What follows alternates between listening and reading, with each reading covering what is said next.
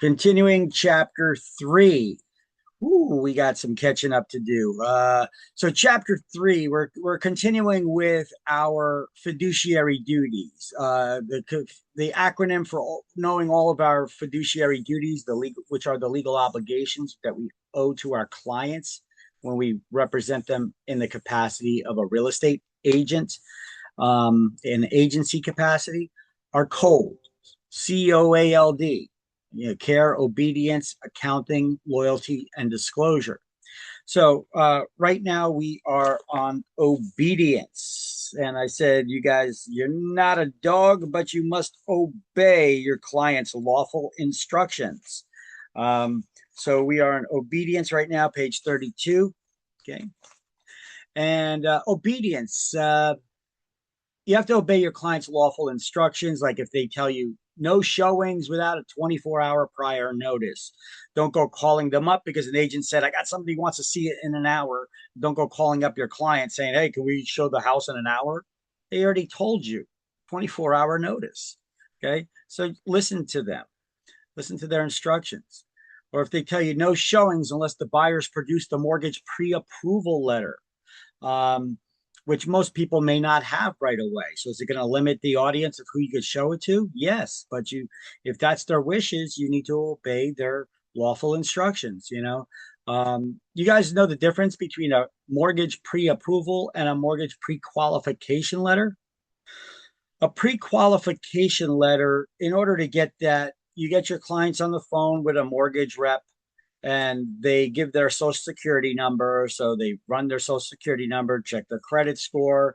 They ask them questions about how much money you make, what are your approximate long-term debts, and then they run some numbers. And based off of what they were told, they issue a pre-qualification letter of how much they could get a loan for.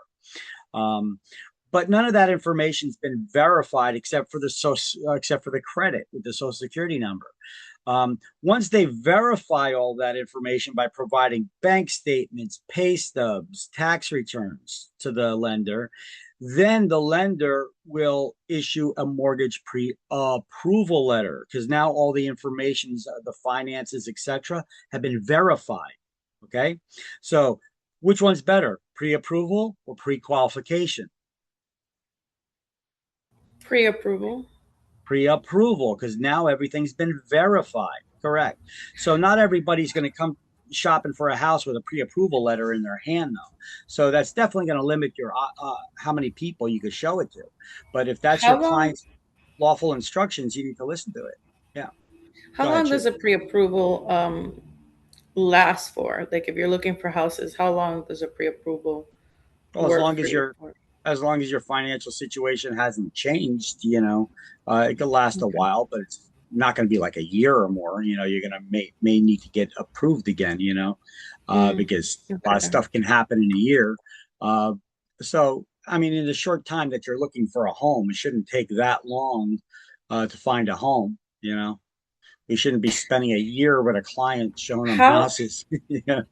what is the quickest you've seen someone be able to find a house and be able to move in? Day one. Day one? Not be able to move in.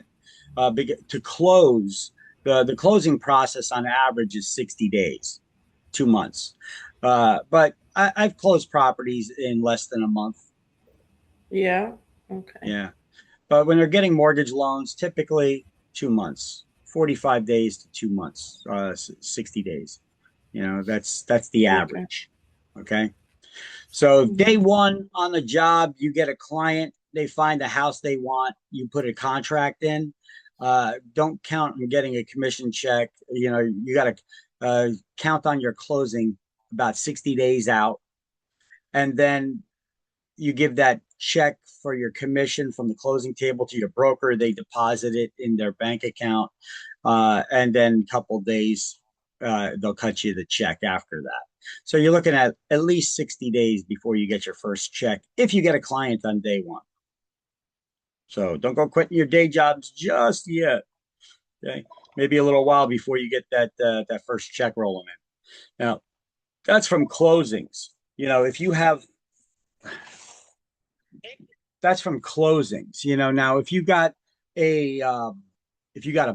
a buyer, I'm sorry, a renter, you could get some commissions a lot quicker for that. You could close on rentals a lot quicker than you can for for purchases.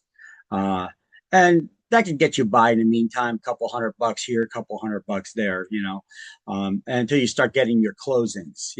And this is why you all should always be trying to get more clients and work more than one transaction at a time so that you got a pipeline of customers built up ready to with transactions contracts ready to close, or working on them closing. So this way you get a closing, you get paid, you're working on others, you get another closing, you get paid. If a deal falls through, big deal, I'm working on other clients, so you get closings. You got to build that pipeline of streaming customers. Don't be feast or famine. You get a client, you get a big paycheck, and then woohoo, and then when all the money's gone, then you start looking for another client, because that's feast or famine. That's a good way to fail out of the business real quick.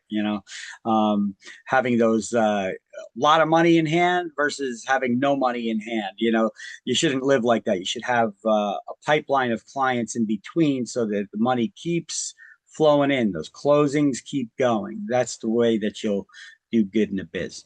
All right, let's continue with obedience. An agent must advertise the property at the agreed upon price, the asking price that was agreed upon with between you and the seller, and not encourage any offers less. Even if you know the seller is willing to accept a lower price than what their asking price is, you don't encourage people, hey, motivated seller, make an offer. You know, it should be make your highest and best offer. That's what you should say, not encouraging anything less than the asking price. An agent must disobey any unlawful instructions, like if they tell you not to disclose any problems with the property, or if they want to discriminate and they tell you don't show it to these people or those people, any of the protected classes. Okay. Which we'll get into that in chapter 4, the discrimination and all the different types of protected classes and such under federal law and New Jersey law. All right.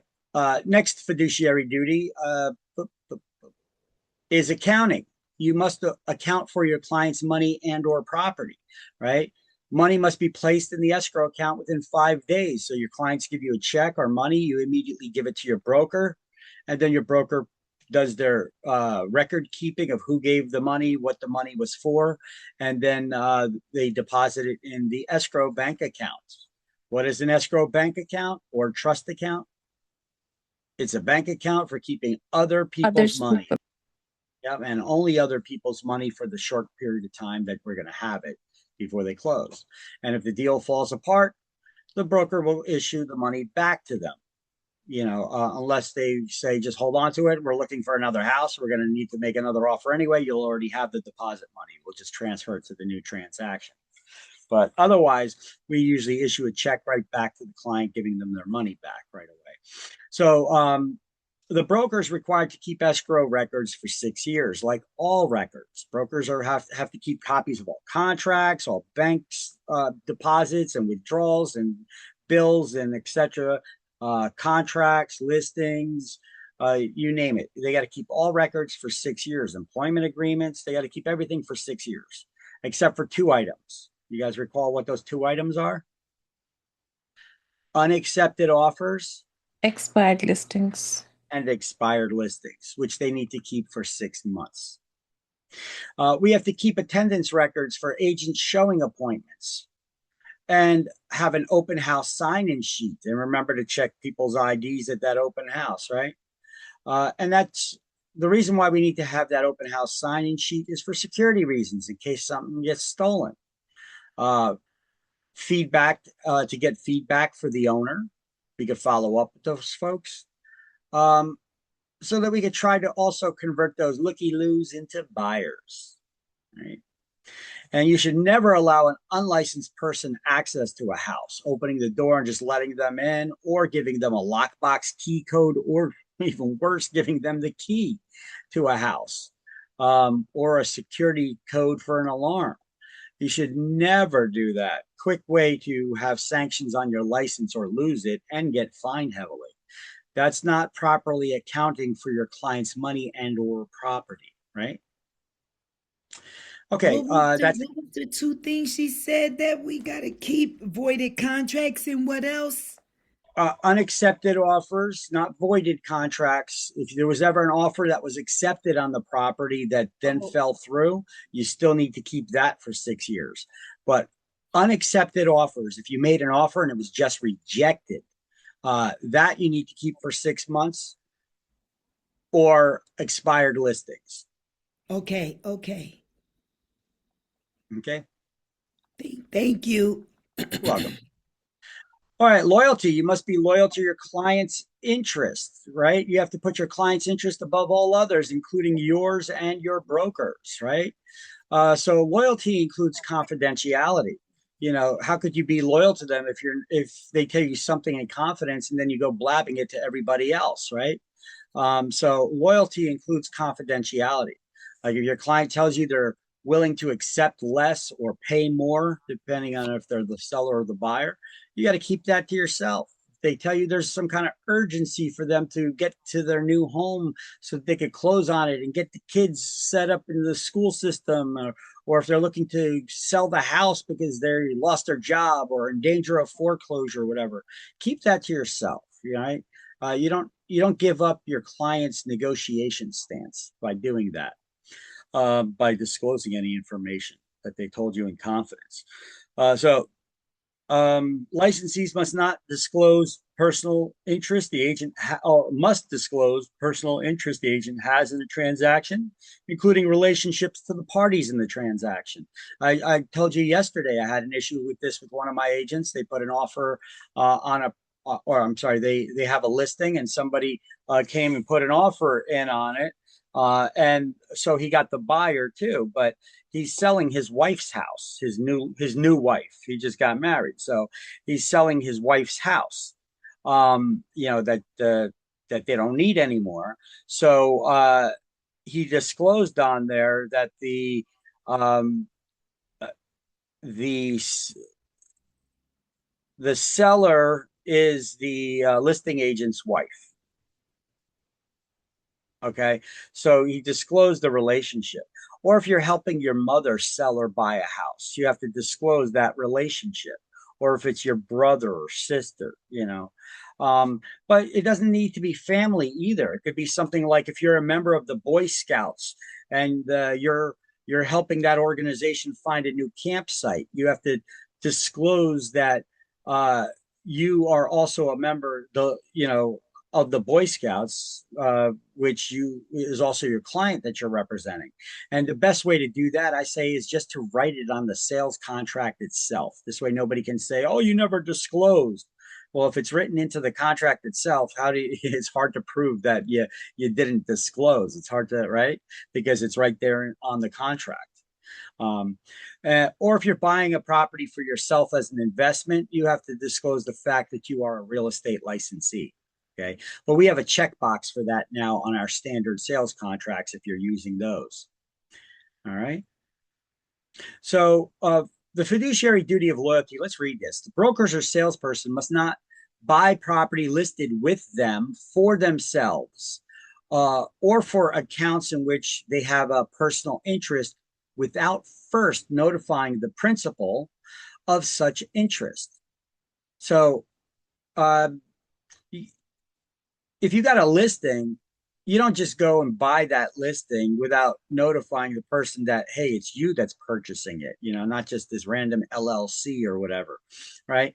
Neither brokers nor salespeople may sell property in which they have a special interest without informing the purchaser of that interest. Yes, it is my house. I am selling it, right? Or I am purchasing this property as an investment and I am a real estate licensee. Boom. That's all. That's all. Are you jeopardizing your negotiation stance in purchasing or that property or selling a property by disclosing the fact that you're a real estate licensee? No. And the law requires it. So there's another reason to do it. Because if you don't, somebody can turn around later on and sue you, even though nothing happens that's wrong in the transaction. They could just turn around and sue you and say, hey, they took advantage of me because they're a real estate licensee. Okay. Um, and where's the advantage? Well, they don't need to prove that.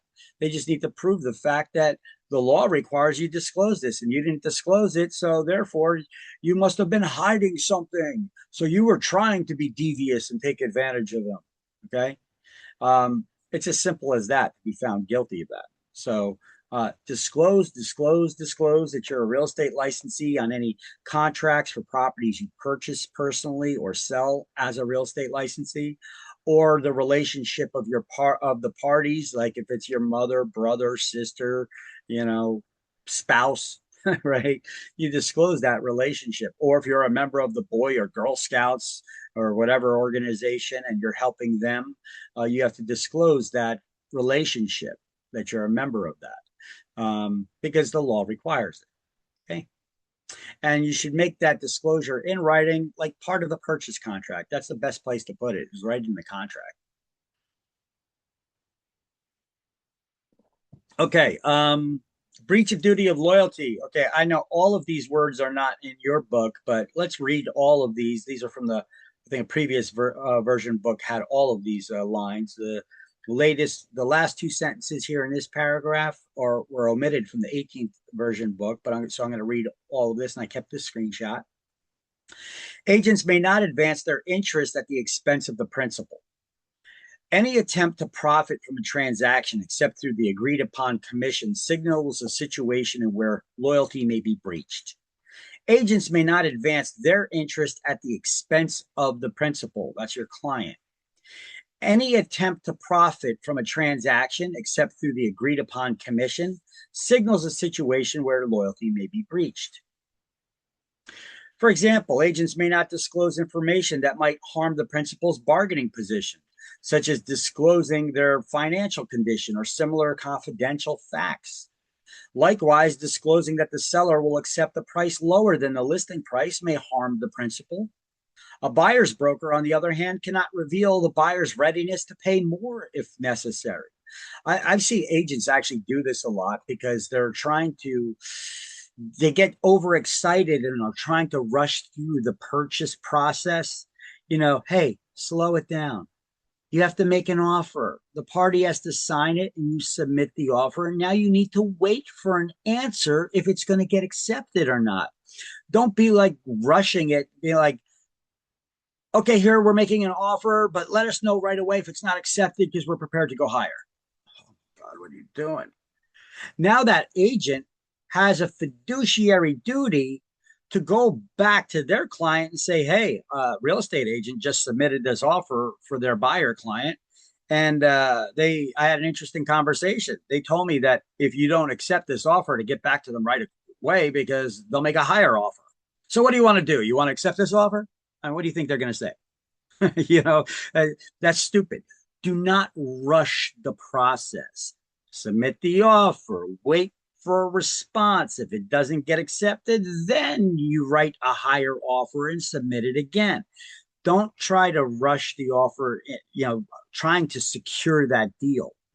If that's the case, if you're worried that bad that your client may lose that property because they lowballed it, you may want to convince your client to go up in their offer price to begin with, and not risk it, especially in a market where people are paying above asking price and buying with cash. You lowballing it just to see.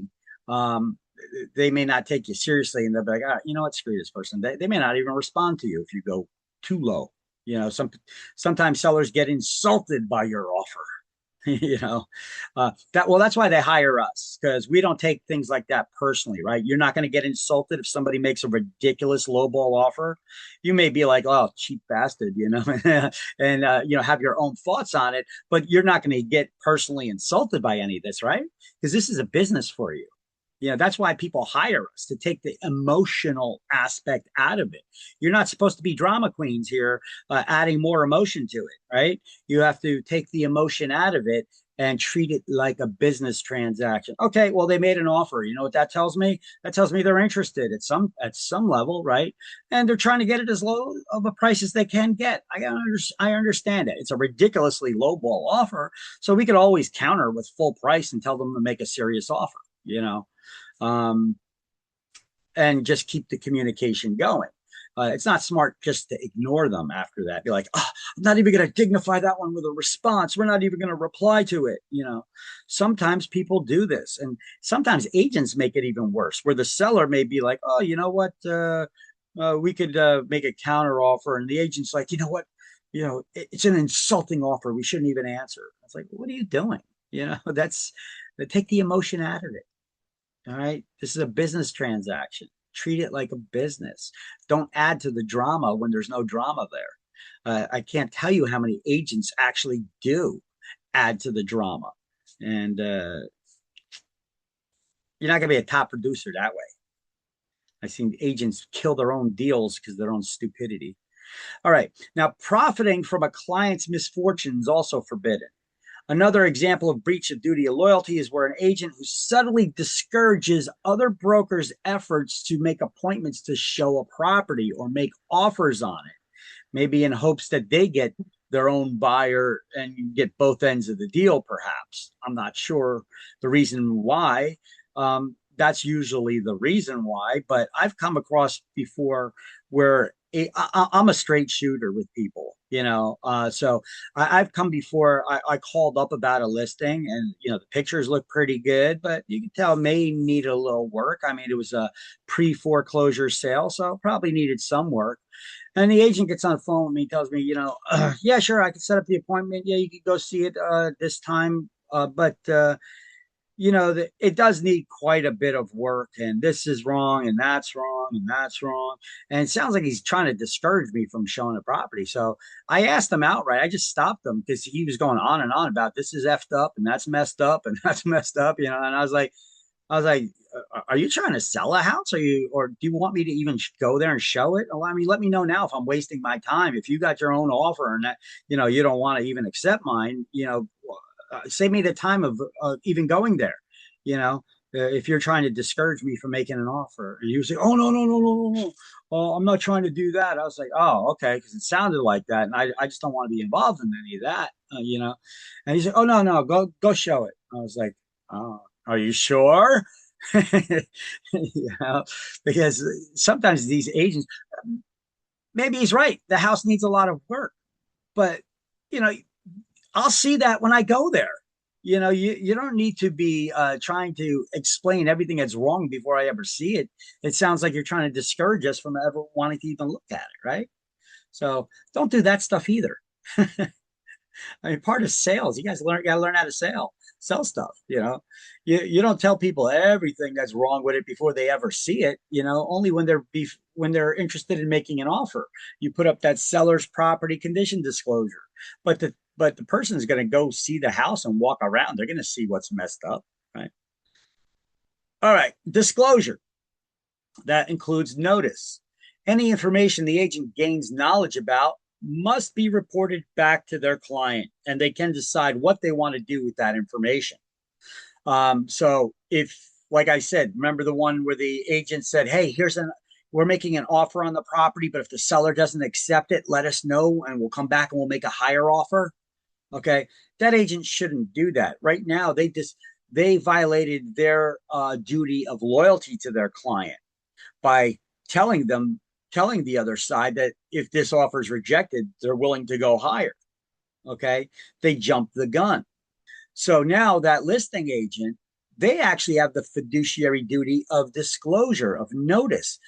They can't just keep that information to themselves. They must go back to the seller now and say, "We got an offer. Here's the offer. But when the agent submitted the offer to me, they told me that if this offer is not accepted, they're going to come back and make a higher one." Now, what do you think the seller's going to do? You think they're going to accept that offer, or you think they're going to reject it so that they can come back with the higher one? So this is why the listing agent also has a fiduciary duty of the information that was told to them, they have a duty to report that back. That's what notice or disclosure is. So any information told the agent, the law considers their client's been notified of it already. Why? Because we have a legal obligation to go back and report it to them. That's why. So even if you don't think that the agent was can guarantee that they're going to be making a higher offer, but they told you that they would, you still have to report that back to your client because it's information that you've learned. Whether they end up following through with it or not is another story. I can't guarantee that. I just know what that other agent told me. If you don't accept this offer, they're going to make a higher one, right?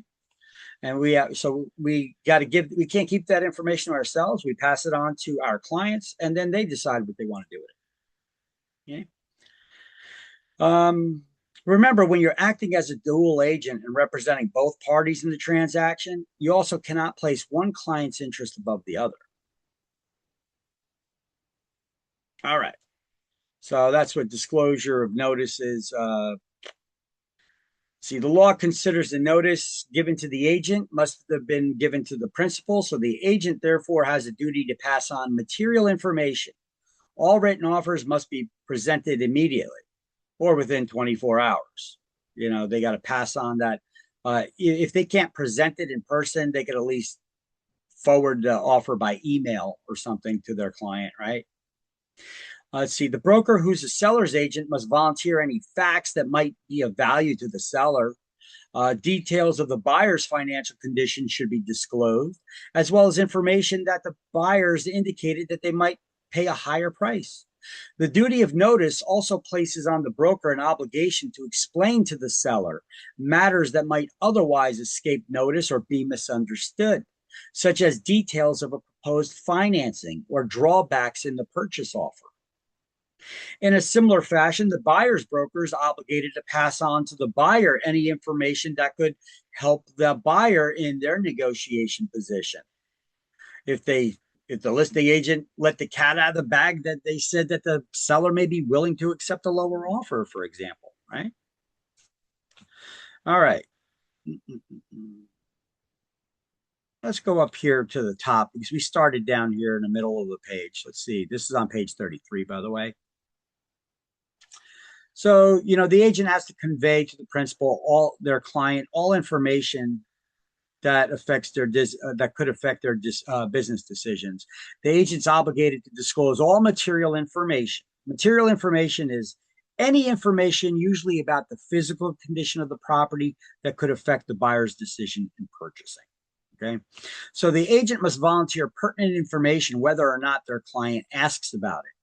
This includes any information that might affect the object of the agency, the true value of the property, or any possible legal consequences of the contractual provisions. In certain instances, the broker may be held liable for damages for failure to disclose such information and bring it to their attention. So the fiduciary duty owed by a buyer's agent to the buyer principal includes conveying to the buyer any information about the seller's willingness to accept a lower price, like I said before, or about other offers being on the table so that they can make their highest and best offer so that they don't get, miss out on that property.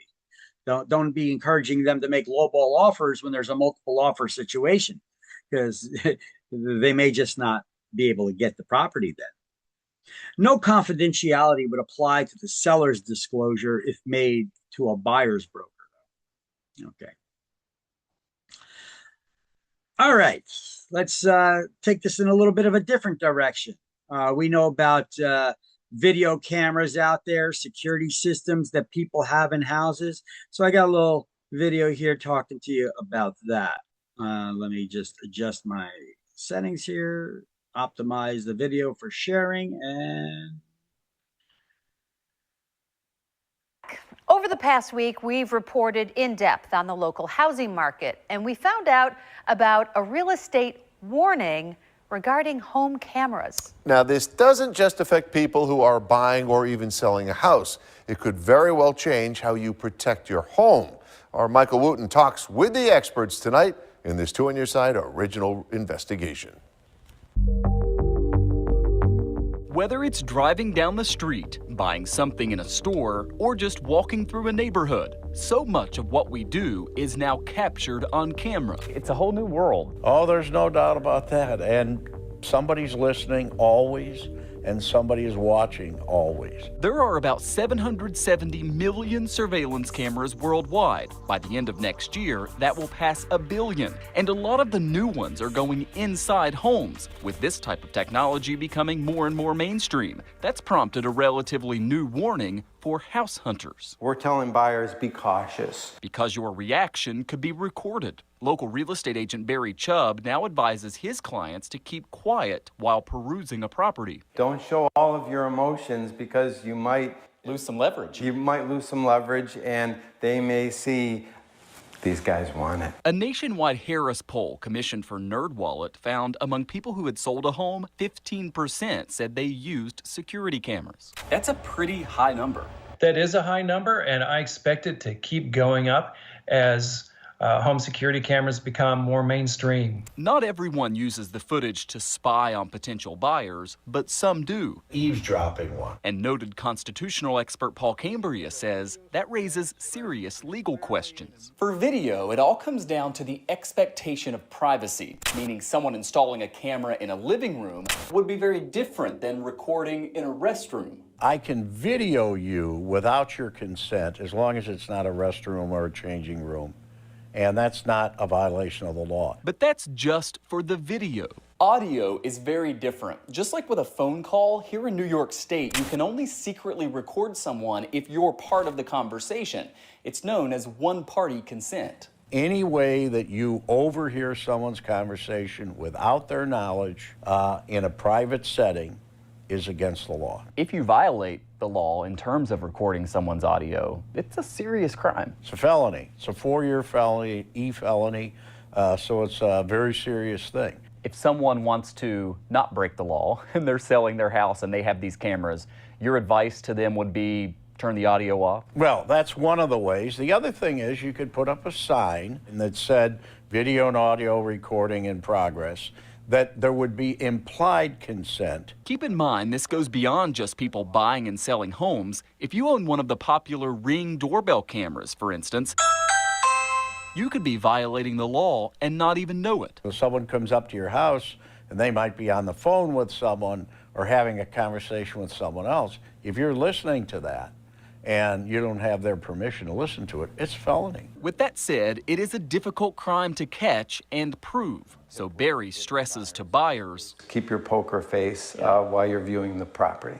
And sellers should remember, a lot of buyers will be turned off if they see they're being surveilled. In our survey, 25% of buyers said that they would lose interest in buying the home if they found out that the seller was spying on them. So, seller beware. Using technology to get an edge, but potentially breaking the law in the process. So the Cliff's Notes version of this, typically video is legal unless it's in a bathroom or a changing room like or something. you said, right. Typically audio is going to be illegal unless you are party to the conversation or unless you make it very clear to someone, I'm recording this conversation. Right. So you make that clear by a sign or by telling them? You can do a sign, you can tell them if you're selling your house, it's a good idea to tell your real estate agent to tell the buyer's agents, Right. I have cameras installed, put up the sign, or turn off the audio, because audio really is the problem. And a lot of these home security systems not only have video, but they have the audio included as well. And the chances of someone getting arrested and charged with this is Very pretty slim. faint. Right. Yes. But you could be breaking the law. You never And know. as he said, it's a felony. It's a Serious stuff. surprise because people think, hey, if it's happening in my home, I can do what I want. but you So can't. don't show your emotions when you're looking at a home. Don't say, honey, I love this house. Let's buy it and overpay for it. Keep it to yourself. And Keep it don't to say, yourself. what awful decor either, Yeah, because right. the price might just skyrocket That's then. right. Interesting. Great Thanks, report. Mike. Thank you, Thank guys. you, Michael. Yeah, interesting, isn't it? Oh. You got to think about stuff like that. Now let's shift it a little bit and start looking at realtor safety. Oh, look at this character. He looks like a shady dude, huh? You train for something like that and you pray that you never ever have to do it, and then you find yourself in that situation, and it's very surreal. Well, she's grateful for that training and the quick response she got from Commerce City Police. A realtor sharing her frightening run-in with a man who pulled a knife on her during an open house. 9 News reporter Noel Brennan sat down with her this morning. How strange it must feel sitting in this chair, sharing a story Donna Hetzler never expected to tell. If I did not have my firearm, I would not be here today to talk to you. Here inside the Commerce City Police Department, the realtor spoke about Sunday morning. So I was setting up for an open house. I went into the place and turned on lights. And not too long after I got lights on, somebody knocked on the door. A man who seemed interested in the place. He was asking the right questions about how long it had been on the market. We talked about loans and what he might qualify for. Nothing unusual, but he wanted to see the rooms upstairs. We got into the master bedroom and he pulled a knife out. And I could not believe it was happening. He showed the knife and a can of bear spray. He asked me to take off my ring and to get in the closet. Donna says she felt her life was in danger. I have a license to conceal carry, and I had a firearm, and I drew my weapon. As I drew my firearm and he saw that I had that, he doused me with bear spray. So at that point, I could not see, barely see, and my skin was burning. My eyes were on fire, and so I fired. Donna and police can't say if the man was hit, but he ran off and is still missing. I want to believe the best in people. I don't want to think that there's terrible people out there that want to harm somebody. And so the initial thought was disbelief that this is not happening. Donna was prepared for the day she trained for, but never expected. I don't expect people coming to look at homes to have bad intentions, but you prepare for any situation. So Commerce City Police, they're working to release a sketch of the suspect right. Yeah, they're not going to find that dude. All right. So, I mean, anybody here exercise their Second Amendment rights, have carry permits? Or own a gun? Or are you just like, only bad people own guns? Okay. I was just looking at statistics yesterday. There was a post on social media I seen about there's a database where you could see how many people, and even by town, how many people actually have concealed carry permits. It used to be extremely hard to get in New Jersey. It's a lot easier now since there's been since New Jersey being an anti-gun state, the politicians, the politics of it. You got one party that's always against law-abiding citizens owning guns, yet they protect criminals all the time. But I'm not going to get into the politics weed of it, but they tried to really do some gun grabbing there and hamper people's Second Amendment rights. And it backfired on them in the courts in New York. But that result of that ended up affecting the entire nation, making it easier to get guns and exercise your Second Amendment rights legally. Whether you guys are going to carry mace or pepper spray or whichever one is legal, because I know one of them's illegal, one of them's legal, or if you're going to get a gun and get a concealed carry permit so that you can exercise your Second Amendment right to protect yourself, like this lady did. It's interesting. Even the gun haters, when they find themselves in situations, that dangerous, perilous situations like this, all of a sudden they're Second Amendment advocates. All it takes is that one robbery or that one rape, and then all of a sudden people change their minds. Empower yourselves. Be strong. I encourage women. This class is mostly women, right? I encourage you to carry and protect yourselves. Be empowered that way. I was looking at the statistics, and not just in every town, but in the state as a whole, of a state of millions of people, what a small number of people actually have applied for those concealed carry permits. And the number is much, much lower amongst women. As far as, the races of people who own guns legally, it's about equal. But when it comes to men and women owning them, that's where the disparity comes about. Ladies, don't be scared of them. You can even have fun with them. Go to the firing range. It could be like a hobby for you.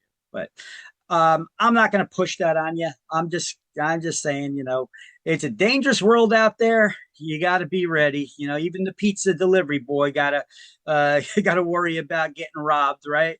So anytime you're dealing with people from the general public, you have these situations. And so we're going to have a couple videos on this now. Okay, we just watched that one. Here's another one here. Next tonight, closing the open house. There's a growing... Let me optimize the videos so they don't hiccup. There we go. Danger to real estate agents. One broker in Iowa received calls so threatening, her company pulled employees off the streets. ABC's Lindsay Davis reveals the big risk to agents who often work alone.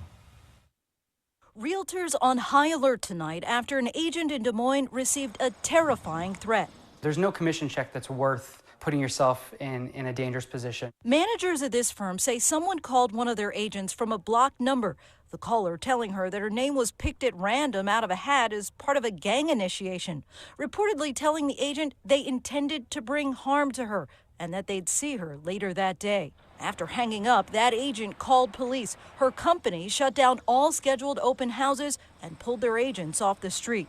That call is being taken very seriously in light of recent events. Just last year, Arkansas realtor Beverly Carter was found dead after being kidnapped from an open house she was hosting. I'm a realtor. I was showing homes, and someone just robbed me. And in Florida, 2 realtors robbed at gunpoint while showing homes to a burglar. Is there something that you're in the back of your mind thinking, if something happens, this is what I'm going to do? I always have my cell phone with me, and I generally have my hand always on the emergency button. Realtors agree in this business known for its open door policy. Let me stop there. What is she talking about? She always has her hand on the emergency button on her cell phone. You know, we have an application, the same one that I showed you that opens this super key, this lockbox, that will have an emergency button that you could set up to contact emergency contacts. But even easier than that, on my cell phone, if I tap the power button 3 to 5 times really quick, it'll send out an emergency notification to pre-selected contacts in my contact list that I'm in trouble. It'll send my GPS coordinates on a map, and it also shows your location, and it'll snap several pictures, I think like 5 pictures from the front and the back camera, and it'll record about 5 seconds of audio. So it's a feature that you have for free built into your cell phones already. Doesn't matter if you have an Android or Apple. It's called SOS. You could do a quick Google search and find out how to set it up, but it's real easy. And I think I got some videos even on this slideshow that I could share with you. But it's real easy. It's called SOS. So just look in your settings, and if you could hit search, look up SOS, and it'll show you how to it'll pull up that feature on your cell phone. You could set it up. But both Android as well as the Apple phone owners have it built in. Okay, you just got to be careful about butt dialing or hitting the power button too quick if your phone doesn't respond to you, because it's going to send out that emergency message to your contacts there. All right. That's what she was talking about. Yeah, let's go back to that video.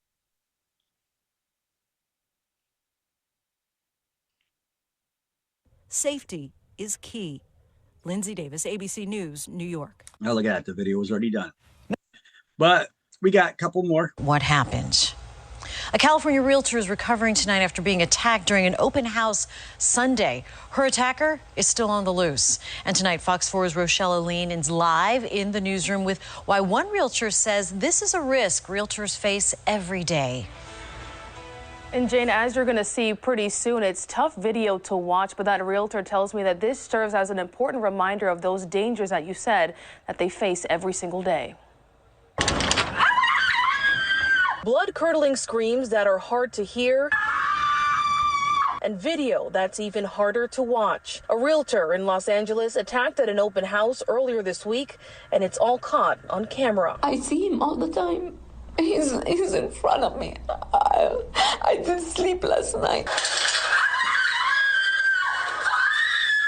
We showed the video to a local realtor, Sandra Wall, who says the dangers are all too real. My very first open house was a vacant house. And one of the things that they warn you is if somebody shows up at the very end of an open house and wants to see it, that's a red flag. In her No, it's not. Look, you always got to be aware of your surroundings and, especially around strangers. We just showed you that one video who the lady, she was, the realtor, she was carrying a gun, a firearm. That actually happened at the beginning of the open house where that guy pulled the knife and the can of bear spray on her.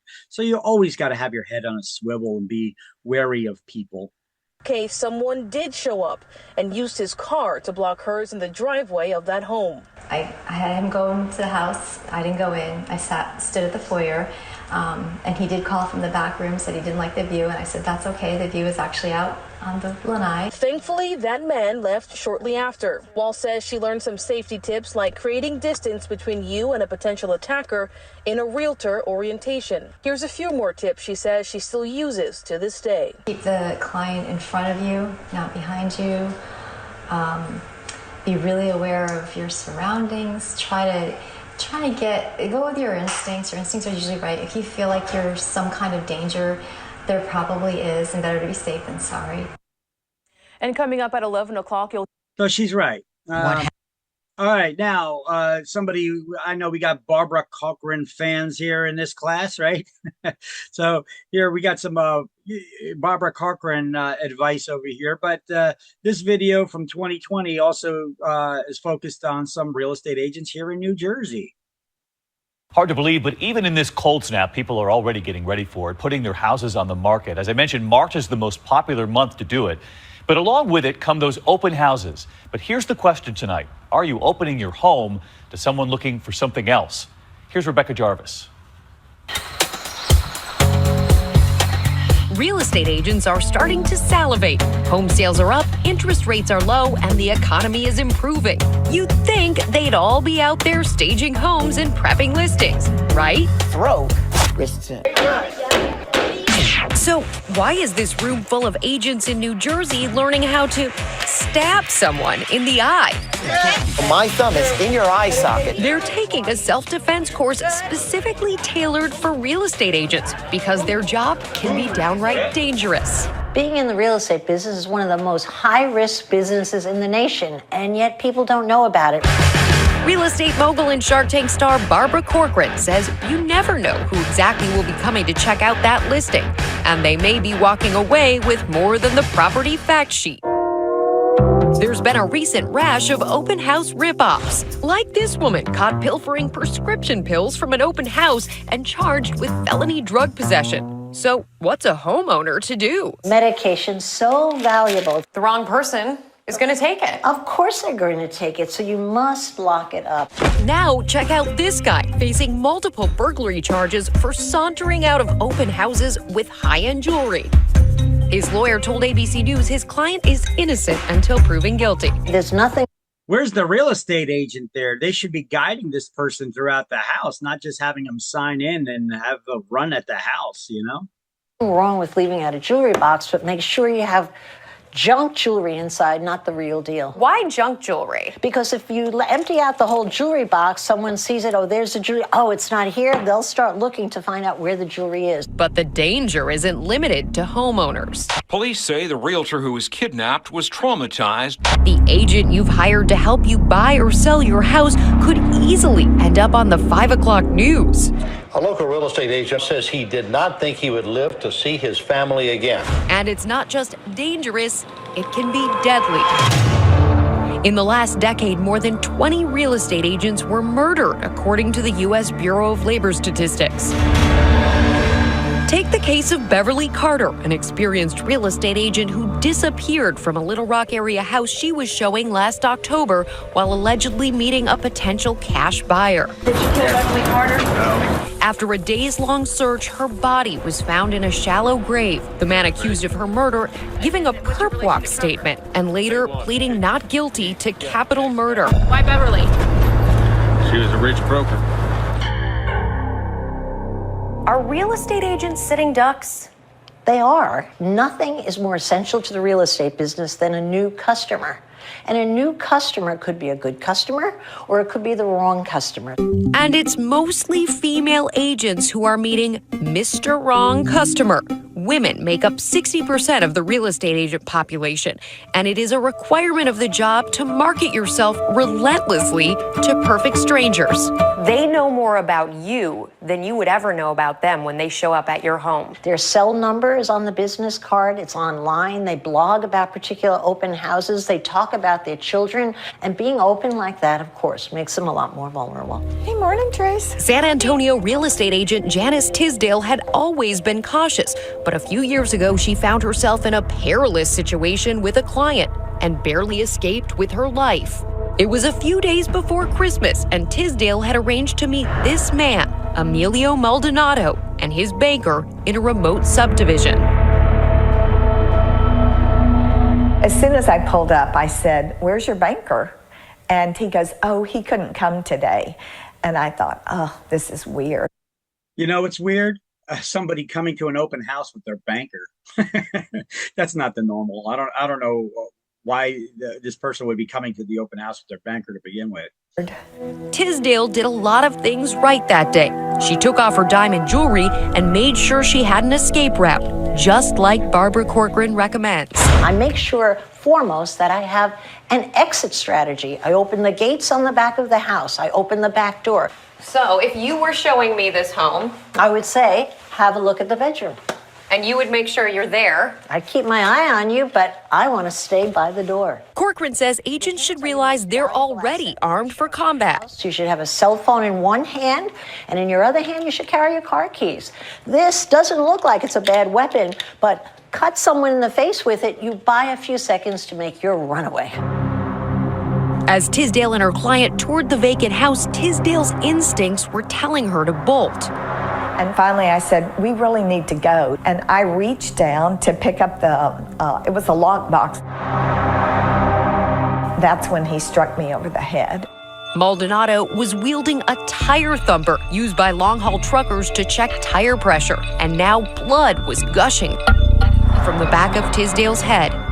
Maldonado held the 64-year-old grandmother hostage for 45 minutes until she was finally able to use her remaining strength to break away. I was screaming. I just thought, you're dead, Janice. You are dead. In the distance, Tisdale spotted some teenagers driving a banged-up Honda Civic. And here come those kids, and their window was down. So I just screamed, help me, help me. He's trying to kill me. And they slammed on their brakes, and 5 teenagers bounded out of this car. Maldonado was arrested soon after. Now he's serving 60 years for aggravated robbery. And as for the teens who came to Janice Tisdale's rescue, I have 5 more children now, so instead of 4, I have 9. What more could a mother want? Well, actually, this mother wants one more protective friend. These days when she shows properties, she brings along a Beretta Tomcat. I'm so happy you're alive. Hey. Amazing. Thank you. Yeah, just wonderful. The shark and the survivor spoke via Skype. I hear you teach all the new realtors what to be careful about. I bet one of the big lessons you're teaching is trust your gut. That is the thing I end with, is trust your gut, because if you don't, you could end up dead, or you could have staples in your head like I did. Get off! And that's why it may be good to get this kind of training. Wow. In case you have to take matters Please don't hurt me. Please don't hurt me. Yes! into your own hands. It's like much more comforting to have this knowledge and to know I'm not helpless and how to get away. And Barbara Corcoran has a lot more safety tips for selling your house safely. You can find them on our 2020 Facebook page. Barbara always knows. She does. All right. So there's some security tips there and some additional information that was pretty good coming from that Shark Tank lady, Barbara Corcoran. All right. So let's continue on. Hard to believe, but all right. You know what? Actually, this is a good video. I should have just showed you this one. It's a cartoon. I think this is the one that's the cartoon. You should share it with your clients, your buyer clients, before you ever take them out and show them properties. Real estate professionals are Let me minimize. in a unique position that most working professionals never face. They often share their contact information openly with others, meet unknown clients, and walk through vacant properties, to name a few. It's because of the unique nature of this business that it's critical for all real estate professionals to have a personal safety protocol in place that they follow every day, with every client, every time. And that includes with you. So, what kind of safety protocols might your real estate agent take?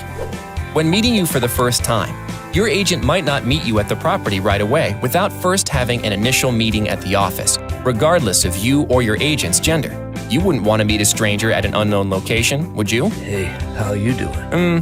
No. This is some good advice this video is actually giving you, though. I never had anybody give me this advice. I learned the hard way in the real estate business, but it's not like you come across, a lot of clients that are trying to harm you or anything, or people with customers or people that walk in, yeah, you may never have an issue ever, but either way, it's better safe than sorry, right? During the initial meeting, your agent may make copies of your driver's license and pre-approval letter for their records. This precaution allows the agent to keep a record at the office of who his or her clients are and a calendar of appointments. When first meeting with your agent, you'll also discuss the types of real estate you're interested in and walk you through the process. Now your agent can arrange showings, meet you at properties, and schedule open houses to help you through the biggest financial decision of your life. When viewing a property, your agent may ask that you drive separately. Please don't be offended. This is a safety precaution for you as much as it is for your agent. Not to mention you may both have appointments to go to afterward. Hey, this is cute. When viewing a property, you may need to sign in with your name and phone number or show a photo ID. This is so the seller's agent knows who entered the house. If you were opening your home to strangers, you'd want to know who was there too. As you tour a property, your agent may walk behind you. This is not only a routine safety measure, it also allows you to see the room first and make your own impressions. And many agents won't go into attics, garages, or basements, but feel free to look around and let your agent know what you thought. If you want to see a property that's vacant, It's got potential. your agent may only show it during daylight hours. Vacant properties should be seen during the day when you can see what safety hazards may exist, like a loose floorboard or any defects the house may have, like mold. When showing your property or hosting an open house, before opening your home to potential buyers, your agent may ask you to board your pets and remove jewelry, family photos, credit card receipts, artwork, prescription drugs, and valued possessions from the home. This is just one way your agent is looking out for you to keep your property and belongings secure. Your agent may bring a colleague to host your open house. If there are several potential buyers walking through the home, even better to have 2 agents on hand to answer questions and keep an eye on things. Safety is an important part of real estate, and we appreciate you respecting the protocols and processes that have been put into place to keep you and your agent safe. That was a neat little video. Gave you some good safety tips. But you also have these NAR links up here for safety best practices for professionals and nar.realtor/safety. These links have additional resources, even software and things like that that could be used for safety and background checks and all kinds of stuff. Now, some of these items on here, I was always telling people that they should have their they should check them. They should check them out. Maybe even get some of those softwares. And I found out that now the local association of realtor provides it to us for free. Like one of them is called Forewarn. It's actually a software where with your name, your phone number, or email address, I could do a complete background check on you in seconds. And there's nothing wrong with that. They tell you just don't use it for discriminatory purposes or stalking people or any of that stuff, of course. But yeah, you could do a quick search really quick to see maybe you want someone else to go out with you for this showing because the person seems a little sketchy, or give it as a referral to someone else if you feel uncomfortable dealing with them. Either way, these links up here, I'm going to share them with you in the chat window. There you go. And let's move on to the next slide. Really? That's the one I just showed you. There we go. This one's the NAR attorney talking to you about using self-defense things like applications, but you got to understand the limitations on using an application on a cell phone. When you're in immediate danger, it's not going to help you. It may send out a warning message, but yeah, you also need to protect yourself. So she starts talking about mace and pepper sprays and stuff. I'm telling you also about, exercising your Second Amendment rights. But New Jersey's a quirky state. They don't like when law-abiding citizens protect themselves. They actually have very weird laws. Do you know if you leave your house with a pencil in your pocket and you intending to use that as a weapon if need be, they could charge you with illegally carrying a weapon, that pencil. Don't ever admit that you took it out as a possible weapon to use, okay? Because they could use it and they will use it against you. These crazy prosecutors that have their priorities twisted these days. But let's watch this and see what she has to say. Hi, I'm Deanna Romarowitz, Associate Counsel at NAR. Realtor safety is a top concern. According to the 2020 NAR Member Safety Report, 1/3 of NAR members felt unsafe at a showing or an open house. By taking proper precautions, such as the ones I'll highlight in this video, real estate professionals can stay safe while they work. First, create a personal safety plan that addresses common scenarios that can place real estate professionals in potentially risky situations, such as meeting new clients, showing properties, or hosting an open house. For example, the safety plan could include practices like driving separately from clients, arriving early to unlock doors and note escape routes, avoiding accompanying clients into basements, garages, and attics, and letting someone know where you are and who you're with at all times. Include any office safety protocols in your safety plan and be familiar with available safety tools and education provided by your brokerage. If you choose to include self-defense spray, such as pepper spray or mace in your safety plan, be familiar with and comply with all applicable regulations for the purchase, registration, and use of such sprays. These regulations can vary widely. For example, Hawaii requires a license for pepper spray and limits the container size to a 1/2 ounce. Wisconsin limits the active ingredient in pepper spray to a 10% concentration and a 2-ounce container. Second, consider using available technology solutions to help keep you safe. At the touch of a button, web tools and smartphone apps can confirm a stranger's identity, conduct instant background checks, and even send your GPS coordinates and alert contacts if you are in distress. Be aware of the terms and conditions and limitations on the tools and apps that you use. For example, an instant background check cannot be used for any discriminatory purpose or to make decisions based on credit, tenant screening, or for any other purpose that would require compliance with the Fair Credit Reporting Act. Third, be sure to apply your safety practices evenly and never use any information obtained in a discriminatory manner. Consistently applying safety protocols with client interactions will help avoid legal liability, including under the Fair Housing laws, which protect individuals from discrimination in connection with the purchase or rental of housing. Finally, immediately report incidents to local law enforcement and keep up to date on safety alerts through the Realtor Safety Network. The Realtor Safety Network issues alerts via social media about incidents of safety concern and emergencies warranting national attention, including physical threats to a realtor's safety or when a realtor or their immediate family member goes missing. You can report incidents online using the Realtor Safety Alert submission form to help keep your colleagues informed about safety incidents. Incorporating these practices into your daily business can help keep you and your fellow real estate professionals safe on the job.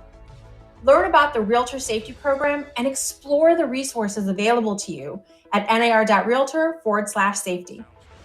Thanks for watching this episode of Window to the Law. There you go. All right, so here are some more of those resources I told you about. You got that safety tips. I think I sent you one of that link already. How to set up that SOS feature on your Android phone or your Apple phone. Let me see if I could copy those links and share that. These are probably older videos. You can probably find newer ones on how to set it up on your cell phone just by doing a simple Google search. But we could take a quick peek at one of them.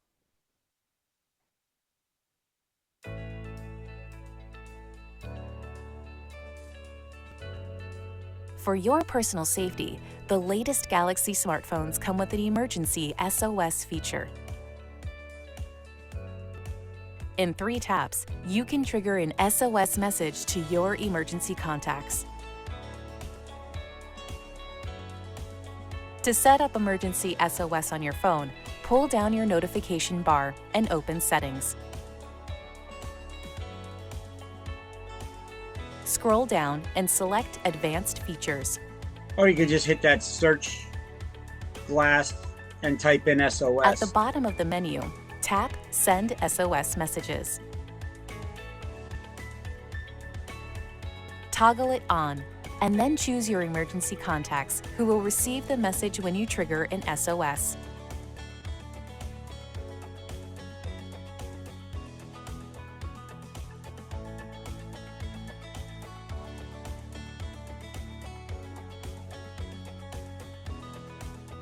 You can also opt to automatically send a 5-second audio recording and photos using the front and rear cameras.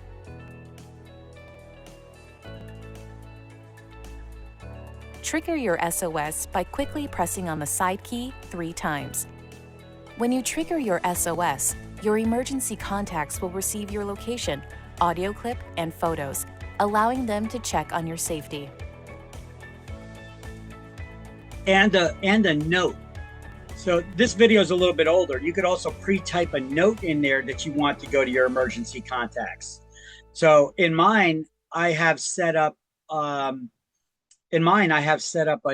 message.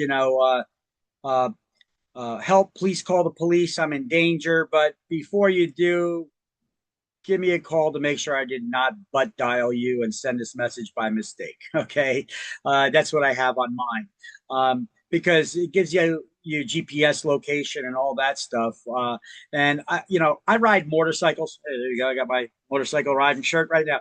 I ride motorcycles, and sometimes I go out on rides, and I have a phone stand that I put on my handlebars, and it's got these bands, these rubber bands that squeeze the side where the power button is, right? And I had it on there, and it squoze it, and it sent out the emergency notification to all my contacts that I selected there, my brother, my sister, my mother, and it sent out the message. And then when I was done with the ride, like an hour later, I started getting all these messages. Are you okay? Are you all right? Da, da, da, da, da. In the meantime, I'm looking at the pictures that were sent and the audio recordings. You could hear the motorcycle running, and you saw the pictures of me like this with a big smile on my face while I'm riding the motorcycle. It's like, obviously I'm okay. I got a big smile on my face. I was not getting robbed or in danger, but that's why I put that pre-typed message in there, though. Give me a call first before you go calling 911 for me needing help. Okay, you can put a message in there as well, but that's how you set it up. And on iPhones, it's a little bit different. You could also set up medical information there. But let me see if I can find a newer video for how to set up SOS on an iPhone. How to set up SOS on an iPhone. There we go. Let me see if I can find a short video for this. All right. I'll share this with you guys. So, how to set up. All right, let's just look at this guy. Hopefully he's good. Let's see. It's 1 minute long, so hopefully it's decent. I don't know. I never seen this video by him before, so. I'm Brett at GuideWise, and in this video, I'm going to show you how to use the emergency SOS feature on your iPhone. If this video helped you, consider subscribing and like this video so others can find it too. So this is a really important feature if you need emergency services. So I'm going to show you how you can activate this. So it's probably going to cut off on my screen recording here, but if I hold it up to the camera, if you press and hold the side button here, it's going to pull up Siri. That's not what you want. What you're going to want to do is hold your lock button and your volume button, either one, at the same time, and then it will go to this screen. Now this is the power off screen, and as you can see, there is an emergency SOS slider on the bottom. This is the slider that you're going to want to click, or you're going to want to slide over. Now your medical professionals, if you are incapacitated, someone can grab your phone and then they can slide this to see your medical ID. Now if you're ready for an emergency call, you're going to take the slider and you're going to slide it all the way over and then let go, and then it will contact emergency services for you. Now you're all set. If you found this video helpful, don't forget to like and That was not a good video there showing you the features of it. Oh boy. All right. I thought there was a better video there for that. Let's see. Not the demonstration. That was just a demonstration. I want to see how to set it up. How to set up SOS on the iPhone. See, this is a different one. What's it? Fix iPhones, how to use emergency SOS setup. There we go. Did you know that you can press your side button 5 times when you're in an emergency? When you do that, it'll send your location to all your friends and family. You can also call the police. All you need to do is press this button 5 times. Here's how to set it up. Go to settings on your phone, then tap emergency SOS. From there, you can set up emergency contacts. Did you know that you can press your side button 5 times when you're in an emergency? All right, I guess no great easy way to find that, or you got to look around to find a better video teaching you how to do that. But either way, you know, you could have this support link here on Apple's on the Apple's page, and they could walk you through it with screenshots that aren't loading right now.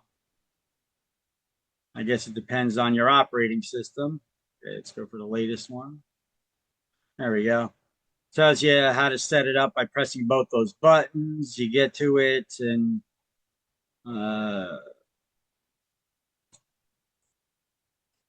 you share the live video, audio, send a message, select who you're going to send it. You could also set up your medical information in there too, in case, you know, medical emergency. They can see your blood type and all kinds of other stuff you could enter in there, emergency contacts and whatnot. But this is on Apple what you get. You could search around and you could find maybe somebody that shows you a video on how to use it properly.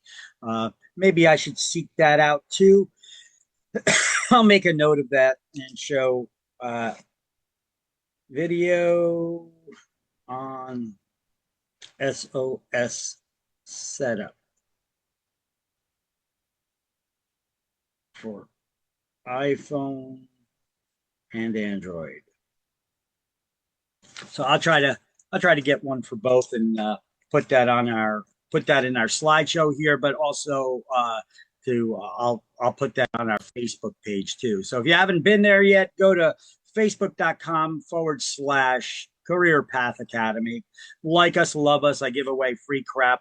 I do have some sonic laser tape measurers that I'm going to be giving away, as well as some Amazon Fire TV sticks too. So go there, like us, love us, share our information, and I'll be giving away some of these items. I have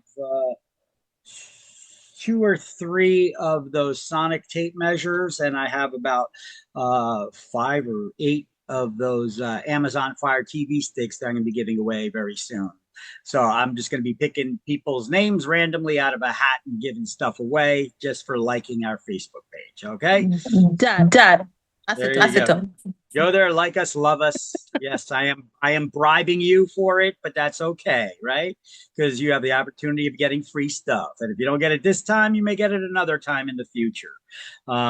Just staying there, liking us, you get the opportunity to get free stuff. I've given away free Sea Streak dinner cruises. I've given away all kinds of stuff in the past. Yes. So it could be little trinkets. It could be more elaborate, but I do give away things at random when I get them. So there you go. All right. So Forewarn is that other tool I told you about. And I always told you, hey, you can get it for $20 a month. They sell it for realtors. You get it at this discounted rate. But I happen to know that now if you join it's the Middlesex County Realtors Association, whatever they call themselves now. I think it's like Mid-Central Jersey Realtors Association. You actually get this for free with the membership now. So see, you get all kinds of little perks with your memberships for your MLSs and your Realtors Associations. They give you all kinds of stuff. So you can do those background checks on people. All right. Oh yeah. Now free to members of Mid-Jersey Association of Realtors. There you go. See, I got it right there. Let me see.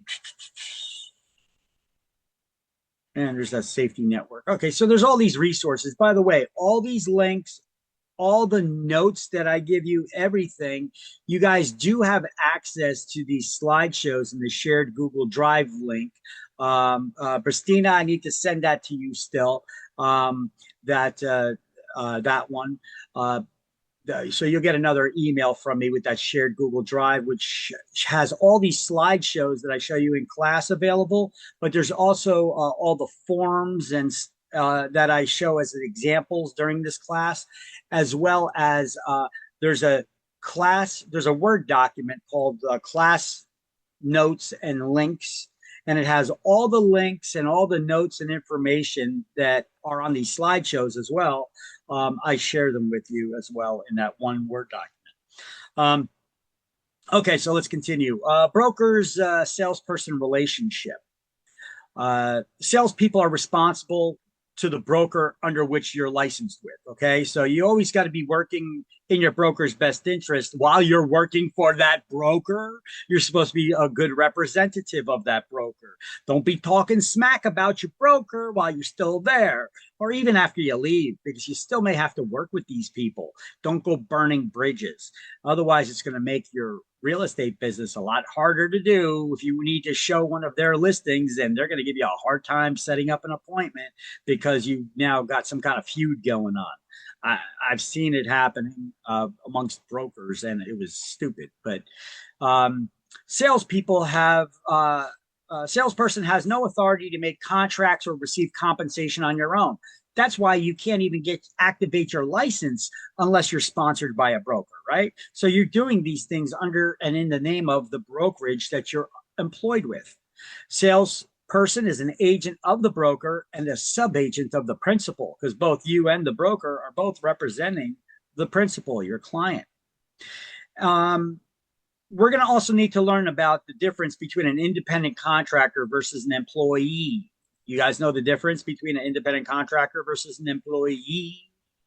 Independent contractor, you're responsible for paying your own taxes, your own memberships, your own health insurance if such coverage is desired. An employee, your broker would, if you were an employee, your boss would provide the tools you need to perform your job and everything. Here we need to pay for our own tools, which are like the MLS membership, but stuff like the lock boxes and things like that, your broker will have them. Okay, so that's all that talks about. And what is a sub-agent? It's an agent of an agent. You're both representing the same client. So what's the independent contractor versus an employee I have on this slide? Go ahead. You had a question? I'm sorry. I didn't mean to. No, on independent contractor only. Yeah, please go ahead. Okay. So An independent contractor is basically self-employed.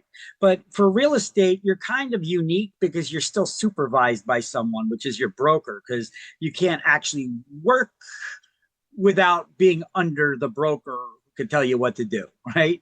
But you got to be careful what they can tell you what to do. You are self-employed, which means you're responsible for paying your own taxes, your own insurance, your own tools, etc. But your broker's supposed to provide guidance and direction to make sure you're not violating the law or the real estate commission's rules. So the broker cannot require you to work specific hours or have mandatory floor time that you're acting as the unpaid secretary. But you can do these things. They could request it of you, but they can't demand it. This is mandatory office meetings, mandatory hours you need to work. They cannot mandate any of that because only an employer could. And your broker is not going to employ you as a W-2 employee, getting paid by the hour, taking out the taxes. You're only going to get paid a commission when you do sales. And your broker is going to pay you the gross pay. They're not going to take out Social Security, unemployment taxes, and all that. So you're going to need to pay that at the end of the year. So make sure you don't spend all that big fat commission checks when you get them. Put some of that money to the side to pay the man at the end of the year, and also reinvest some of your money back into your business to get more business, right? That's what independent contractors, self-employed people do, right? You don't blow all your money. You also spend some money on advertising, right? Get more business. All right. So a good way to quick question. Yeah, shoot. I want to make sure we didn't skip this part just to get some clarity on the sub-agent. Can you explain exactly what they do and how different they are from a salesperson? Well, a salesperson is a real estate agent, right? Mm-hmm. Your broker is also going to be a real estate agent, right? Right. So you're an agent who works for another agent. You're an agent of an agent. You're underneath them. You're working beneath them. You're a sub-agent. An agent of an agent is a sub-agent. The word sub meaning below, right? So you're working under your other broker there.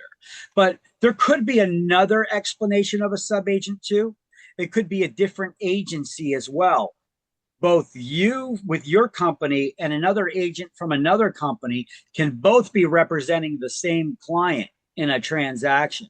That you'll have one that'll be the main agent on it, and then the other company will be working as well. They could be a sub-agent as well, both representing the same client. All right. They're working together. That's a sub. So when they say this, it says a salesperson functions as an agent of a broker and as a sub-agent of a principal. So right. So the principal is your client, the one you're working for, like the seller or the buyer, right? They hire your broker. Okay. Your broker works for them, but so do you. Right. Even though you were hired by your broker to help your broker. But what are you helping your broker do? Deal with all their clients, right? So you're both representing the clients, the principal, aka the principal. So don't get too confused in that sub-agent stuff. Yeah, don't read too deeply in. Don't confuse yourself by trying to read too deeply into this terminology. Like I said, I keep it simple. The KISS concept. Keep it simple, stupid. Don't look too deeply into it, trying to analyze it, overanalyze it. It's as simple as that. It's as simple as that. Okay? I have a question. For the questions, we're talking about salesperson. It says a salesperson working for a broker was disciplined for pursuing a flagrant and continued course of misrepresentation, making false promises and failing to pay over money belonging to others. In this situation, what if anything happens to the broker? Actually, never mind, because I thought this was asking about the salesperson. Okay. But it's about the broker. Yeah. So if you know that bad stuff, yeah. So if you're a salesperson and Oh, well, actually, it says a salesperson working under the broker. So the Okay, salesperson wouldn't get in trouble for what the broker does, correct? correct. Salesperson, you're responsible for your own stuff. Your broker's responsible for you and themselves. All So right. if I'm the salesperson and I'm doing something wrong, my broker can get in trouble. But if my broker is doing something wrong, I can't get in trouble for that. Yeah, it's not you. Your broker's the supervisor. They should be, their job is to provide guidance and direction, right? They need that means to make sure that you're following the laws and rules. They're the boss, so it's their big responsibility to make sure you're doing what you're supposed to. If you do something wrong, you could get in trouble, but so could your broker because they did not supervise you properly. Okay. But in that situation you were talking about, seems like they were screwing people over left and right. So I didn't see the question. I was just trying to remember what it was that you said. They were screwing people out of their commissions or something, or the escrow monies or something to that effect. Yeah. Yeah. That then the broker's going to get in trouble for that, not you. Okay. And Now, who are the independent contractors, and what are the benefits of being an independent contract? I mean, they work under the broker, but they do not get these benefits. Then what's the point of being an independent broker? I mean, you don't have a choice. Your broker's not going to hire you as an employee. They're going to hire you as an independent contractor. Employees, your boss needs to provide benefits to you. Could be medical benefits, it could be unemployment, it could be they're responsible for taking out the taxes from your pay, but you're not going to get paid unless you do closings. You get paid on a commission basis only. So there's no minimum wage that you're going to be getting like an employee would. An so do independent contract, salesperson get wages? I mean, the salary? They do no. also get a commission. Only you work only off of commission. Now, you could get a job working in property management and maybe get a salary, but most real estate agents are only they're independent contractors. They do not get a salary or an hourly wage. Okay, you're based off of your sales. If you don't do sales, you don't get paid.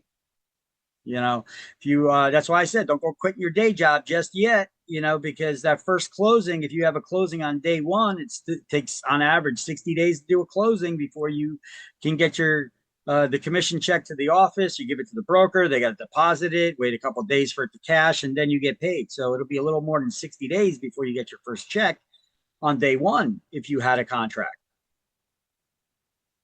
All right. But yeah, when you get your pay, your broker's not going to do the withholdings of your taxes and, you know, Social Security, unemployment, and all that. Nor can they demand that you work certain hours because you're not an employee. You are an independent contractor being supervised by them. So they do have some control over you, but they can't require you to work certain hours or have mandatory floor time or mandatory events that you need to attend, even though they may try to boss you around like that. They can't, you don't have to do any of that because you're not an employee. You're an independent contractor, which means you're self-employed, just being supervised by the broker. Okay. Then that 3 years thing is mandatory for independent broker as well? I'm sorry? 3 year thing, 3 year experience is mandatory for independent contractor as well in that case? You mean to complete that salesperson, yeah. You mean before you could be a salesperson can become a broker? Broker, yeah. Yeah, 3 years full-time experience before you could be go back to school, take another class, take exams, and become a broker. So that is mandatory for an independent contractor also? Because he's not coming, he's not, I mean... Don't mix up license types with independent contractor versus employee. Those are two different subjects altogether. Okay? Your license type has nothing to do with whether you're an independent contractor or an employee. Okay. Independent contractor versus employee is what are your obligations? Do you pay your taxes or does your employer pay your taxes? If you're an independent contractor, you pay your own. You don't get salaries as independent contractors. Employees, there's minimum wages you need to be paid, right? There's all kinds of laws, employment laws, if you're an employee. This is why you are not going to be an employee. Salespeople, when you work in sales, often you are not an employee. There's no base salary or pay. If you're not closing on deals, there's no income coming in to pay you. So the broker pays you a split of the sales, the commissions. Okay.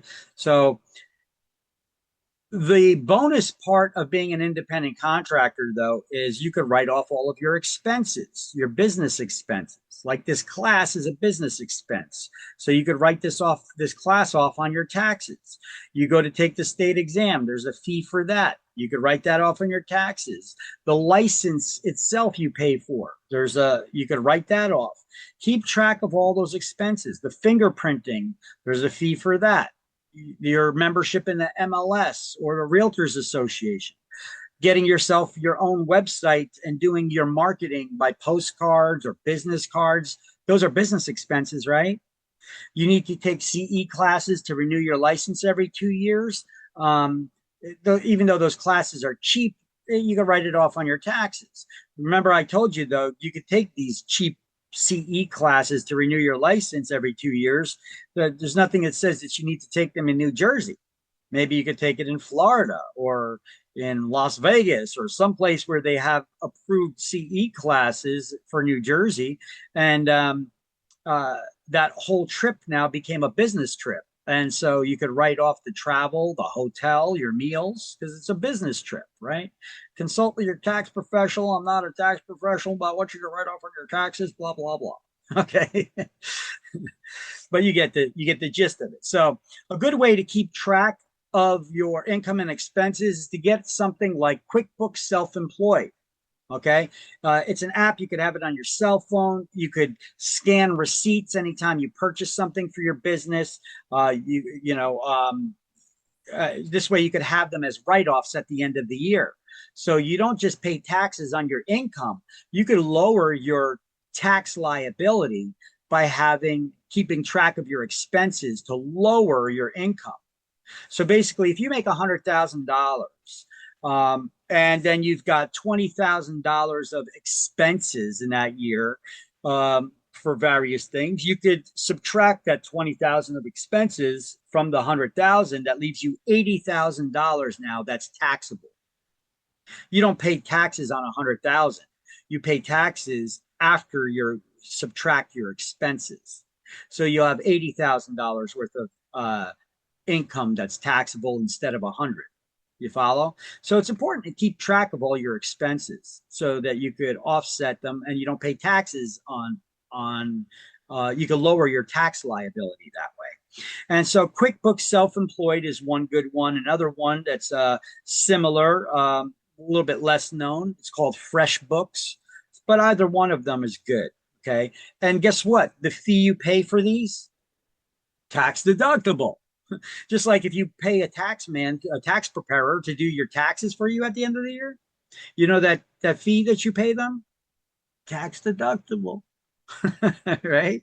So why do it yourself? Look, an employee works for someone else and their employer pays for all the tools required to perform the job, pays the taxes, insurance, etc., and it can be paid an hourly wage. Independent contractors, commission-based.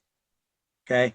You need to know the difference. You will get some kind of question on exams about independent contractor versus an employee. If you're an independent contractor, can your broker require you to work certain hours?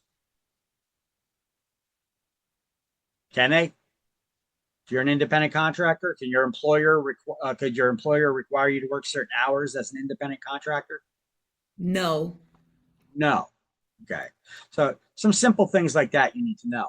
And some of the expenses we need to pay and track are for our income taxes, licensing fees, the errors and emissions insurance we carry, members fees for like MLS or Realtors Associations, any educational classes you take, marketing expenses, business cards, websites. You guys are going to get a cell phone or a laptop, or you need a tablet to do your business in real estate. You're going to use it for business purposes, right? Tax deductible, because now it's a business tool. There you go. There's a way to write off your cell phone bill. So I have a question. In Yeah. case I cleared the exam in 2 months' time, whatever, and I still want 4 to 5 months. I mean, I cannot give 40 hours a week and go to the office. So for that time, I can be the independent contractor, and when I can join the office, I mean, I can do 40 hours a week. I can be the employee.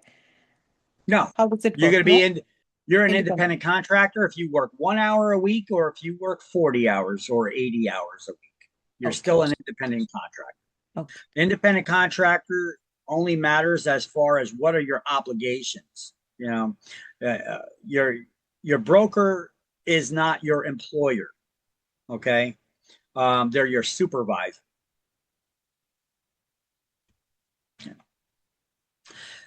All right. So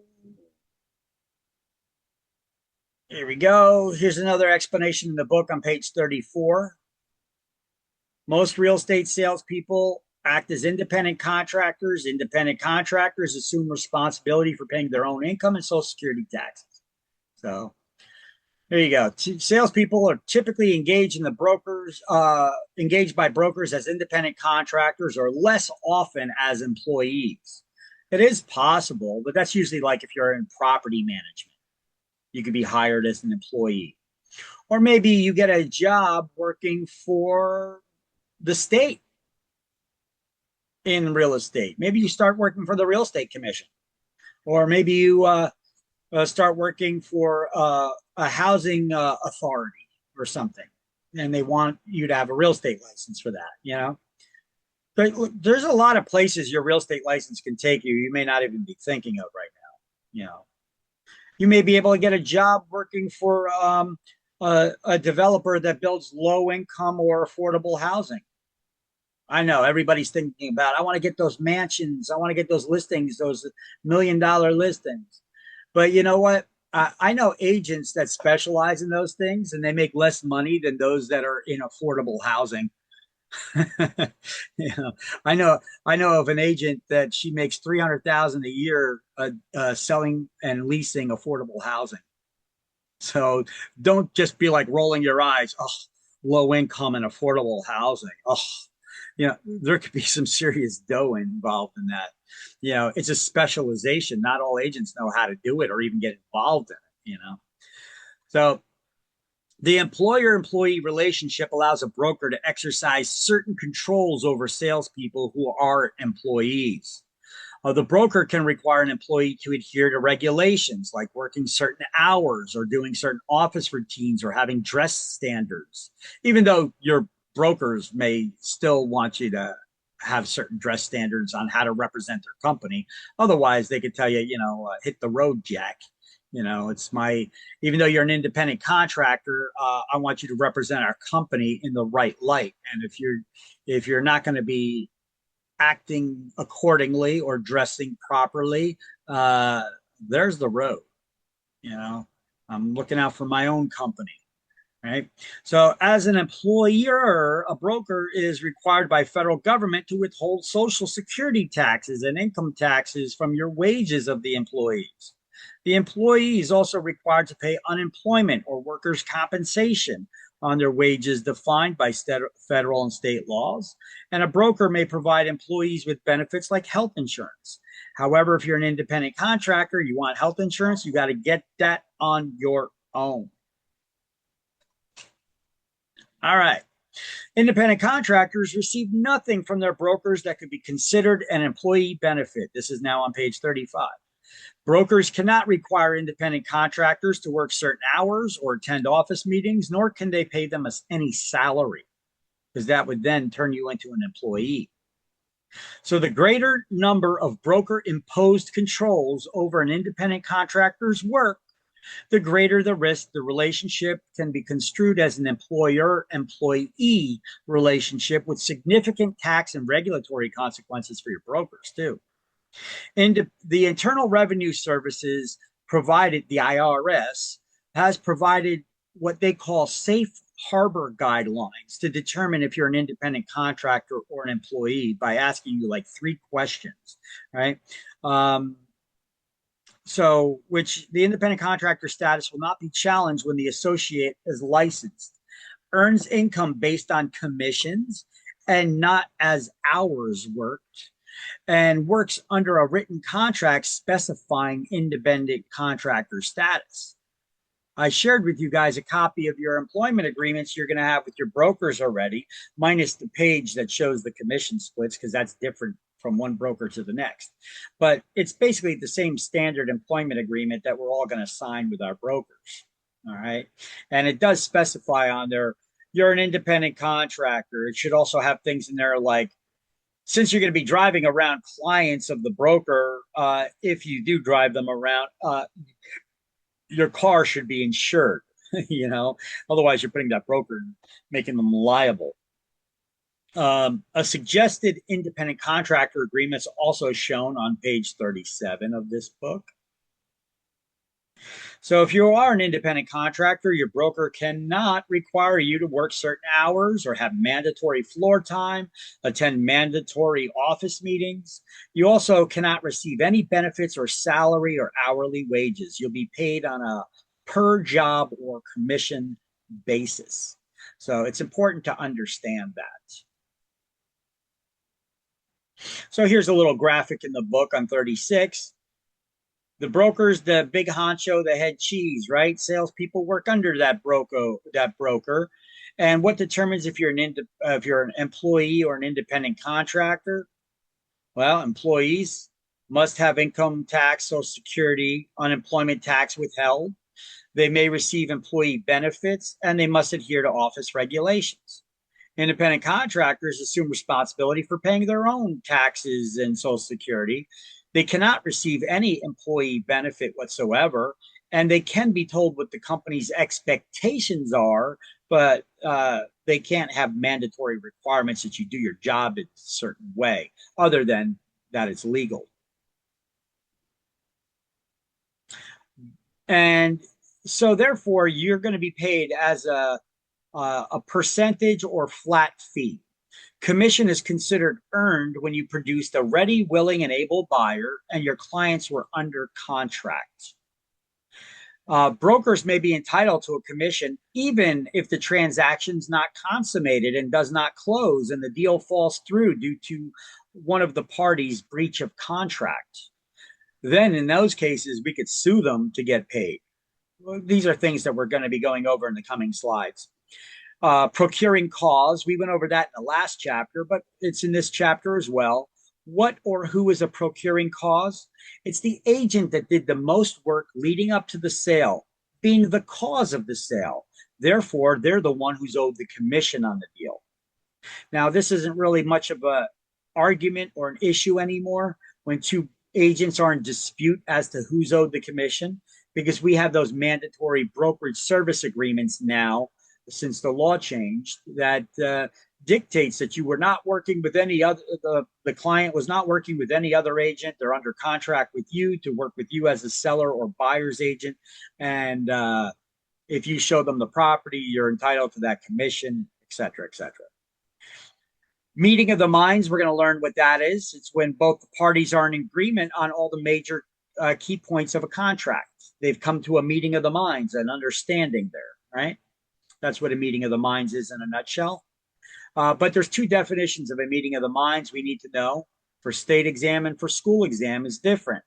For school exam, it focuses on the financial aspects. A meeting of the minds is when the parties are in agreement on price, down payment, and financing method. How you coming up with the rest of the money to complete this purchase? Whereas for the state exam, the meeting of the minds definition is when the parties are just in agreement on all, aware of and in agreement on all the major key points of the contract.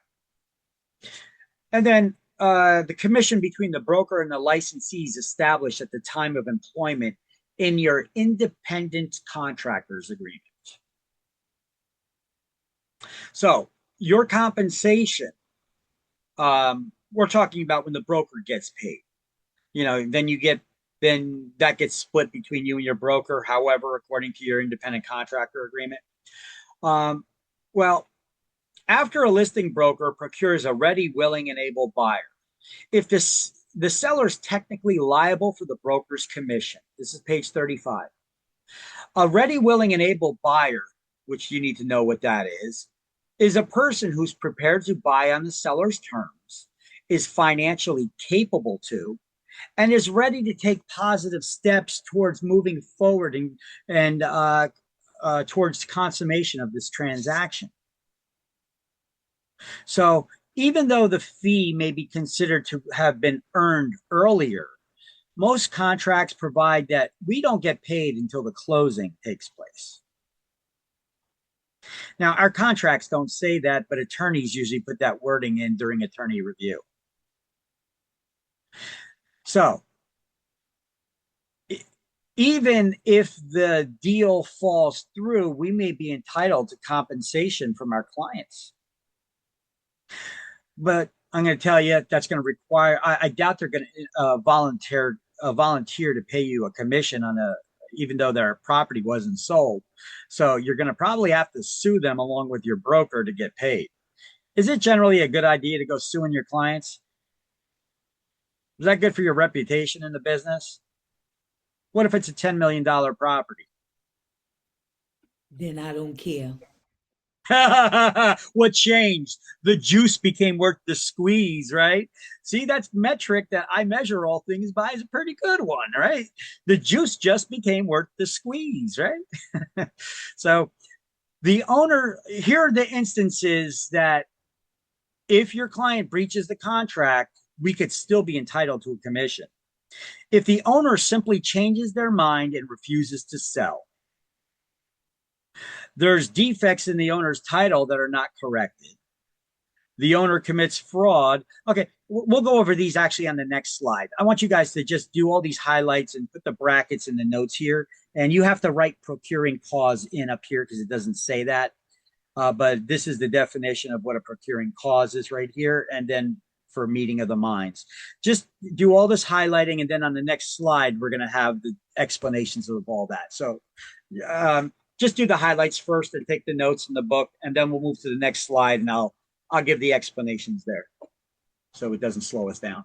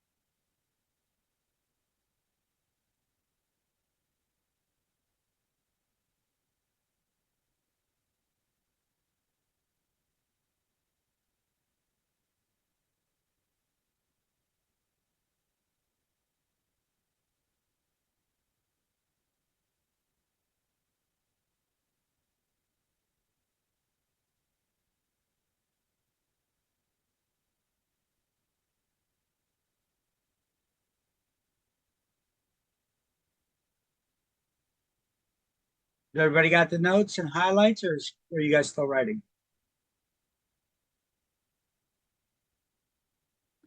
I'm all set. We got it. All right. So a ready, willing, and able buyer is one who is prepared to purchase on the seller's terms, financially capable, and ready to take those positive steps towards completing the consummation of the transaction.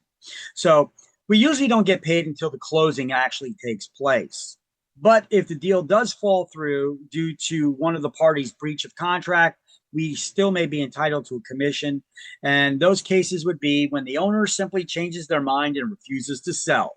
Let's just say it gets all the way down to the closing table and they change their mind. They're like, you know what? I think property values are going to go up some more.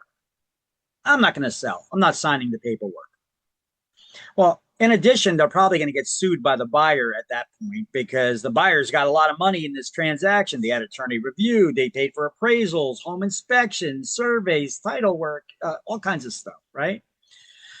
So we, in addition to them suing, we could sue for our commissions too. There's also defects in the title that the owner refuses to cure. So when a seller puts a property up on the market for sale, they're saying that the property is free from all liens and encumbrances other than those that they have disclosed and the buyer accepted. So if any of other ones pop up and they refuse to fix them, well, the other party is not required to go through with the transaction because liens attach to properties, not to property owners. You wouldn't want to buy a property that has liens on it because then that would make you responsible for paying them, right? So the owner commits fraud with respect to the transaction. Oh, I don't know. Maybe they get their girlfriend posing as their wife to sign the sales contract. Right? That's a fraud. Let me see. The owner's unable to deliver possession within a reasonable time. Okay. Yeah, I know we collect a lot of crap over the years, but that buyer is going to want to get in that property at some point. The owner insists on terms not in the listing. For example, adding restrictions to the deed on how the property can be used. Ooh, that's an interesting one. Did you know you could do that? This is more common in commercial real estate, but it has been found in residential real estate as well, for all kinds of wacky things and reasons. Usually you see this in commercial real estate. Let me give you an example. Say you got an old Shell gas station. They haven't used it in a while. So Shell decides they want to sell this old gas station. Okay. Instead of putting it back into service, they want to sell the property. They'll usually put a restriction in the deed that says that this property can never be used as a gas station again. Or they could say this property can never be used as a gas station again unless it's a Shell gas station. You see why they did that? They don't want competitors to buy the property and then turn it into a gas station from a competitor. Okay. So this is often what's happened when these, these gas stations owned by franchises, the companies, they put a restriction in the deed like that. And if they don't put an expiration date in the deed that restriction only applies for the next 10 or 20 years, it is forever. It's what we call, it runs with the land.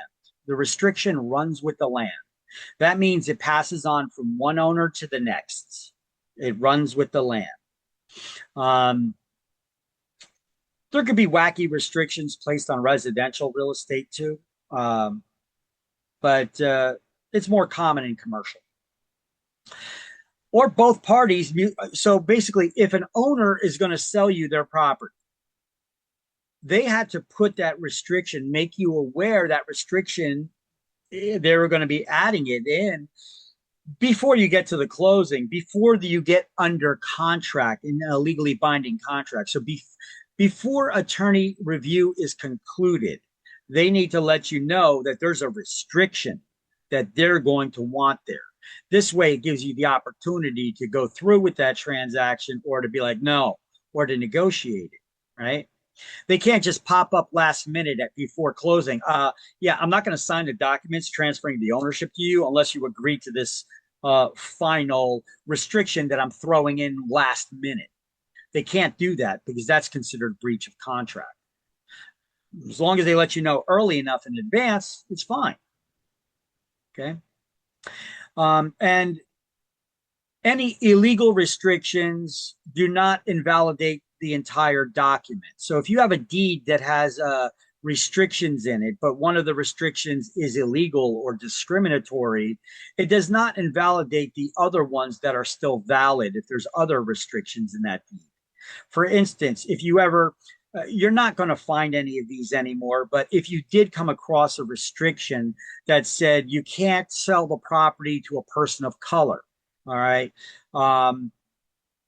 that's illegal. That's discriminatory, right? But if there was other restrictions in that deed as well that are not and are perfectly valid, it does not cancel out the whole document because there's one illegal restriction in it. That one illegal restriction just becomes invalidated and all the others are still good. You follow? So also another illegal restriction would be one that's too restrictive, like saying that you can't sell the property to someone who's not a family member, because that's a little bit too restrictive on you to be able to sell the property then. And both parties have to, let's see, if both parties mutually agree to cancel the contract, well, where does that leave us? You know, you got into a legally binding contract with each other. Now you both mutually agree to cancel it. We did what we were hired to do. We produced a ready, willing, and able buyer. We still want to get paid, right? So we could sue, but it's generally not a good idea to sue to get a commission. But like I said, what if it's a $10 million property? You know, Fandrea says sue, because now the juice is worth the squeeze. All right. I do have a question. Shoot. So, if there was a contract and the contract went on for some time and the buyer kind of lingers and they're ready, they're willing, but they're not ready and able, right? Then the seller puts in place a time of the essence clause and a time of the essence order. They have their attorney issue a time of the essence order that basically says, hey, crap or get off the pot. Are you going to take action and close on this property or not? Okay. If you don't do what you're supposed to do by this certain deadline, this is what time of the essence order is. If you don't complete this certain task by a certain deadline, contract's killed automatically. Okay. And then if the seller decides to go on with another buyer, there's nothing that the previous buyer can do. No, because they didn't do what they were supposed to do in a timely manner. They were dragging it on. They didn't do what they were supposed to do. The seller doesn't know if you could close on it. In the meantime, there's other offers that they could have accepted, maybe even at a higher price while property values may be going down. I don't know. It depends on the time of the market and, situation. Real estate's cyclical. They got up swings and down swings in prices of the markets. So depending on where you are in that market, they may be the values may be dropping, and you're hanging up, holding them up there while property values are dropping. They could have sold it at a higher price. You're costing them money, and time, and time is money. Yeah, right. So, the seller's perfectly within their rights to say, issue a time of the essence order to try to kill and give you a fair opportunity to do it by a certain deadline. If you're not done by that deadline, deal's dead. Okay. Perfect. Thank you. You're welcome. And once again, here's my definition of procuring cause. It's when two buyers' agents are in dispute as to who is owed the commission. The one who could prove they did the most work leading up to the sale, being the cause of the sale, will be the one who's owed the commission, although it's difficult to prove. Now, we did have some law. That's what you need to know for exams, okay? But in reality, we've had some law changes that require brokerage service agreements now. So this really shouldn't be an issue, because all agents now, it's not optional. They're supposed to be entering into these brokerage service agreements that state, one of the first questions on them are you currently working with a real estate agent? All right. Wouldn't you want to know that before you go on a date with somebody? Are you currently married? Okay. So you're kind of asking the same thing, but it's a business relationship, not a personal one. Are you currently attached to a real estate agent? Right. Wouldn't you want to know that before you start working with somebody? right? Wouldn't you want to know that before you start dating somebody if they're married? Well, same thing with this. Would you want to know if they're attached to another real estate agent or not? Well, then how do I know I'm going to get paid? How do I know you're going to put a ring on it, right? Right. So it's the same kind of situation. This is why I always tell people try to liken business relationships with personal ones. It makes them so much easier to understand. Yeah. So having an exclusive buyer's agency agreement would help establish your evidence that a buyer is not working with anyone else. Now, buyer's agency agreements are now included in the BSAs, brokerage service agreements, so you don't need to have separate agreements now for that. Which dictates, that you're the only agent working for them exclusively, and they're going to be exclusively only working with you as their agent for however long of a period of time you write in that contract, and what the minimum pay is you're willing to work for. So if the seller's not offering to pay the commission, is the buyer, and you're establishing with the buyer what the minimum is you're willing to work for. And that's all spelled out in writing in this brokerage service agreement. So there's no questions up in the air later on. So you need to have that conversation, right? A procuring cause complaint would be filed with the local Realtors Association, not the Real Estate Commission, because the Real Estate Commission's job is to protect the public from unscrupulous brokers and salespeople. The Real Estate Commission's, but the local Realtors Association, they put this procuring cause panel together. It's like a panel of judges, basically brokers that have been in the business for a long time, that have taken training classes on how to be judges and mediate these disputes. And then they determine, based on your evidence and how you pled your case, who had the best arguments and best evidence to determine who's owed the commission. Okay. But like I said, that's not really going to be an issue anymore when we have brokerage service agreements that we use. Unless you're not using the brokerage service agreements, you should be. Okay. But you do get questions on exams about you need to know what or who a procuring cause is. So when two agents are in dispute as to who did the most work being the cause of the sale, the one who did the most work leading up to the sale being the cause of it will be the one that's owed the commission. But it's difficult. Sorry, go ahead. Go ahead. I'm done. The REC stands for what? What again? Who am I talking? Real Estate Commission. Real Estate Commission, REC? I'm just trying to look.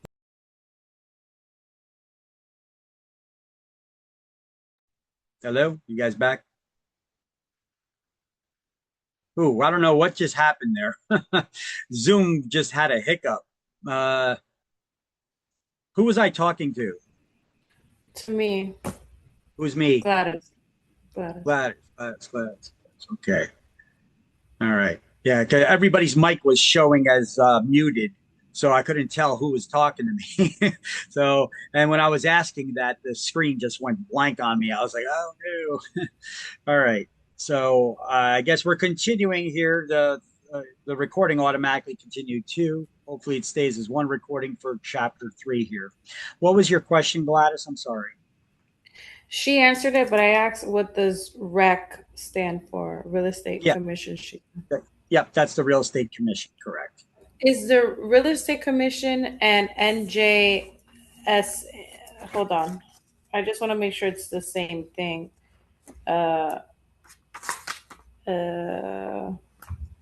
NJREC. NJS .A. No, that's new. That's the New Jersey statutes. That's the laws. The REC is the Real Estate Commission. They're a division of the Department of Banking and Insurance. They're the ones that issue our licenses to us and hear complaints from the public and create the rules that we need to follow. That's the Real Estate Commission. That's the body of people that regulate us. The NJSA, that stands for New Jersey statutes. Those are the laws that are created by the politicians. So the REC is not Title 45-15. It's not the same thing. No, the REC are people. Those are the people that give us our licenses and regulate us. Whereas NJSA, that's the statutes, that's the laws that politicians created. Those are the real estate licensing laws. So I think what she's asking what the acronym stands for, Real Estate Commission, REC. Yep. That's the Real Estate Commission, and those are the people that regulate our licenses. All right, and they issue fines and penalties. The NJSA, that's New Jersey statutes, Title 45, Chapter 15.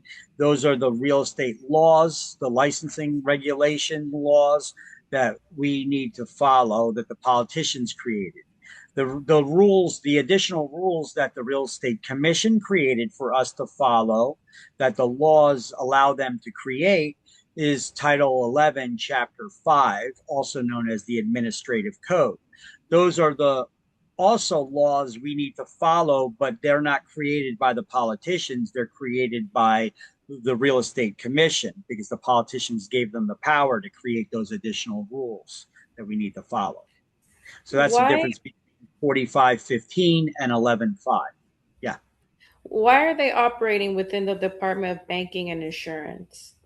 They're just one of the departments. It's not a separate agency entity. It operates under the Department of Banking and Insurance. That's just the structure the way they structured it. The governmental agencies. Okay. It's like police departments operate under the Department of Justice. You have different law enforcement agencies all working for the Department of Justice. It's Real Estate Commission works under the Department of Banking and Insurance that gives loans to people to buy houses, but then there's a separate agency that regulates the licensees that help people buy houses. It's just the way they structured it. Don't read too much into it. Okay, thank you. You're welcome. All right, so a meeting of the minds. A meeting of the minds. When our minds have met, videos. Okay, there we go. When our minds have met, that means that we are in understanding here with each other, right? And we're aware of and in agreement on all the terms of the contract. That's what a meeting of the minds is. That's the broader definition we need to know for state exam questions. Now, for school exam, the book manufacturer focuses more on the money. So the term meeting of the minds focuses on price, when the parties are in agreement on price, down payment, and financing method. How are you coming up with the rest of the money? So you need to know those two definitions, those two versions of that definition for meeting of the minds, which I have right here in the slide in front of you. And I also have a definition here for kickback. Kickback is illegally giving anything of value to a friend or anybody for that matter in exchange for a lead or anything of value to an unlicensed person or back to the seller, because sellers cannot legally get rebates in New Jersey. Only buyers can. So all of these are examples of kickbacks. I think that could be worded a little better too. So I'm going to try to.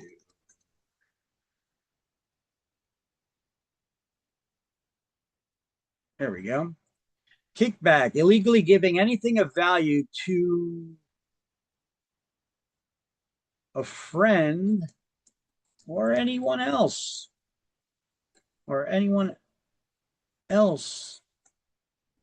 that is unlicensed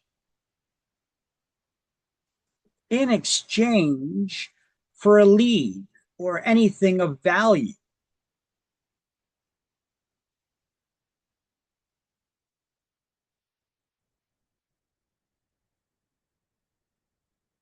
Or giving money or gifts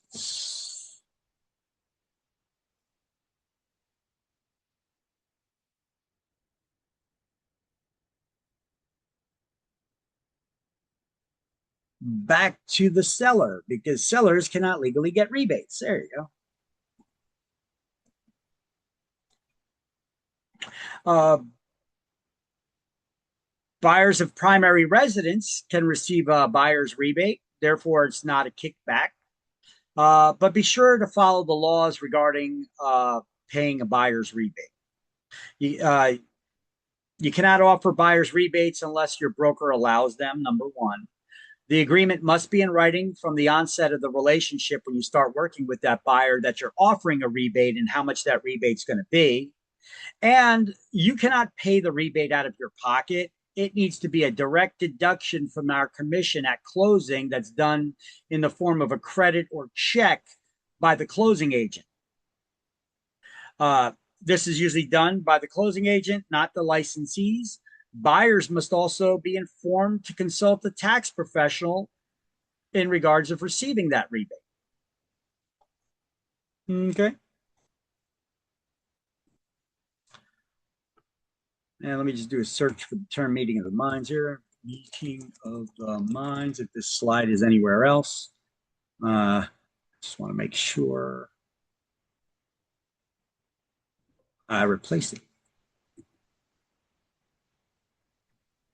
Should agent guide their client for buyer's rebate? I'm sorry, what happened?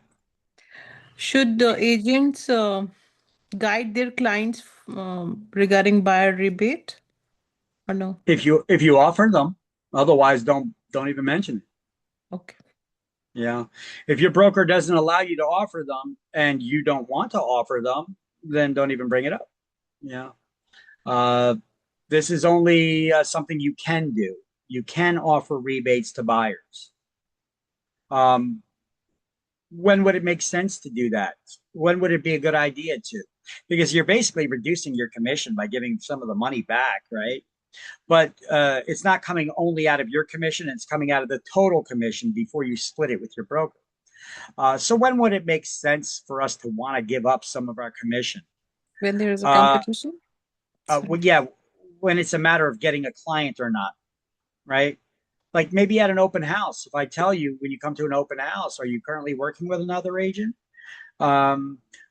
If you're not, I'd be glad to work with you. And by the way, I also give buyers rebates. I'll pay you up to X amount of dollars if you purchase a house through me. Okay. Now that buyer's more likely to want to work with you because other agents probably aren't offering to give them money back if they purchase a house through you, right? Or through them. So it's not a bad idea. Okay. So kickback is, once again, illegally giving anything of value to a friend in exchange for a lead or to an unlicensed person or back to the seller who cannot get rebates. Buyers of a primary residence can receive rebates legally, therefore it's not a kickback. Closing gifts should be limited in value to approximately $25. You could go more, but just don't go crazy so that it could anyway be interpreted as being a kickback, okay? I like to give gifts, closing gifts that give back or that I could use for business purposes for follow-up. Like maybe a branded cutting board, you know, those fancy cutting boards in the kitchen. Maybe a customized magazine that I put them on a subscription for. A lot of people like these ones from Reminder Media.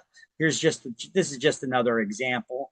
And it gives me a reason to follow up with them too, to make sure that they're getting it and they've received it and how do they like it, and ask for feedback and then ask for referral business, right?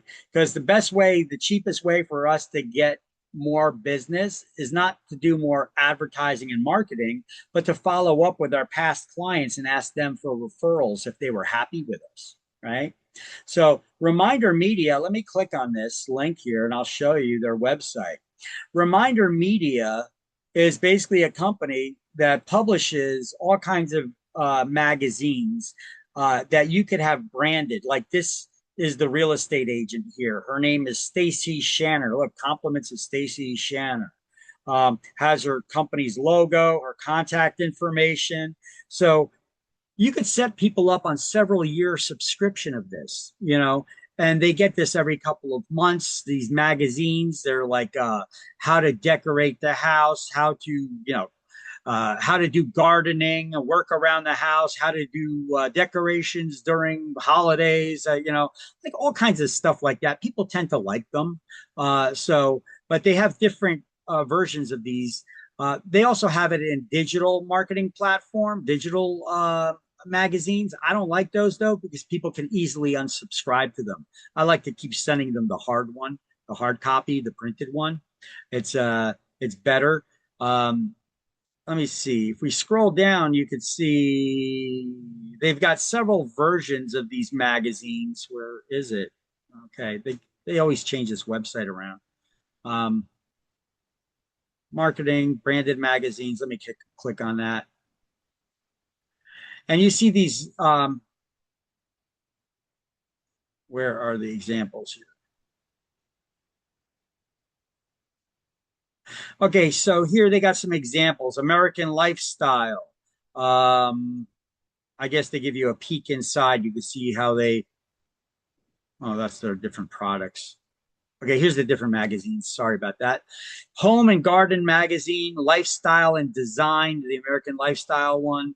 They also have them for health and fitness, business magazines. We're in real estate, so let's put people on one of these subscriptions for either Home and Garden Magazine or Lifestyle and Design Magazine.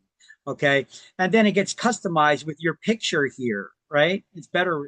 This one actually looks even better with the background removed from the agent, right? It looks like it's your own custom magazine that you publish, and that's a way for you to stay in front of your past clients. So now if they have somebody who's looking to buy or sell, a friend, family, you're always going to be on top of their mind. Plus, if they're looking to sell, they know that they're still getting that magazine from you. They could reach out to you, because even if they were happy with your services, a lot of people lose your information. They forget your name, but if you stay in front of them, hey, that's possible. That's future business. It's also a reason for you to call them up in the future. Be like, hey, Mr., Mrs., whatever, are you getting that magazine that I've been sending you? How do you like it? Oh, okay. How's the house going? Everything good with the dog and the wife and kids and make your small talk. So as you know, I hope you were happy with the services I provided you, and I'm glad that you're enjoying the house. But as you know, our business relies heavily on referrals. So I want to take this time to also reach out to you and ask you, out of everybody you know, friends, family, coworkers, who do you think would be next to make a move? And could you introduce me to them? Okay, so first ask them, out of everybody you know, who do you think will be next to make a move? Friends, family, coworkers. Okay, you ask the question that way, because if you ask it a closed-ended, because that's an open-ended question. If you ask a closed-ended question, that's when you want somebody to take action, but it's also yes or no. So you don't say, do you know anybody looking to buy or sell? No. Okay, that's it. You're shut down. This is where you ask open-ended questions. Out of everybody you know, friends, family, and coworkers, who do you think is next to make a move? Now I'm causing them to try to scan their minds. And people will naturally want to be helpful, especially if they liked you, and everything was cool. And then when they tell you somebody, if they tell you somebody, say, would you mind introducing me to them? Because who's more likely to do business with you? Somebody that you reach out to out of the blue, or somebody you're introduced to by somebody they know, right? Whether it's your friends, family, or coworkers, right? You're more likely to do business with them. So that's a good way for you to get future business from your past clients. Just a little tip I'm throwing out there for you. Training your brokers should be giving you. Anyway, so let's highlight here on page 36. New Jersey license law makes it illegal for a broker to share a commission with anyone who is not licensed. Any form of gift or compensation, for instance, giving a television to a friend for providing a valuable lead, or paying finder's fees or a portion of the commission. Kickbacks are also the return of part of a commission as gifts or money to sellers, because rebates to sellers are not legal in New Jersey, only to buyers. If you want to give money back to the seller, just charge them less commission,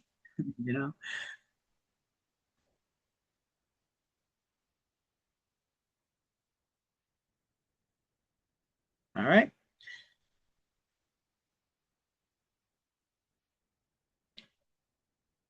So buyers of rebates, buyers of a primary residence can receive rebates. I told you, though, that you cannot pay people directly. It has to be in the form of a credit or check at closing that's paid by the closing agent. This guy got in trouble. Here's a screenshot from the Real Estate Commission's disciplinary actions page where he got in trouble because he gave somebody a rebate out of his pocket. He didn't pay it the right way. So this guy, Michael Danzinger, failed to deal fairly with all parties subject to a transaction. He violated New Jersey Administrative Code and New Jersey statutes in that he paid money out of his sale commission for the transaction without entering into a written agreement like you're required to for the payment of the rebate, which was not paid in the form of a credit, which that's the way you need to do it, in the form of a credit or check by the closing agent at closing. So therefore, he has to complete 3 hours of CE on the area of agency law and relationships, which will not count towards his requirement of CE classes to renew his license. And he had to pay a $7,500 fine. Huh. So he gave a rebate to somebody, and because he didn't do it the right way, he got fined $7,500. I wonder who reported him or how they found out about that. That's something. That sucks. But I guess if you go to the Real Estate Commission's website, click on the consent order, you could find out and read more about it. If you go to that disciplinary actions page, see, this happened in 2019, around the time I think where they started offering rebates, allowing it. Okay, so salesperson's compensation. It's determined by mutual agreement between the broker and the salesperson in your independent contractor agreement at the time you get hired. What's your commission split with your broker, basically? Okay. Now, salespeople share commissions. They must be paid only by their broker, and you have to be paid within 10 days of receipt of the commission or as soon as the check clears. So 45, 60 days later, you close your transaction, you give the check to your broker deposits it, they wait for it to clear, then they pay you within 10 days or as soon as the check clears. So let's highlight that down here. Broker is not required to pay you a commission if they didn't get the money, right? That's the whole purpose behind that.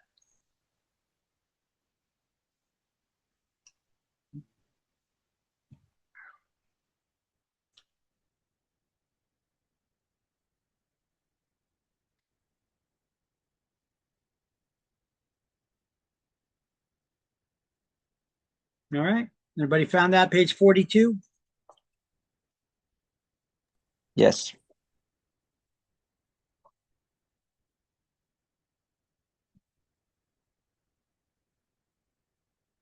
All right.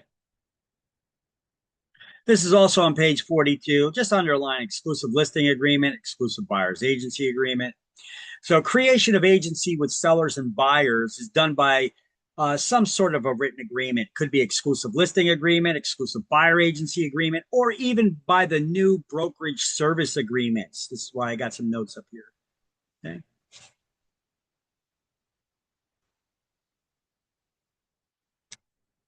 And you can see starting on the next page, 43, here's the sample exclusive buyer's agency agreement.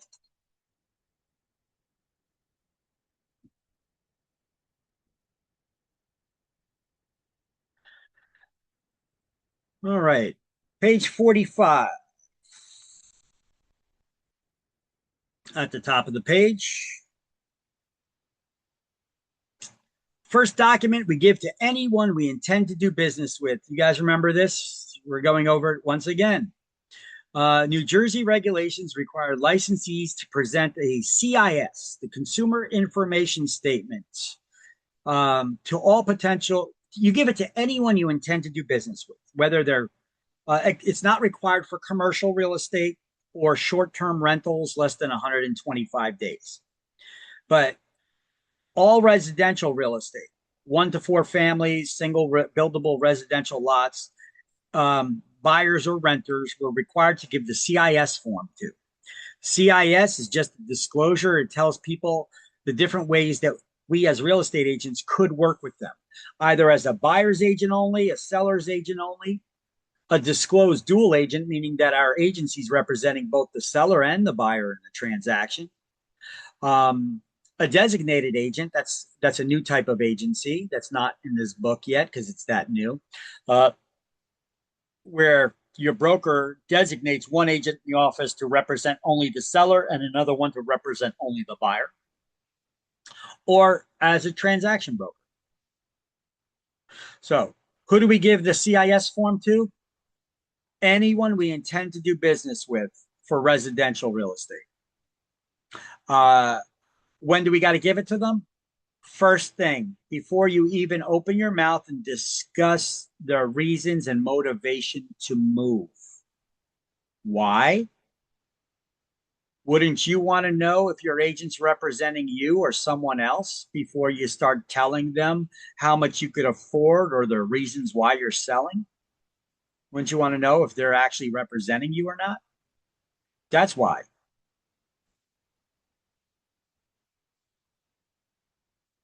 We have to share CIS at the open house with everyone. To everyone. Do you intend on doing business with anyone that walks in that open house? Yeah. Then you got to have it at the open house. Okay. Along with that sign-in sheet and that sign that says, hey, I don't represent you, but I could.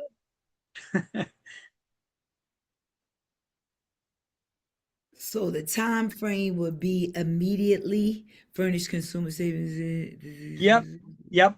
But if you don't look, here we go. I guess this is answering your question, right? The very next page here, 45.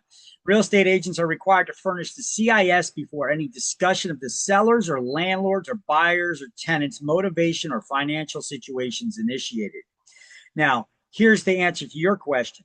If the first discussion takes place by telephone or in a social setting, like at a party, you bump into somebody, you're not walking around with these forms in your pocketbook or your back pocket, right? So the Real Estate Commission suggests at your next first in-person meeting, you supply it to them. Okay. Definitely before you do any showings.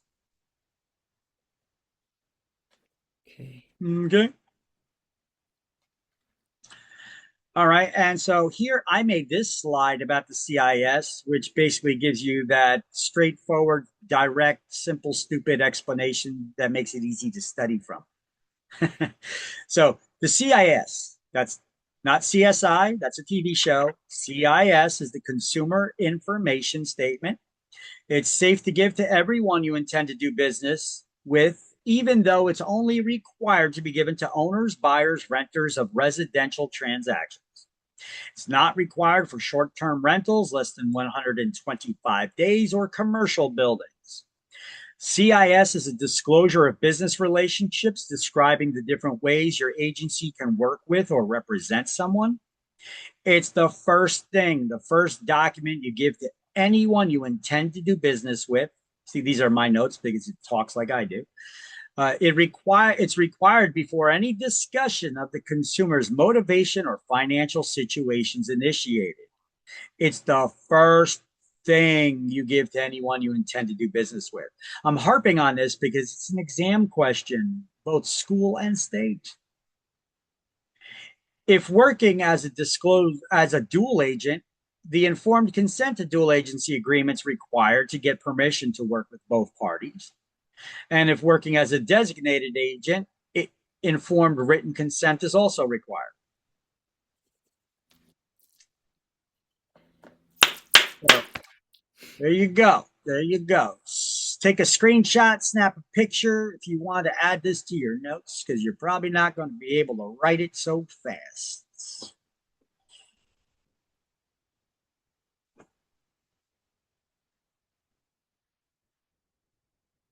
You good?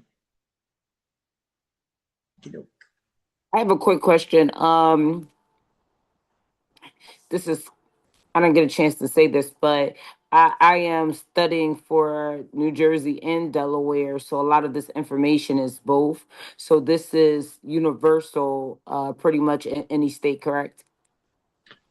I'm not sure which agency relationships are required in Delaware. So Delaware may not have a CIS form, or they may call it something else. So there are different agency relationships, like this designated agent. This is new for New Jersey. So it may or may not be in other states, the designated agency. We have, throughout all the states, there's buyer's agency, seller's agency. Some allow disclosed dual agency, some do not. Some have designated agency instead. New Jersey has all the above. So in Delaware, I'm not sure. Sorry. Yeah. Okay. But there are a lot of the basics, and the laws are going to be universal and be the same throughout them. There may be some differences. So after you get your license in New Jersey, how many hours are required for licensure in Delaware? Do you know? I already did Delaware's 99, so a lot of this that I'm hearing is familiar. So it's pretty much the same thing. So, okay. So Delaware yeah. requires even more. Okay. Hours. All right. Now, termination of agency. How do you terminate your agency relationship? Well, death or incompetency of either party. Yeah. Why would you want to be in an agency relationship with somebody who died? Right. Incompetency of either party. They're not of sound mind. Maybe they have Alzheimer's, dementia, or they're just insane, like Crazy Eddie. His prices were insane. So, you can't be in a legally binding contract with somebody who's not of sound mind, right? Incompetency could also mean that they're a minor. Minors are considered incompetent. You can't be in a legally binding contract with a minor. Minor is not somebody who digs ditches. It's in tunnels. It's a minor is a person who is below the age of 18. All right. Destruction or condemnation of the property.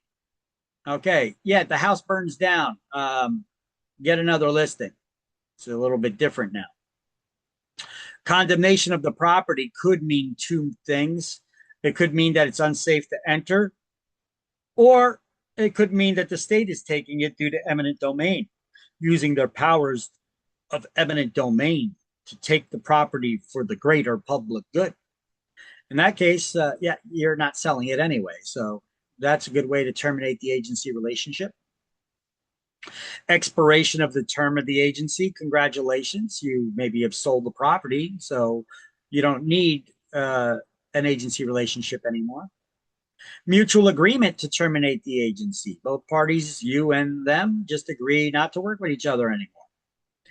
Renunciation by the agents. That's fine. Maybe you don't want to work with somebody, perhaps because they're going to get you in trouble because they're searching for homes and being racist about it, or they don't want to live by these people or those people, and you don't want to work with them, right? So you could cancel that agreement. Or by revocation by the principal. But be careful with this one. You should give them a disclosure. If somebody says that, they want to terminate the agency relationship, sometimes they tell you that, they're just not looking to sell anymore. Other times they could just say they're not happy with you. They want to work with someone else. That's different. But if they just tell you, you know what, we changed our minds. We're not looking to sell the house anymore. Can you take the house off the market? We got no choice to. Sure, we have to. But you should give them this disclosure and keep this in mind. Sometimes there's agents out there that do illegal things they're not supposed to, like soliciting the business of another agent. That's actually illegal. As a matter of fact, you guys ever get a postcard in the mail or some kind of advertisement from a real estate agent in the mail trying to solicit listings, right? Somewhere on that postcard or that mailing, there should be a disclaimer at the bottom that says, please disregard this offer if your house is already listed with another agent. At minimum, it should say something like that. Otherwise, they are soliciting the business of another agent, right? So if you don't have that disclaimer and that mailing goes into the mailbox of somebody who's got their property already listed with a real estate company, and you didn't have that disclosure there, you are soliciting, actually actively soliciting that business from that seller. So you got to have a disclaimer there. Please disregard this offer if your property is already listed with another broker. We cooperate with them fully. You know, it's not our intention to solicit the business of other brokers, whatever. Some kind of disclaimer. So I like to have a conversation with an owner. If they say, "Oh, we changed our mind, we don't want to sell," I'm like, "Okay, well, is there any reason for that? Does it have anything to do with me, or are you just wanting to cancel the listing and relist with someone else, or you just change your mind on selling it?" Because let me tell you right off the bat, sometimes when people take their properties off the market, I find out later it's because they maybe wanted to relist with another agent because they've been whispering sweet nothings into their ear, trying to woo them away from me. Okay. And an agent that does that knows they're actively breaking the law because it's against their licensing law for them to solicit the business of another broker. And if an agent is so willing to break the law just to get your business away from me, how soon you think they would throw you under the bus and not look out for your best interest just so that they could get a closing and earn some money? Just take that into consideration if that's what's going on. Is that what's going on? Please talk to me. I'd like to work it out. I'd love to work for you still and represent you. But if that's not the case, that's fine. But if it is, let's talk about it. You know, and then I'll try to get them to tell me who it is so I can report them and file a formal complaint. You know, because screw them. You know, they're trying to take my business, right? So that's what I have written here. You know, if it's canceled by the owner, they still owe us a commission. So I'll tell them too. I was like, well, if that's not the case, okay, that's fine. But remember that if you do change your mind and you want to put the house back on the market and sell it, we are still under contract, even though I took the property off the market. If you do sell it on your own or do put the property back on the market, and if you list it with another real estate company, you still owe our company the commission, and you'll have to pay them a commission if you relist before our listing agreement expires. Okay, so just keep that in mind. So I like to have that conversation with them. So find out if another agent's soliciting our business, if they have an intention of relisting it or selling it on their own. They're just trying to avoid paying the commission. I make sure that they're perfectly aware of it here. All right, bankruptcy of either party. Yeah, what's the purpose of bankruptcy? It's to get people out of contractual obligations, not to get them into new ones, right? Sometimes people run on financial hardships because stuff happens, life happens, you know, and it happens to everybody, not just poor people. Look at President Trump as an example. He's a businessman. He's had many businesses in his lifetime. He's filed bankruptcy 3 times. You know, it's a tool that's given to people. And don't look negatively or down on people who use bankruptcy, okay? It's a way for them to get out of unforeseen financial hardships that sometimes could affect them. I mean, we've had people that, you know, they jump off of bridges holding their kids in their hands and killing the whole family because they're in such financial straits. They think they're at the end of their rope and there's nothing they could do, so they kill themselves and their family. You know, you don't have to do that. You could have filed bankruptcy. It helps. There's different types of bankruptcy available. Chapter 7, Chapter 11, Chapter 13. Different types of bankruptcies do other things. Some will totally discharge your debt. Others just restructure the debt so that you could pay it back in a more affordable way, so that you could feel like you could get your head above water and finally breathe. But when that's not possible, that's when people jump off bridges, you know. But bankruptcy is a tool that could help them get back on their feet again and turn things around. So don't look negatively on people that ever filed for bankruptcy. Just let them know, though, that if you do file for bankruptcy, it may be a while before you're going to be able to get a loan to buy a house again, you know, maybe about 7 years. Okay. I've seen people sooner, but usually it's about 7 years. So you're not going to be able to be in an agency relationship with somebody if they file bankruptcy, not unless the court discharged their real estate as an asset of the bankruptcy, which is very unlikely. So most likely, if they filed for bankruptcy, that's probably one of the questions you should ask before you go in for a listing interview with a homeowner when they want to hire you to sell their property. Ask them, is your property distressed in any way? Are you going through divorce, bankruptcy, in danger of foreclosure because you're behind on mortgage payments or tax payments or what have you? Some agents call this being underwater, but I don't like using terminology that I then need to explain to people. You know, what does that mean to be underwater? No, my house don't flood. You know, so I hate using that kind of lingo, industry lingo. I like to just be direct with people. I tell them, is your house facing any hardships? Meaning, are you going through bankruptcy, divorce, in danger of foreclosure? Has your house been scheduled for a sheriff's sale? You know, are you behind on your tax payments?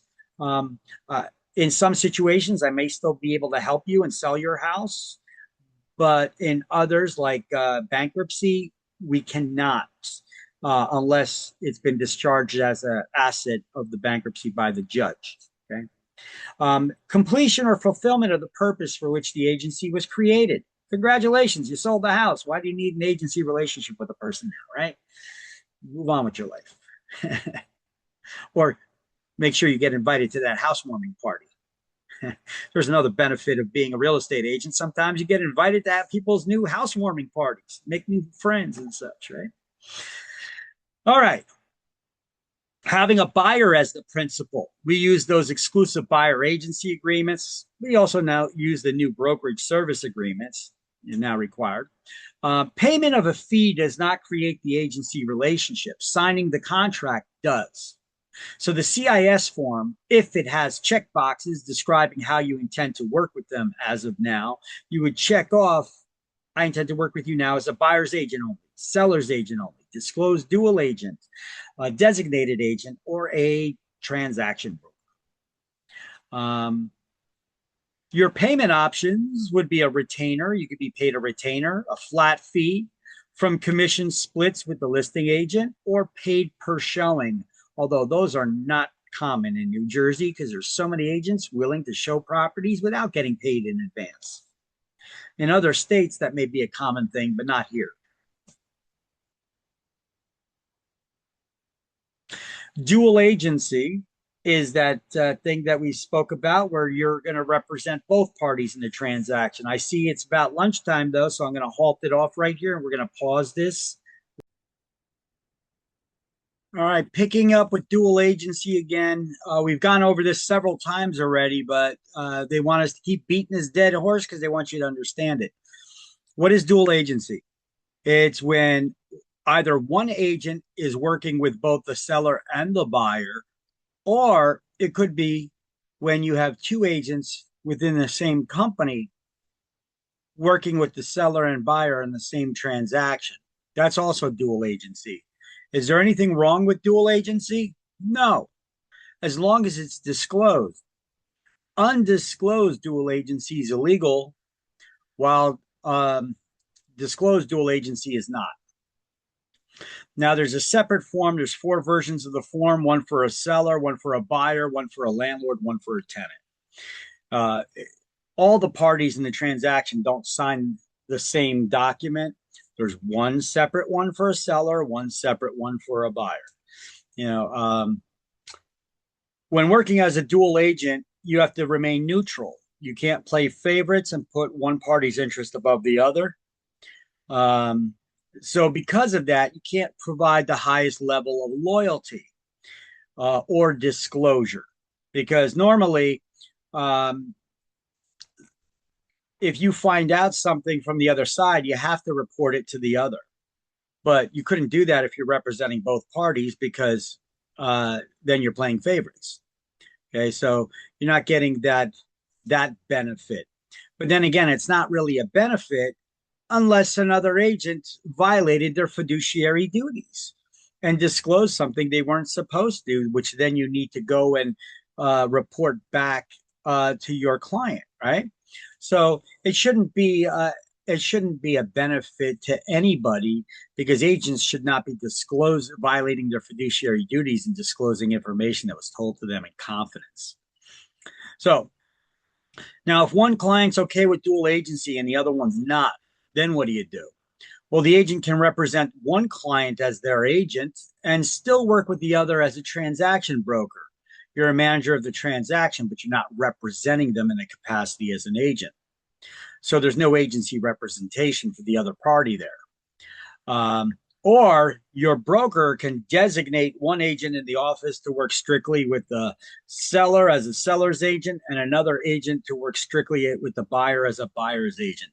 This is called designated agency. The broker would still be a dual agent, but they could assign two different agents to work separately, one with the seller, one with the buyer, and give them the full fiduciary duties that you would normally have with a seller's agent only and a buyer's agent only. So with dual agency, they keep talking about there's a possible conflict of interest, but there's not. As long as you know how to keep your mouth shut, and remain neutral and not play favorites.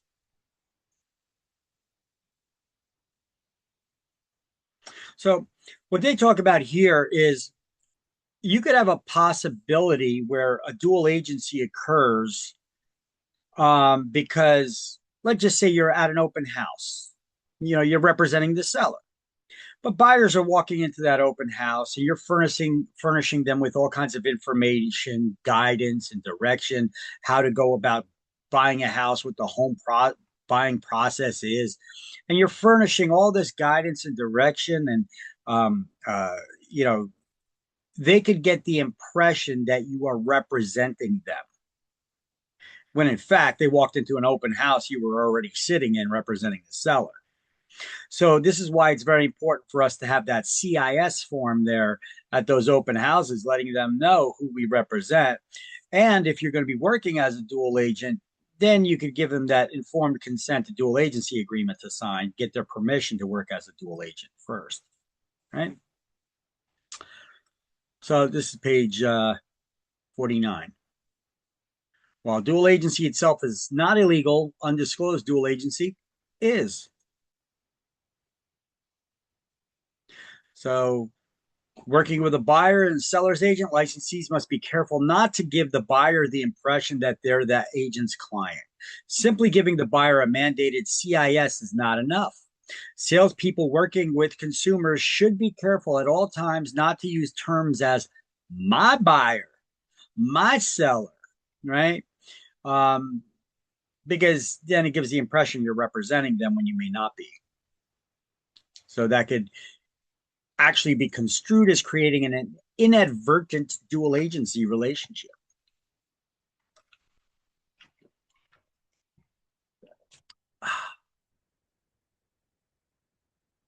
Okay. Here's a sample informed consent to dual agency that the book has. I've got links here to the actual ones that we use, or actually it's the same thing. Okay, but I have it's a little bit different for the seller and the buyer. It just gives it from their perspective and the wording in there. And once again, if you read through these, the only difference is where they say that you can't give the full duty of loyalty or disclosure. Well, the only time any other agent would be able to give the full duty of loyalty or disclosure is if the other agent in the transaction violated their fiduciary duties, telling you something they shouldn't have to begin with. And then you have the duty to go back and notify the other party that you're representing. So if you're working with both parties in a transaction, you could completely avoid that situation altogether anyway, just simply by keeping your mouth shut.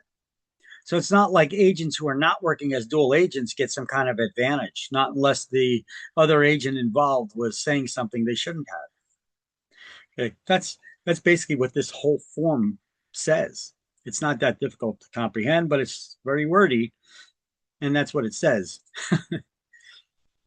Everybody understand that? So, dual agency and conflict of interest surveys consistently reveal that a large majority of the buying public thinks that they're being represented by the selling broker. Even worse, some brokers have the same opinion. Yeah, because they don't understand this simple concept because they overthink it. New Jersey license law forbids an agent to represent both, except with the informed written consent. You need the permission of both parties to work as a dual agent.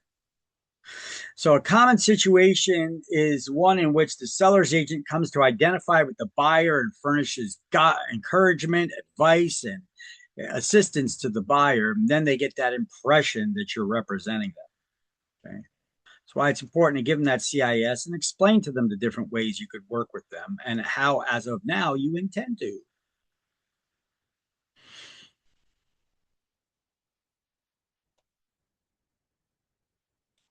Okay, so let's see. Let's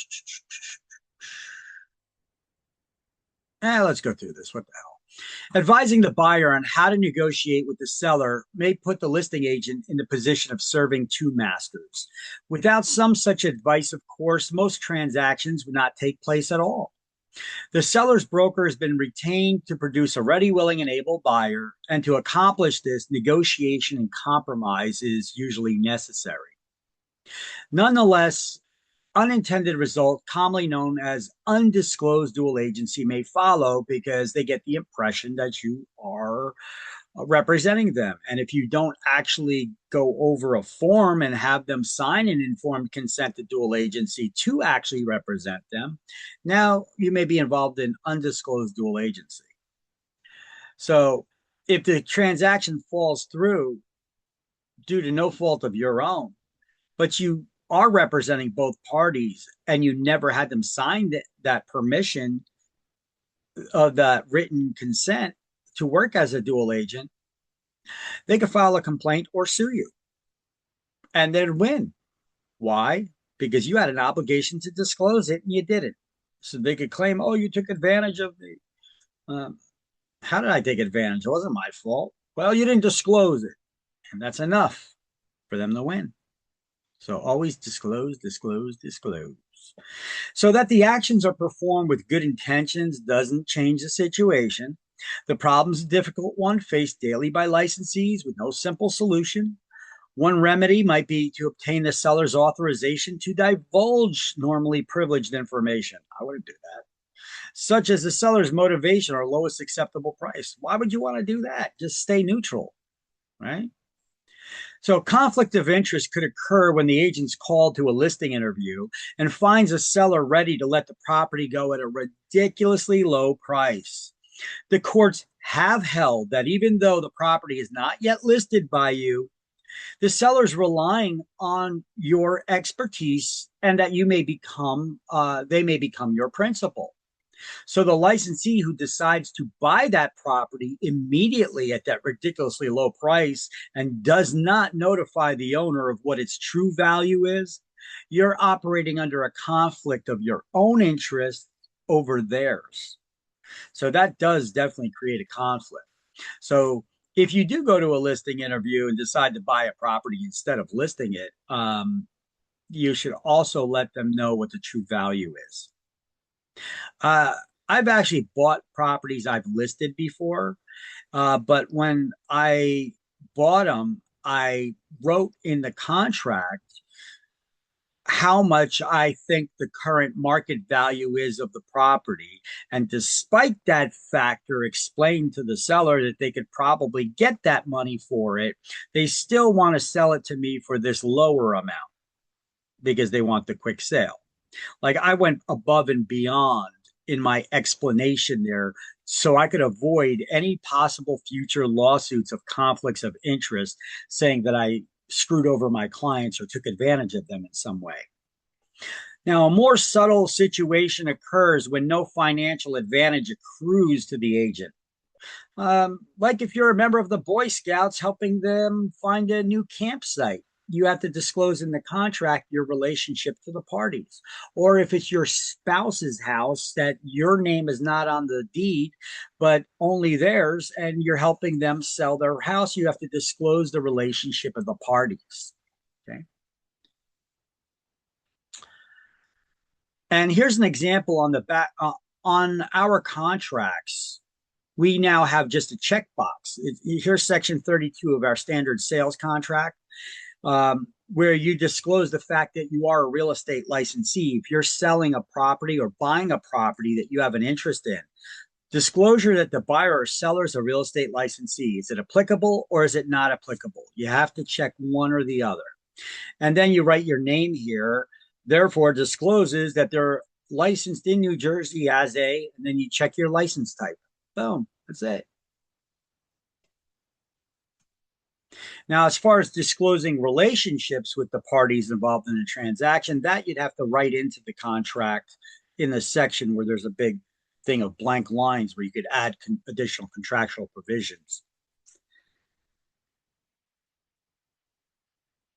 Okay, now let's start learning about material information. So what is a salesperson? Not right. That's not. Say what? The last slide, we would check salesperson because you got a real estate broker, salesperson, or referral agent. You would check whatever license type you have, because remember, at the end of this course, you will qualify for getting a salesperson license or referral agent. So I don't know which one you're going to get. Oh, so okay. Depending on which one you get, that's what you check. Okay. Okay. Now, material information is any information, usually about the physical condition of a property, that could affect the buyer's decision in purchasing. It's not like problems with the house, even though problems with the house are material information. Material information can be how many bedrooms and how many bathrooms the house has. Could that affect the buyer's decision in purchasing? Yeah. What kind of fuels used to heat the house? Could that affect the buyer's decision in purchasing? Sure. If it has in a garage and if that garage is attached or detached, these are all types of things that could affect the buyer's decision in purchasing. Disclosing the architectural style of the house. Could that affect the buyer's decision of purchasing? Sure.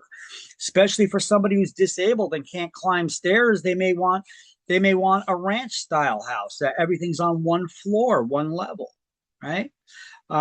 So material information is not necessarily a negative thing. It could just be you're describing the features. We as real estate agents are required to investigate and disclose all material information that could be discovered about a property. Okay. Is the property getting city services for its water and sewage disposal? Or are you on well water and septic system, or a tight tank, or a cesspool? Which, if you got cesspools, law requires that to be upgraded to a minimum of a septic system if you can't connect into the city services. Now, sellers must disclose material information as well as defects. Defects would be the problems in the house. So we also need to disclose improvements, though. If somebody did improvements to a house, why would the buyer care if you did improvements to the house? Why is it important to disclose that? Well, did you get permits? Was it done right? You know, that could matter. If you didn't get permits to get the work done, you know, the city can turn around and fine you for it. You know that the city can turn around and tell you to tear it down and rip it out. So we also need to disclose what's included and what's excluded from the sale. And we usually put all these improvements, defects, what's included, what's excluded on the seller's property condition disclosure report I went over with you guys before and I showed you before. But here, let's pull it up again. And I'll show it to you again. This is the one that was created courtesy of New Jersey Realtors. We cannot help people fill it out. We could only tell them, be honest when you fill this out. Fill it out as thoroughly as possible. The answer options are yes, no, unknown, and sometimes they ask for additional information like this, where the age of the house is, right? Tell the seller, be honest when filling it out and fill it out as fully as possible. By you filling this out, by me having you fill this out, I'm helping you limit your liability in the event that there's a lawsuit to actual damages. Nothing can prevent someone from suing you in the future if they wanted to. But what is this one called? This is the this is the seller's property condition disclosure. You see this right up top? Seller's property. Yep. Uh, Seller's property condition disclosures. So sellers are required by law to disclose any information of improvements or problems that are known. And if they don't, or they lie about it, and a buyer sues them later over it, courts can hold the seller liable for up to triple the actual damages, the cost of the damages. So by having an owner fill this out, I'm explaining to them what I'm doing for them. I'm helping limit your liability in the event of a lawsuit. Remember, I told you to be a better agent, educate your clients. Don't just stick forms in front of them, tell them fill it out. Explain to them the benefit of why you're having them fill it out. I'm trying to protect you in the event of a lawsuit.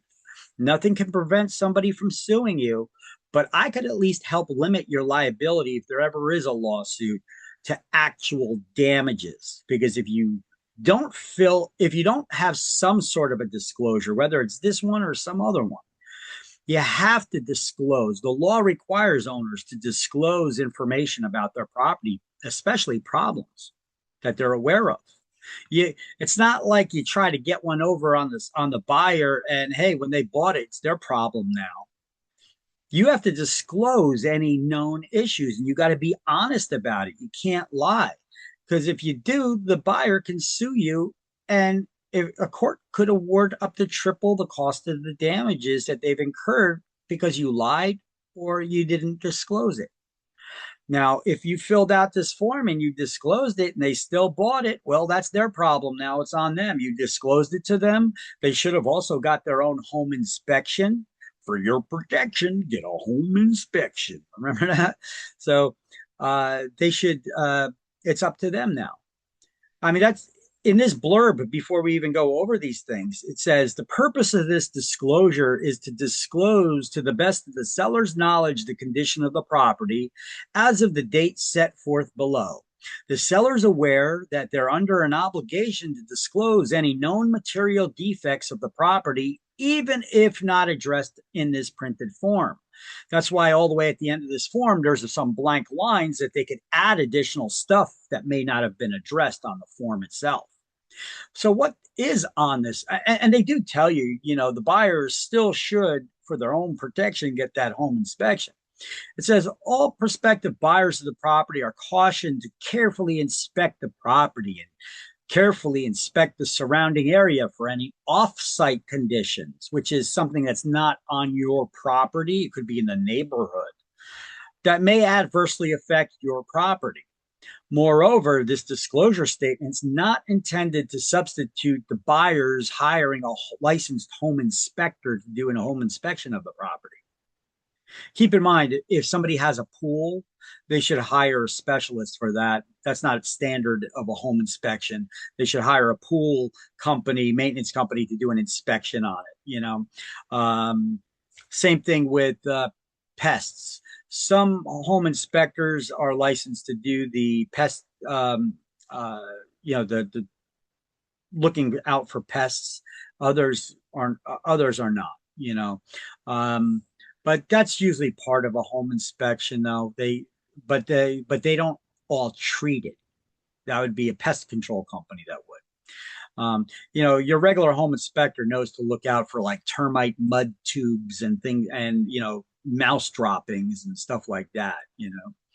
Now, if your property consists of multiple units, systems, or features, please provide complete answers on all the units, systems, and features, even if the questions are phrased in the singular, okay? Like if you have multiple furnaces, water heaters, or fireplaces.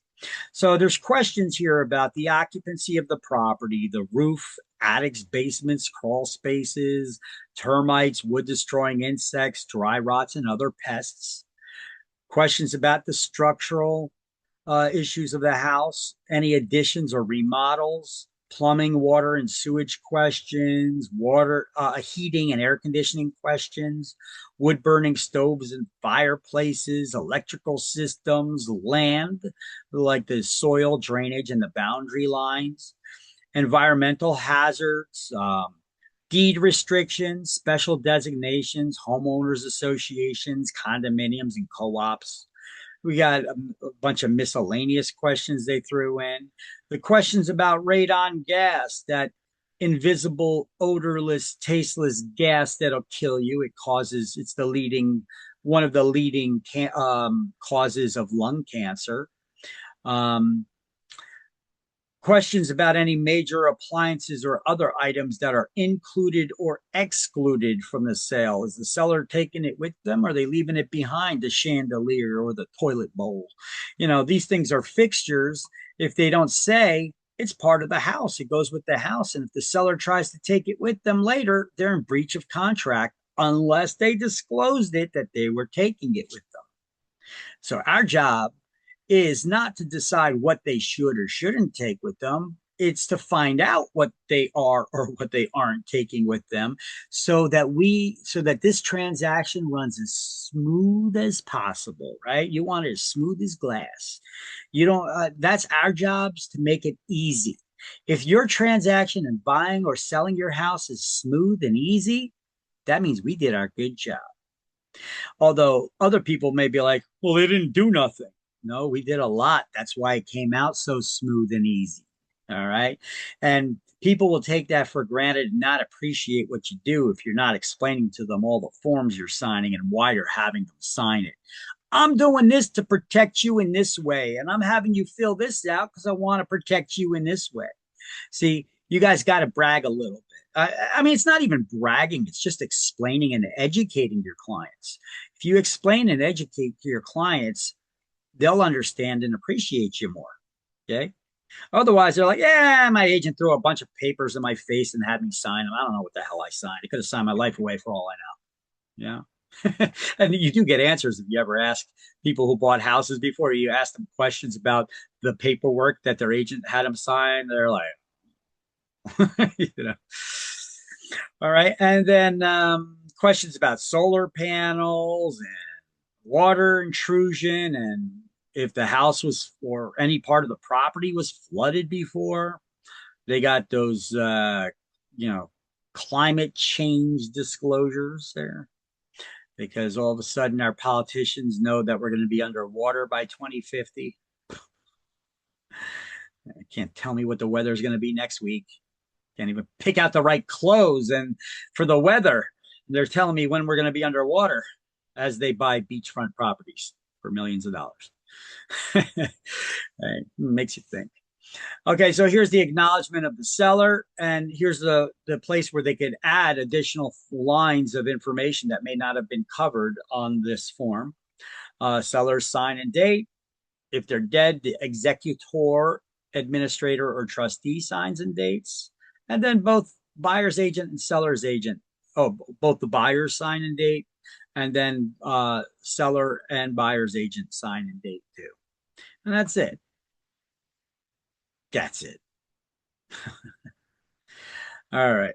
So licensees must investigate and disclose all material information. What's material information? Any information that could affect the buyer's decision in purchasing, usually about the physical condition of a property. Now, there is material information on the buyer's side that the seller may want to know about too. Keep that in mind. And that is usually, can they qualify to get the damn loan? And if they can't, you think the seller would want to know about it? So the buyer's agent must inform the seller if the buyer's having problems obtaining financing.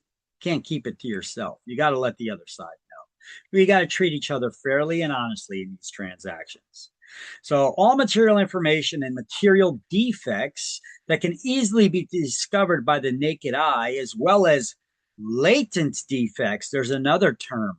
The word latent means hidden. It's a hidden defect that may not be readily apparent without further investigation and testing. So there's three terms we need to know. material information, material defects, and latent defects. So let's highlight them now in the book on page 52. I wrote next to them on the side here what they are. This is the definition for material defects. This is the definition for latent defects. And this is material information up top here.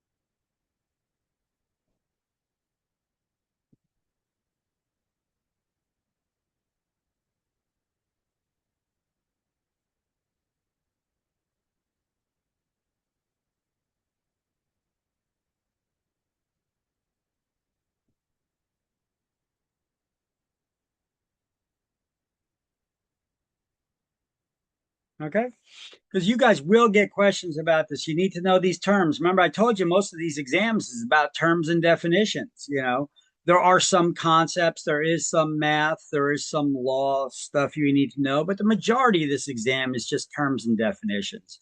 And here you go. You need to understand, what is material information? What is a material defect? What is a latent defect? Okay. Latent defects are hidden defects, not discoverable by an ordinary visual inspection. They are defects that require further investigation, like radon gas. You can't see it, you can't smell it, you can't taste it. You got to take air samples and send them off to laboratories to figure out if there's a problem or not. Otherwise, you're not going to know. It's a radioactive gas that you breathe in and it causes cancer, right? If you see that there's a water stain on the ceiling, the fact that there's a water stain on the ceiling, that's material defect. The water stain's a material defect. But is that an active leak or not? Well, that's latent. Further investigations required. We may need to get an inspector to climb up into the attic and search that and look it over. Maybe it was an old pipe break that was repaired. You know, there's no issue anymore. The only issue is the fact that there's a stain on the ceiling that needs to be painted, right? Okay, everybody got those notes? I could change slide. Okay. Hey, if you ever want to find out if there was ever an insurance claim paid out for damages that were done on a property, get a clue. It's actually called a clue report. There's something called a clue report. This is why I'm saying get a clue. It's a clue report. It's kind of like a Carfax for a house, right?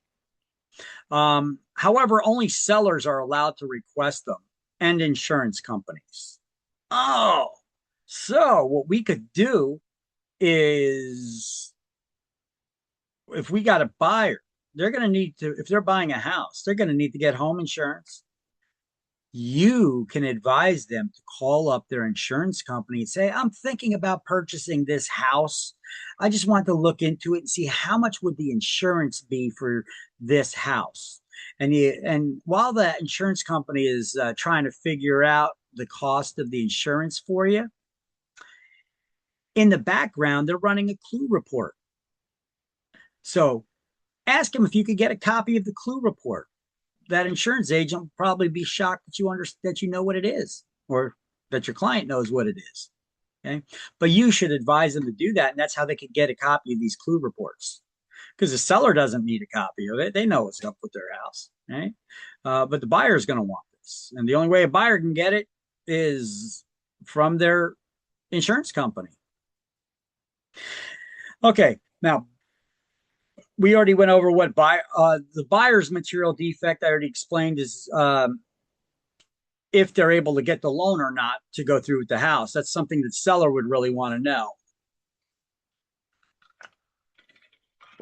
Now, down here, write stigmatizing factor and highlight this, because the term stigmatizing factor is nowhere in this book. But you need to know and understand what a stigmatizing factor is. Stigmatizing factors are unpleasant events that may have occurred at the property that do not necessarily affect the physical condition of the property, but they could definitely affect the value of the property and the desirability of it. Like, would you want to buy a property where there was recently a home invasion, where the wife was raped and murdered? You may be a little hesitant about that, right? But there's nothing wrong with the house. These are what we call stigmatizing factors. Suicide and other unpleasant events, rape, murder, home invasion, they don't affect the physical condition of the property. But they could affect the buyer's decision in wanting to buy it, though. And they could affect the value of the property because it turns so many people off to it, right? Now, if asked, you as a real estate agent must pass along any information you possess, because we're not allowed to lie to people about any stigmatizing factors if we're aware of them. But we're not required to go investigating stigmatizing factors. We're only required to disclose any knowledge that we may have about them. Okay? See, we're not required to investigate social or psychological conditions. Do we have to disclose to potential buyers if a house is haunted?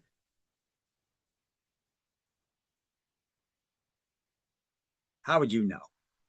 I mean, they got these programs on TV, ghost hunters. I don't think they found one yet, but I know they always feel chills when they're walking around in these dark houses with all the lights off. Ooh, did you feel that? Did you hear that? Scary. Okay. Now, I don't want to go to the religious aspect of it either. I don't want to make fun of anything, holy ghosts, things of that nature. I don't want to go there. But in the eyes of the law, when it comes to real estate, disclosing whether a house is haunted or not, that's considered a psychological condition. Okay. So we're not required to investigate or disclose such things. I don't even know how you would. If somebody wants to know if somebody was ever killed in a house or murdered or raped or home invasion, and you don't know, you're not required to investigate it. Just direct them to call the local police department, tell them the address and ask them. Maybe they can help. Yeah. Should it be on some sort of report, though, if something like that did happen in the house? Why? It doesn't affect the physical condition of the property you're buying. Okay. It's irrelevant, kind of. We're trying to sell the real estate. We don't need to sell the neighborhood. We don't need to sell the people that are living in the area. We don't need to sell the history. We need to sell what it is right now, the physical house, and there's no problems with it.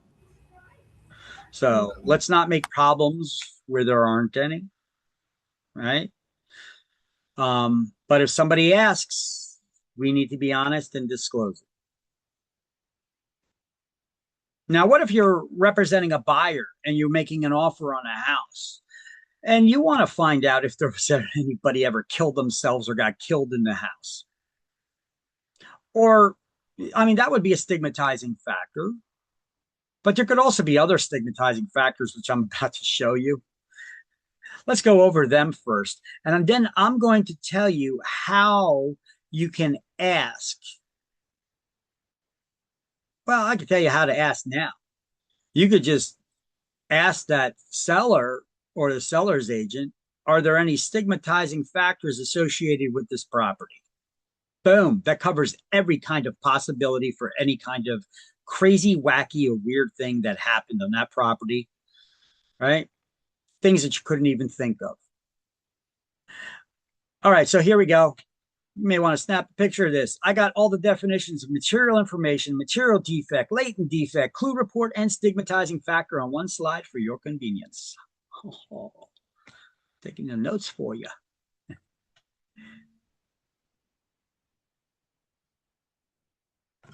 All right. Now, everybody got that? That wanted it? Can I change the slide? Let me know. Need a second? Everybody good? All right. I'm going to change the slide. If you need more time, What's at the top? What's at the very top of the page? Material information. Is any information usually about the physical condition of the property that could affect the buyer's decision in purchasing? Right, but it's not visible. So I have all the other things, but like okay. Remember I told you in the upper right-hand corner of that screen that's not visible for all the information, hit that box in the middle. There should be a box in the middle where you could minimize it or maximize the screen. Maximize the screen so that you could see the whole thing. Okay. And if the video, I'm not sure where your videos are or where your Zoom controls are, but you could drag them and move them around on your screen too. Okay. Me, I find it optimal to have the videos on the right side, and I have my screen wide open on the center. And then my Zoom controls, I either have them on the bottom or the top. I move them around depending on if I'm playing a video and I have to play the controls and all. For you, I don't. For you, you probably don't have to do any of that. You could just have it sit at the top or bottom, and if it's not being used, it'll disappear off screen. That's a setting you could set. Okay, and then you move the mouse in that area, and then it'll pop up again. Thank you. Mm-hmm. You're welcome. So you can see it all now? Yep. Okay. Get your screenshot? Yep. Okay. Let's move it along then. So once again, stigmatizing a factor, unpleasant events like rape, murder, suicide, home invasion that does not affect the property's physical condition, but it could affect its value and saleability. It is not considered a stigmatizing factor if your house does not appraise for the purchase price. That's unfortunate, but it's not stigmatizing factor. You need to understand the difference between unfortunate and stigmatizing factor. A house not appraising for the purchase price is definitely not a stigmatizing factor. Stigmatizing factors are unpleasant events. Your house not appraising for the purchase price is unfortunate. It's not stigmatizing though. This would be a stigmatizing factor.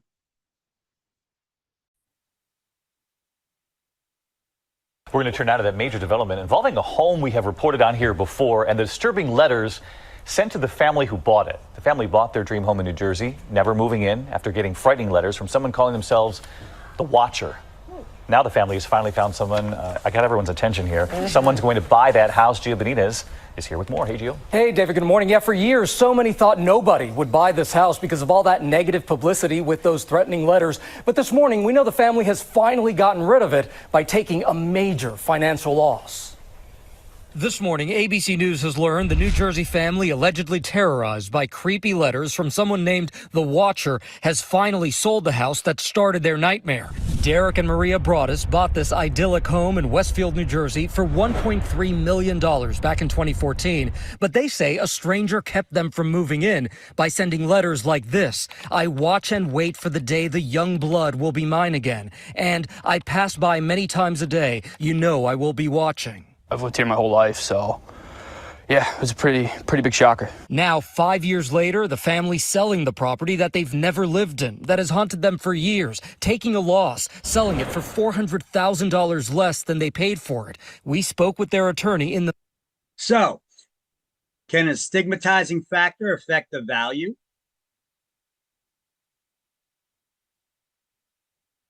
Yes. $400,000 less? Yeah, I would say so. They paid for it. We spoke with their attorney in the midst of their ordeal. It's a great house. This is a total tragedy and nightmare for my clients. The watcher's letters describing anger about renovations to the home and detailing the movements of the family and their kids. One letter saying, all of the windows and doors allow me to watch you and track you as you move through the house. From day one, they've been trying to solve this case. They hired a forensic linguist to take a look at the letters and see if there were any patterns. They scoured the internet looking for clues. But despite years of investigations, and while authorities did discover some DNA evidence, they never found enough to charge a suspect. Our police department conducted an exhaustive investigation. Such efforts have not, however, yielded information leading to charges being filed. In an interview with New York Magazine last year, Derek comparing the ordeal to cancer, saying, we think about it every day. They wanted to get rid of the house because they knew it was going to be this burden. They knew they weren't going to move in. From there, the next thing they want more than anything is to know who did this. And we're told the family still lives in Westfield after staying with family a few blocks away from the Watcher house. Now they've bought a new home, and they hope this one brings them peace of mind. But what an ordeal. We don't know anything about the new owners. No, not yet. Hopefully they're not watching. Yeah. We want to keep them in that home. I'm sure they had full disclosure. At least I hope they did. All right, thank you. Whoa, what did he say? I hope they had full disclosure, or at least I hope they did. Who was required to disclose anything? The realtor. The realtor. Were they? Are we required to disclose stigmatizing factors if somebody doesn't ask? No. No, if somebody asks, we're required to, because we got to be honest, but we're not. But be careful volunteering such information. I mean, what are you going to do? Be showing this house to someone when you're trying to sell it and be like, oh, yes, okay, here's where the family was murdered. I mean, you got to be careful about stigmatizing factors. Oh, here's the mailbox where those creepy letters were dropped off harassing the family. It's not exactly a selling point.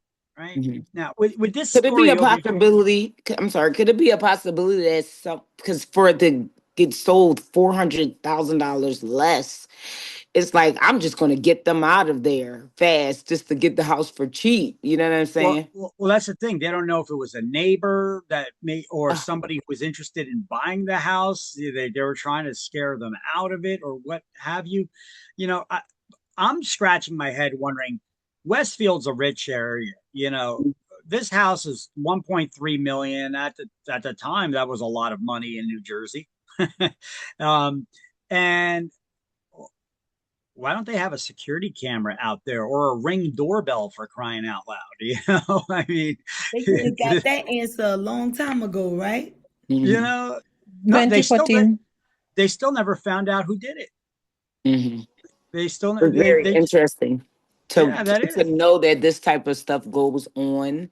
Yeah. And not that we are responsible, but to broaden our minds to think further on why people will buy, sell, because they want to leave. And then somebody else wants to buy. So think about it for yourself. Would you buy a house that had this issue in it now?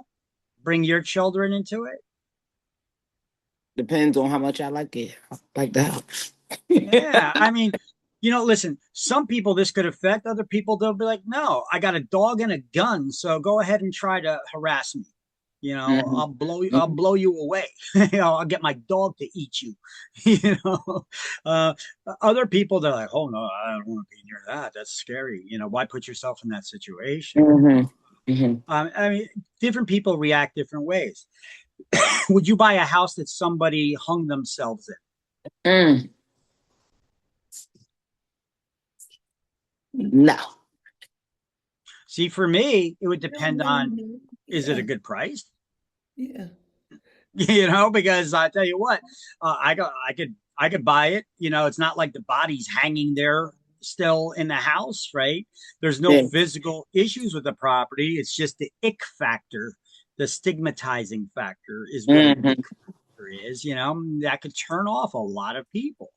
But it's not like you'd be broadcasting it to everybody, not unless they're from that area and they know that, isn't this that house where, and they know about it.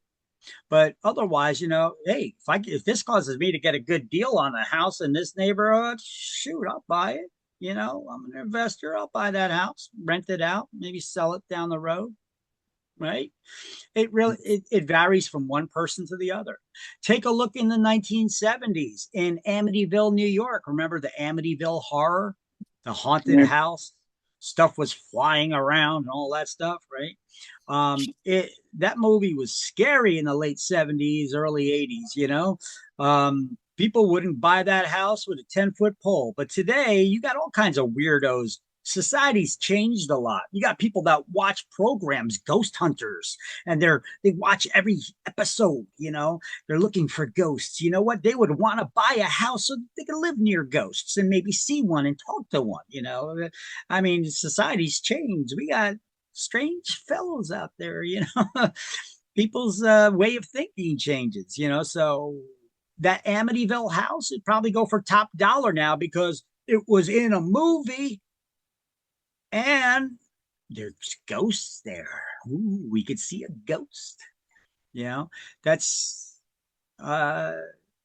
things change, right? But yeah, we're not required to investigate or disclose such things. But if somebody asked us about it, but how would you ask about a thing like this? You know, is somebody writing weird letters and putting them? I mean, who would even think of such a thing? You know, so a way that you could ask is, like I said, you could ask the seller or the seller's agent, are there any stigmatizing factors associated to this property? Put it in writing when you submit it over to them and see what they say. Okay. And then if it turns out later there were stigmatizing factors that they lied about, now you could sue them. Right. But otherwise, how would you know? Because there's all kinds of weird situations that could be stigmatizing. It's not just murder, suicide, home invasion, or rape. You got creepy people like this writing letters for God knows what reason. Or you have things like turn out of that major development. Or you have things like this. Look at this It weirdo. needed work. Hold on a second. Let me jack the volume back up again. Look at this weirdo. This is another stigmatizing factor situation for you. Come on, Zoom. Come on, Zoom. There we go. Work, but don't we all? When the single-story house with a pool in San Diego's Carmel Valley came up for sale, a lot of families wanted it. Married couple Jerry Rice and Janice Reuter got it. This woman, Kathy Rowe, then a 50-year-old unassuming wife and mother, was among those who didn't get the house. That just didn't seem right. At least if you were Kathy Rowe, it didn't. I had put so much hope into this house. I walked in, it was my house. Yeah, but it wasn't your house. No, but it felt like the house I always wanted to own. And when I found out we didn't get it, it was devastating, it was heartbreaking. It was almost like the loss of a loved one. It was that critical to me. Kathy Rowe had a job with the county, had a very ill husband, she said, and had a Mother of the Year award for being the sole caregiver looking after their severely disabled daughter, Rachel. That house, though. It had more significance than just a structure with 4 walls. When I lost it, I cried and cried. Kathy Rowe also had enough bank to offer $100,000 more for Jerry and Janice's home. When they failed to respond to the note she sent them, he don't want to hear nothing what you tell me going on. Stopping their mail. What's that? Christina, turn your Oh, thank you. Okay. I can mute everybody. That's fine. There you go. Boom. Relisting the house on Zillow, sending those phony Valentines. Oh, and at the outset, coming by the house with her daughter on Halloween. You wanted to see who was in the house, didn't you?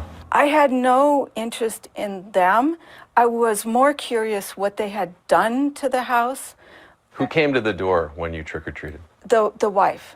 The wife, Janice, whose photo Kathy Rowe would later put on this Carmel Valley Freak Show online ad, inviting men to stop by anytime. I was jealous, destroyed, and devastated with pain and depression and... Why did that result in your lashing out at innocent people? That's the form that it took. You enjoyed this, didn't you? No. You enjoyed making these people suffer. Well, I thought it was funny. I did not view it as suffering. But when men responded to the ad, Kathy Rowe wrote them back, fueling the fire, providing specific and perverse encouragement to one 25-year-old male looking for fun, with a totally unaware Janice. I'm going to leave out the dirty words here. This is someone pretending to be you. I'm pretty much home all day, every day, bored and incredibly horny. I love to be surprised and have a man just show up at the door and force his way in the door and on me, totally taking me while I say no. Janice, what is the person who is writing this trying to do to you? She wanted me raped. This is my wife they're talking about. There's no mistaking the intent there. Then, for the Rices, the ultimate nightmare. Another man did show up at the house, only Janice wasn't home. Jerry met him at the front door. He thought he was going to walk in and have his way with your wife. Yeah, I knew something was off with the guy. Flummoxed, the man fled and emailed Kathy Rowe. A guy was there, had to make up an excuse why I was there.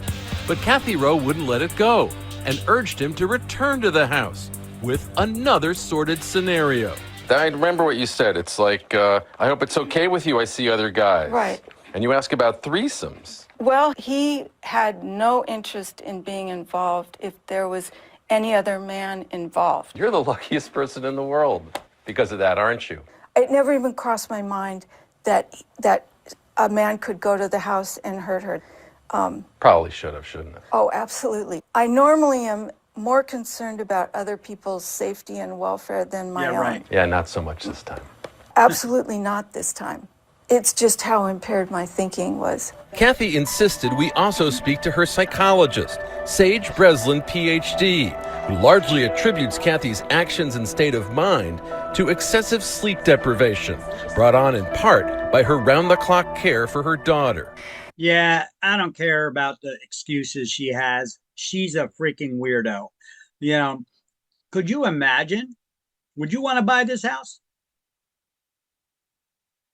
I mean, knowing that it's online in these Yahoo sex forums, saying that they have a rape fantasy for guys to come over and try to rape the woman that's living there in that house. Would you want to buy this house? Did she go to jail? No. This is what happened. Let me skip forward for that, and I can show you what happened. Let's see. It isn't. Kathy Rowe seems A major fall from grace. She copped a plea to felony stalking and apologized to the Rices. All the things that I've put them through, the stress, the lack of privacy, I'm just very sorry. I think that you said that you didn't want to hurt them. I think that's exactly what you wanted to do, was to hurt them for buying the house that you wanted. I was sentenced to 1 year of confinement on a home ankle monitor and 5 years of probation. She actually is going to be watched a lot longer than she would have if she served some jail time. Kathy continues to have the responsibility for her daughter. Her daughter has maybe 100 to 150 medical appointments on an annual basis. Kathy has lost her job. She is the only person holding this family together at this point in time. I may be the least liked person in San Diego County. A horrible, evil person who wanted to harm this nice couple. And In what way is that incorrect? I did not intend to harm them. Apologies aside, Janice and Jerry are still afraid. I believe that Miss Rowe continues to be a dangerous person because of her skills of manipulation and her ability to lie. You know, I kind of think she has more of a reason now to attack us. So, obviously, you know, we're very concerned for the family. Oh, and speaking of families, Kathy Rowe bought a new home for her family, just 1 mile away from Jerry and Janice's place. Wow, just a mile away. Well, have you ever lost something you wanted? That's crazy, right? But that's a stigmatizing factor. Nothing affects the physical condition of the property. Nobody's required to investigate or disclose. So how would you find out such a thing? Ask, are there any stigmatizing factors associated with this property? That would definitely fall into the category of a stigmatizing factor too.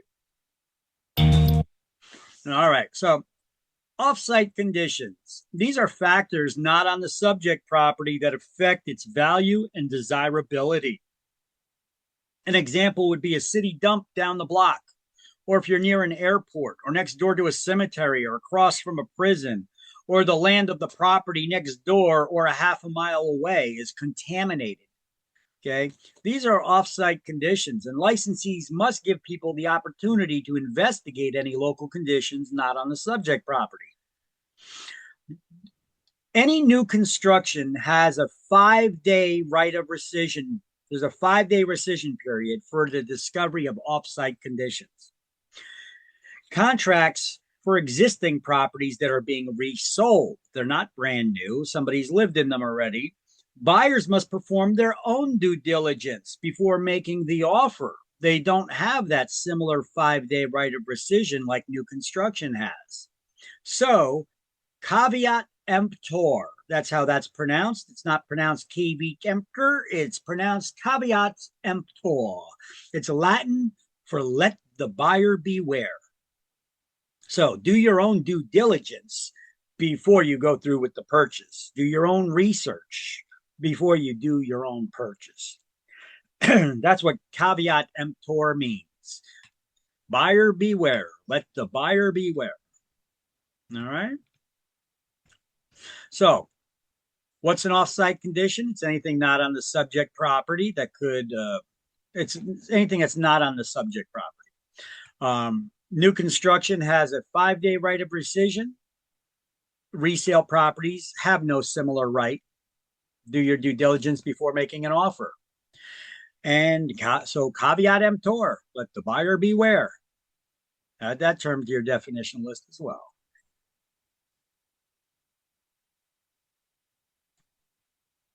So, where did this whole thing about off-site conditions come into play? Well, 1995, several families sued a developer and a broker, alleging that both had known that a development was located a half a mile away from a hazardous waste dumping site, and they failed to disclose that fact to potential buyers. The trial court ruled in favor of the developer and the broker, stating that there's no duty to disclose to a potential purchaser the condition of someone else's property, especially when it's a half a mile away. On appeal, however, because not all judges rule uniformly, that decision was reversed. The New Jersey Supreme Court ultimately held that conditions beyond the limits of a specific property may be considered material facts, and we as real estate agents are required to investigate and disclose material facts to prospective purchasers. So as a result of this decision, let's highlight 2 disclosures for off-site conditions are now included in all contracts. One refers to new construction, the other to the resale of existing properties. The new construction notice has that 5-day rescission period, and the resale notice doesn't have a similar right of rescission. And here is actually section 19 of our sales contract that talks about off-site conditions. And a lot of people, you could ask existing agents now, and I bet you the majority of them probably don't know how to answer this question. They don't know. How do you find out about off-site conditions? Every city clerk maintains a list of off-site conditions. You could go to the city clerk in each town and request a copy of that list of off-site conditions and share it with the buyers. A lot of people don't know that. I mean, how would you know that there's a contaminated site a half mile or 1 mile away? Now, if you're buying a property that's located near the border of another town, you should probably also get the list from that town too. I bet you most agents don't even know about this. We got the best teacher though, right?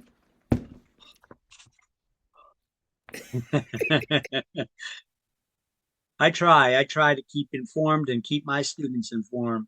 I give you guys information and resources that schools usually don't teach you about. Some of the stuff is just so that you can be better agents. Okay, now here's actually on a new construction. This is an addendum that needs to be added to purchase contracts of a new construction. This is talking all about the new construction offsite condition, and here's where they tell you, that the buyer has that 5-day right of rescission. And they talk about New Jersey's law, the Offsite Conditions Disclosure Act for new construction, where you could go to the county clerk. This is why they want you to have the name of the municipality, the address, and the phone number so that they could call and check for themselves if they want.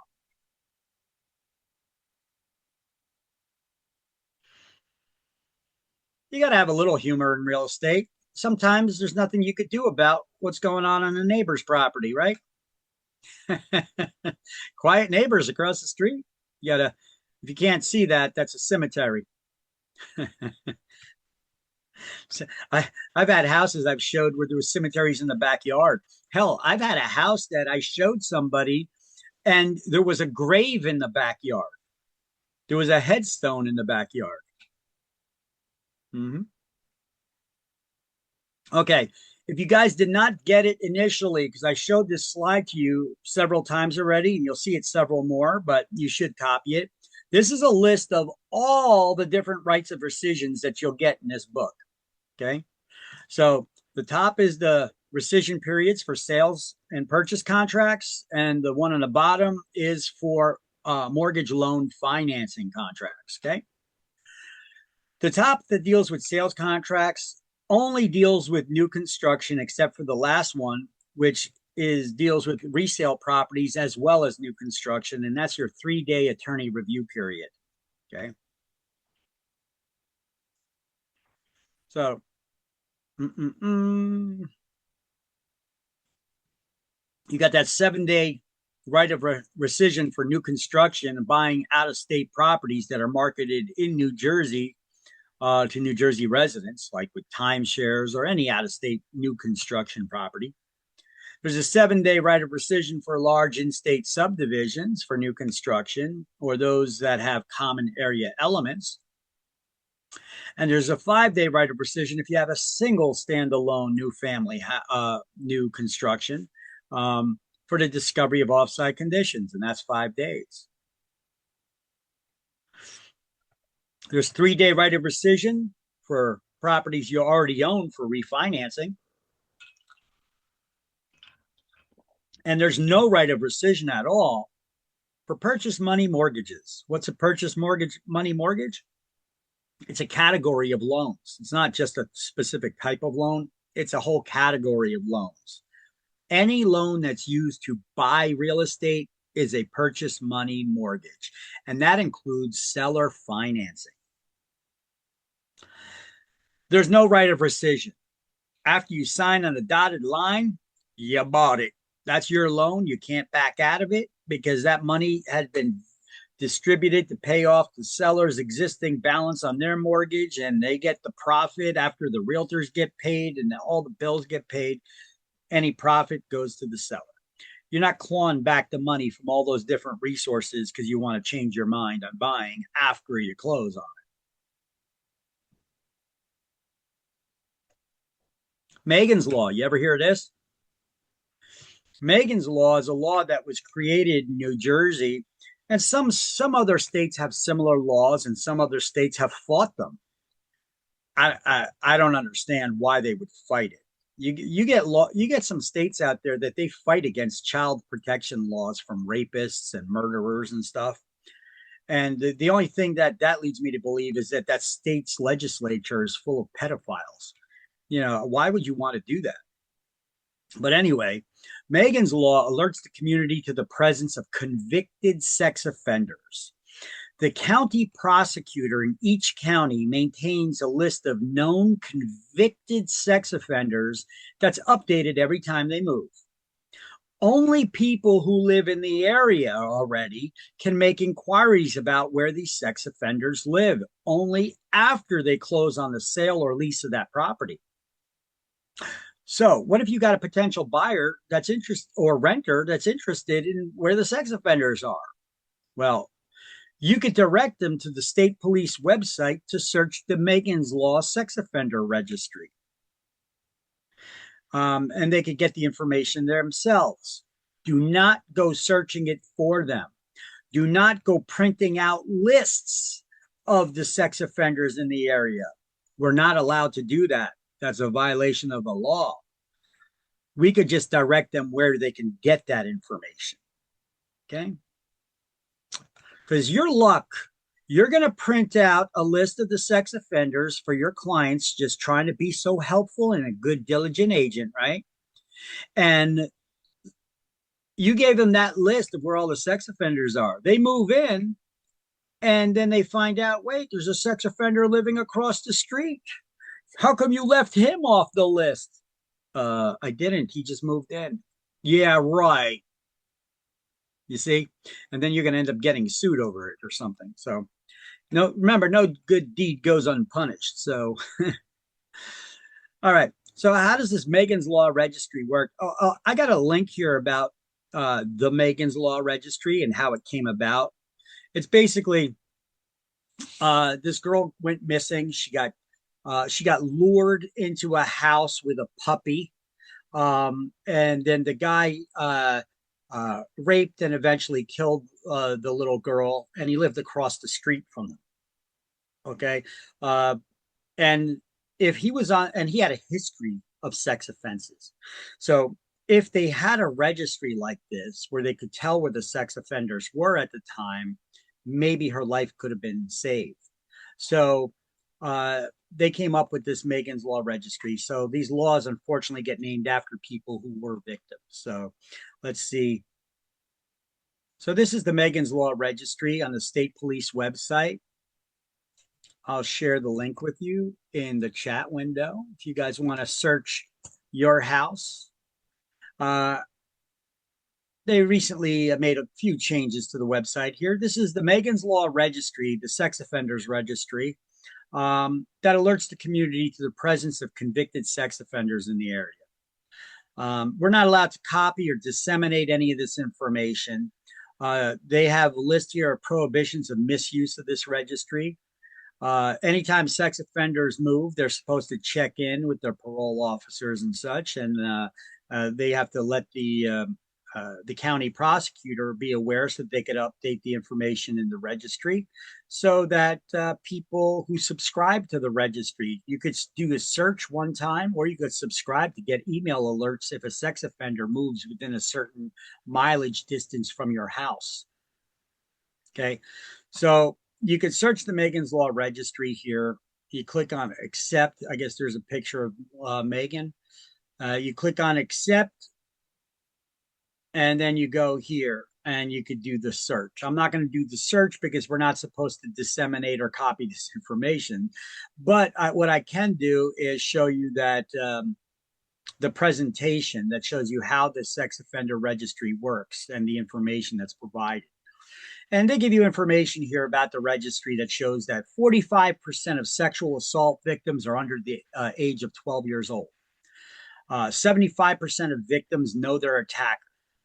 It's estimated that 80% of addresses have at least one offender within 1 mile. And more than half of the rape and sexual assault incidents happen within a mile of the victim's home. Sex offenders cross socioeconomic boundaries, living both in the richest as well as the poorest of neighborhoods. So, state statutes set provisions for registered sex offenders to be notified, to notify the public. Offenders' whereabouts are verified at regular intervals based on their risk level of reoffending. Well, then they should be kept in jail or castrated or something, Information collected for law enforcement purposes can also be used to enhance community awareness. And the public notification process begins within 48 hours of their being added to a sex offender registry, being convicted. So here are some of the tools that they have. You could click on the search to do the search of the of your address, and you could check within a certain mileage and distance of your home. You could sign up for email alerts. They give you safety tips. There's some links and contacts here as well.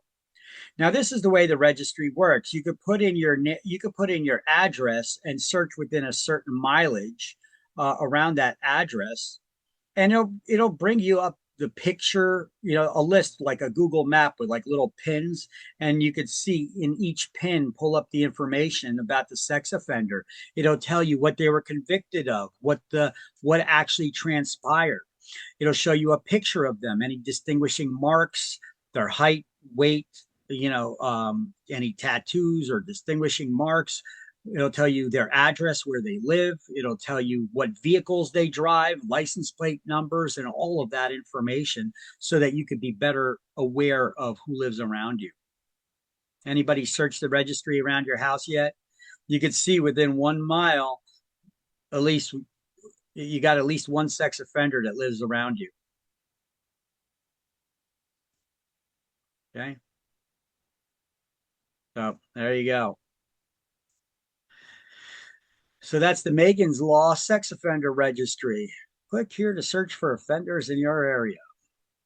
Offender Watch. All right. So if you have IP blockers and stuff, you may not be able to do the search here, because if one of these sex offenders end up having posters posted up all over town and you're harassing the sex offender that's now out served their time and is out living out there, and you're harassing them, you could be held guilty of a crime. Okay, so keep that in mind. Address? You want to do it? You want to use mine? Well, no, we don't have to put in any particular address here. I'll put my street address, or I'll just put my street there. There we go. Here, actually, there's my address. So I could do a search. I'm not going to pull up any particular sex offender. I guess their names came up. But look, I got 5 offenders living within 1 mile of my house. Wow. How about within a half a mile? 2. What about 2 miles? Oh boy. Whoa. 12. And 5 miles? Oh, still 12. Okay.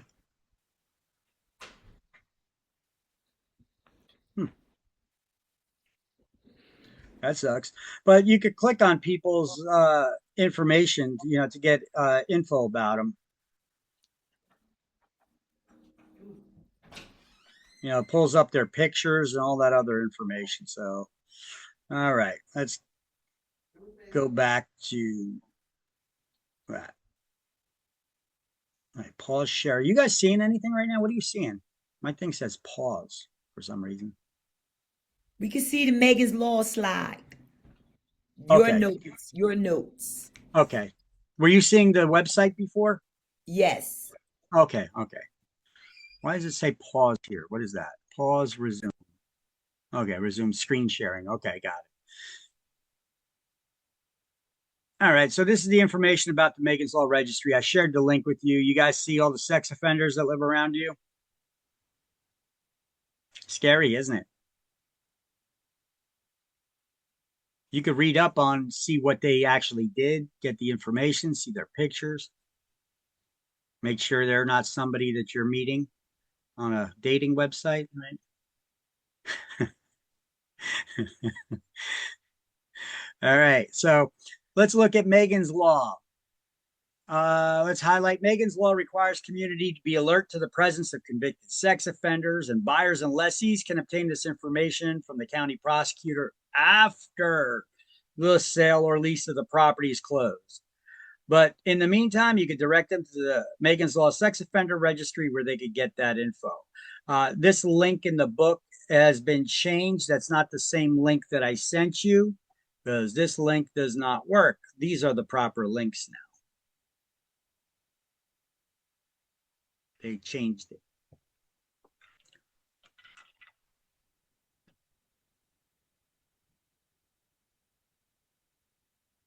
Okay. All right, now let's learn about the different types of misrepresentation. And we're going to start off with something called puffing. And no, we're not talking about Puff the Magic Dragon here. We're talking about exaggerated statements of opinion that are done as part of salesmanship. It's not misrepresentation. It's an opinion. Everyone's got one. You know what it's good for, right? Like when you're a real estate salespeople, you should be puffing. What is puffing? Isn't this the most gorgeous kitchen you've ever seen in your life? It's an exaggerated statement of opinion. Look at these floors. They're gleaming. They're spotless. You could practically eat off of them. I'm not eating off nobody's floor. These are exaggerated statements of opinion that are done as part of salesmanship. They call it puffing. Okay.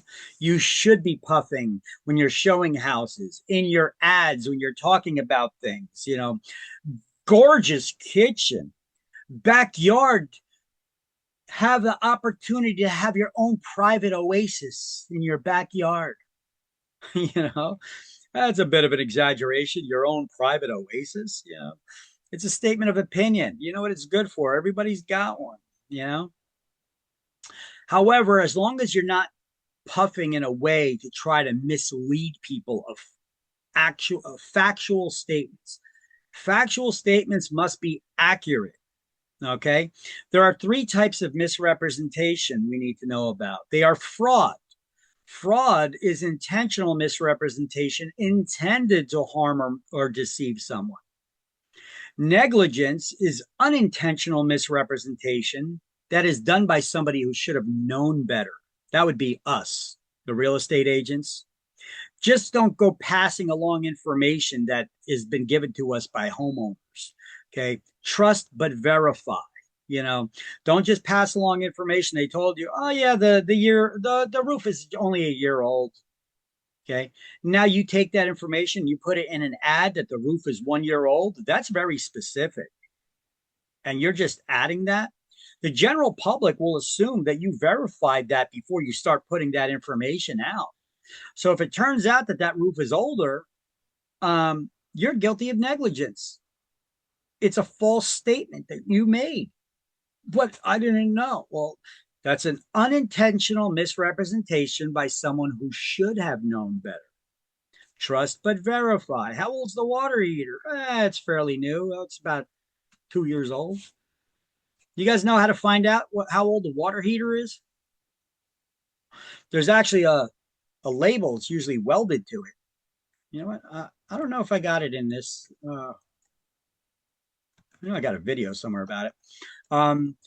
There's actually a label that's stamped on it. It's usually the serial number of water heaters too. They usually have on them the age of the water heater, the build date, so that you know. Let me see.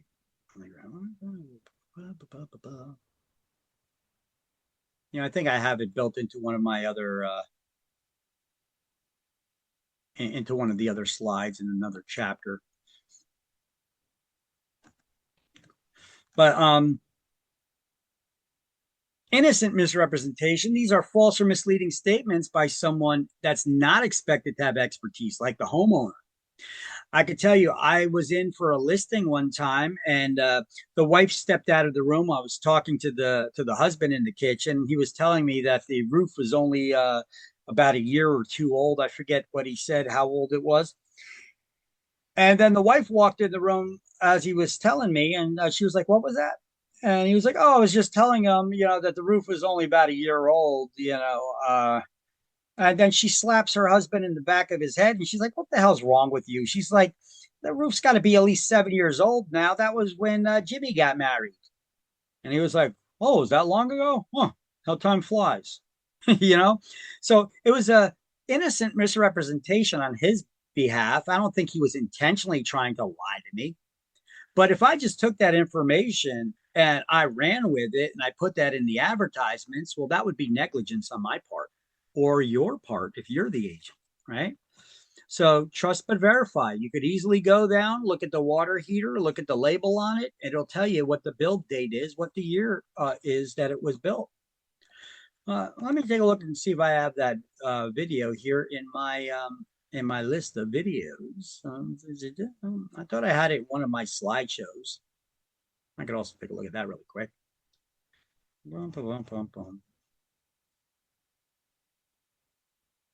Should have added that video to this slide. It may be in a different chapter, but that's all right. I think I got it here. Don't know if I ever downloaded it.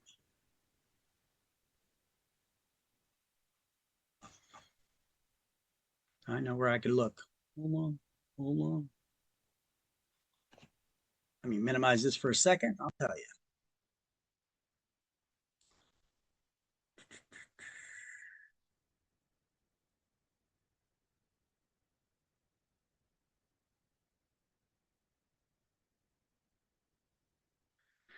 I'm not going to go looking all over.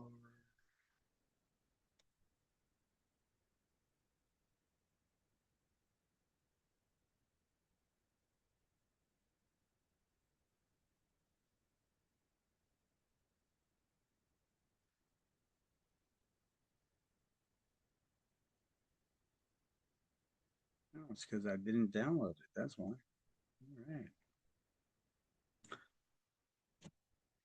But I got a video. Age of water heater. Water heater. Okay, it's not in that slide.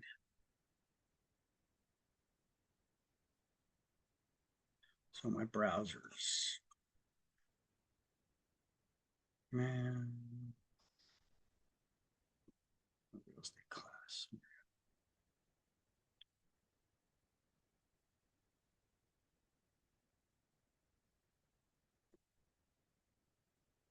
There you go. How to check your water heater age. There we go. Yep. Found it. Now, if I could find the Zoom controls amongst all my open windows, I could share it with you. There you go. All right. Brought to you by Ace Hardware. Look at that. Lou Manfredini, Ace's home expert. Not sure how old your water heater is? I've got a tip on how to know exactly when it was made.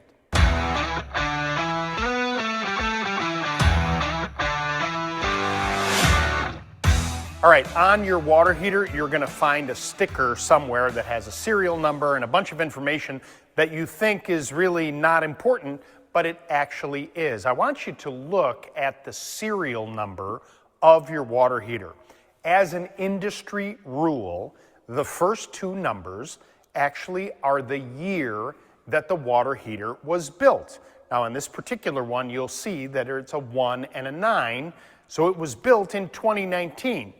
Now, something that many manufacturers are now doing is they're actually including a built date. So this unit actually has the month and the day that the water heater was built. Now, keep in mind, water heaters can be built but not installed on those particular same months or years.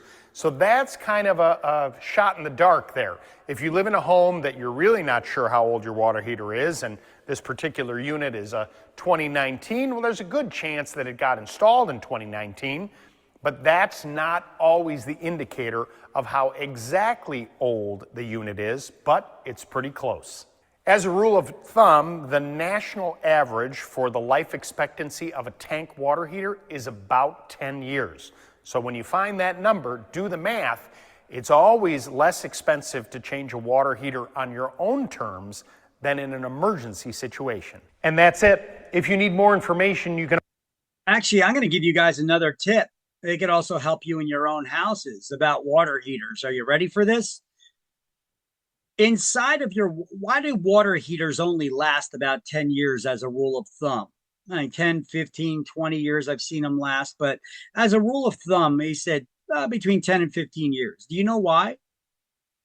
There's actually, because there's minerals and hard water that get into these tanks that are metal. There's a metal lining inside, and they're heated up with a flame. That's why they're called water heaters. They're heated up with a flame. And the problem is that when they get heated up, they get under pressure and they could expand. And over the years, if they get rust that build up on the inside of these tanks, it weakens the walls and they could explode. So there's actually a rod. It's called an anode rod inside the water heaters. It looks like just a bolt over here at the top that goes inside. There's a rod, a really long rod that goes inside of these, and it's a sacrificial rod that will rust instead of the walls on your tank. But when that thing rusts down to nothing, then the walls of your water heater tank start to rust and weaken, and that's when they need to be replaced. You may start smelling rotten eggs and things of that nature too.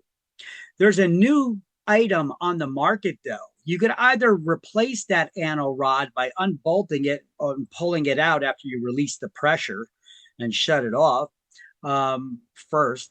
And then you could replace that anode rod with another anode rod and last them more years. Or even better, they have these electric anode rods that you need to plug in, and they will make your water heater last 20 or more years because they have a small titanium rod that goes inside that has an electrical current to it. And that will attract any sediments that will not damage the walls of your tank. And as long as you drain it once a year like you're supposed to, that's your maintenance. There's at the bottom of these tanks, there's a connector where you connect the hose, and you drain the tank, and all that sediment will come out, and you clean it so it doesn't rot your tank. You should drain your water heater tank once a year. And then that will also lengthen the life of your water heater. Okay, you're welcome for that tip. All right. Thank you. Full of information for you guys.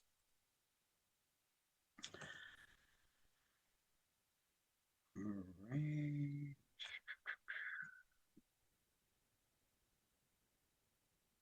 You're welcome. All right, now let's see. Disclose. Okay, well, we already went over that. We went over that. Oh, play catch up. We're going to turn that. Offsite conditions, neighbors across the street, rescission periods, Megan's Law, types of fraud. Okay, now what are the best ways for you to avoid misrepresentation? Well, sticking to the truth is a good way to start, but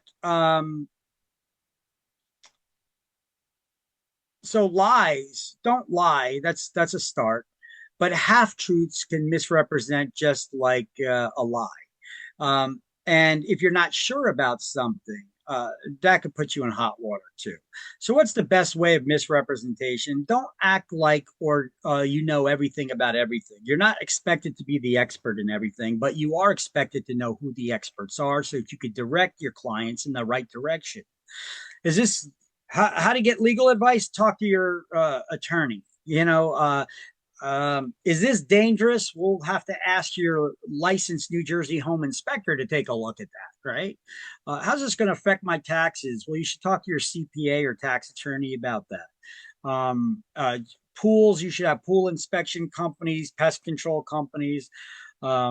Where's my property line? Well, you should get a survey done, and that will lay out the lines and the boundaries of your property. Title company can search, is another type of home inspection that searches the public records to make sure there's no liens or improper transfers of the property in the past. Is your house worth what you're paying for it? Well, that's why you get an appraisal done, right? Where do the sex offenders live? Well, you could direct them to the county prosecutor, but they're not going to answer any questions unless they already moved there. So you could direct them to the Megan's Law Sex Offenders Registry to find out that information. So what's the best way to avoid misrepresentation? Always refer questions to the experts. So here's where we could start doing some highlighting of the last couple slides that we went over of notes. Here we could highlight them in the book, page 53. Here's the definition of puffing. Here's what fraud is. It encompasses all deceitful and dishonest practices intended to harm or take advantage of someone. And if either party suffers a loss because of the broker's misrepresentations, when they say the broker, that means you too. The broker can be held liable for damages. You ever notice in New Jersey, real estate agents rarely, if ever, quote square footage of houses? They commonly do it in other states. Why don't we do it here? Well, unless I have an architectural blueprint, I ain't quoting square footage. Because if you're off by 100 square feet of the size of the house, somebody's going to sue you for the value of 100 square foot of a house. Okay. We live in a very litigious society, especially here in New Jersey. People loves to sue. So trust but verify, refer to the experts. Even if you get the square footage of a house from the tax records are notoriously wrong for this stuff. So use caution. Okay. All right. Now highlight this. These are the 3 types of misrepresentation on page 54. Fraud is intentional misrepresentation. Negligence is unintentional misrepresentation done by someone who should have known better. And then you got innocent misrepresentation. But we really need to know about fraud and negligence for exams.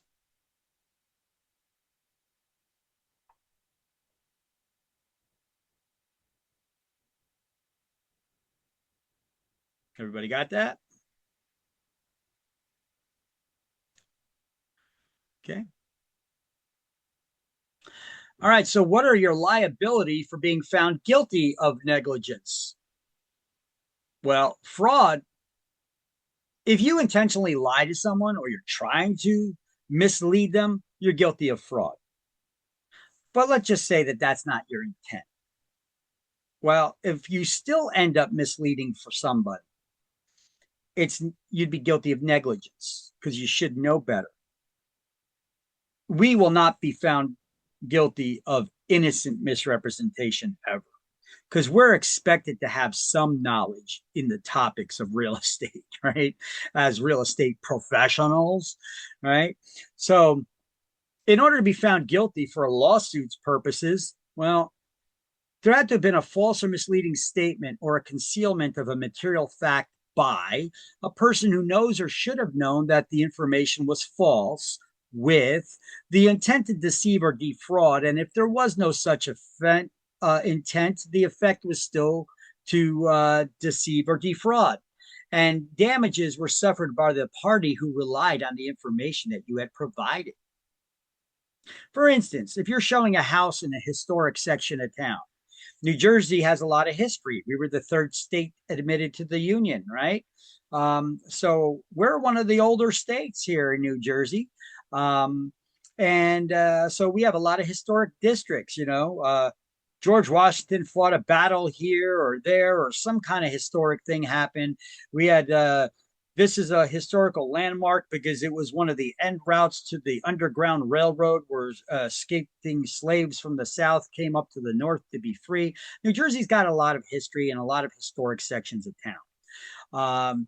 So there are rules to historic districts. Generally, construction is overseen by the Historic Society. If you own a house in a historic section of town, you need to get the permission, not just the building permits from your local building department, but also permission from the local Historic Society. They want to make sure that you're not changing the footprint of the building or the exterior look of it. If you want to upgrade to the latest and greatest insulated materials, that's fine. as long as they keep that same historic look. So if you're showing somebody a house and telling them, oh, you could always put a deck back here or install a pool over here, and then they buy that house and then they find out that the Historic Society won't allow them to do it, they were misled by you. Well, I didn't know. Yeah, but should you have known? So you would be guilty of misrepresentation and they could sue you and get awarded whatever money for that. So be careful in how you talk to people, especially for properties that are in historic sections of town. So it's relatively easy for an agent to avoid intentionally misleading someone by sticking to the truth, but omissions and half truths may misrepresent as readily as actual statements, misstatements. And the offense may have been committed advertently is irrelevant. The buyer looking at a rural property may be told the septic systems work well, when in fact it does not. If the agent knows the true state of affairs, intentional misrepresentation had occurred. If the agent does not know the condition of the system, well, the buyer is still being misled by negligent misrepresentation.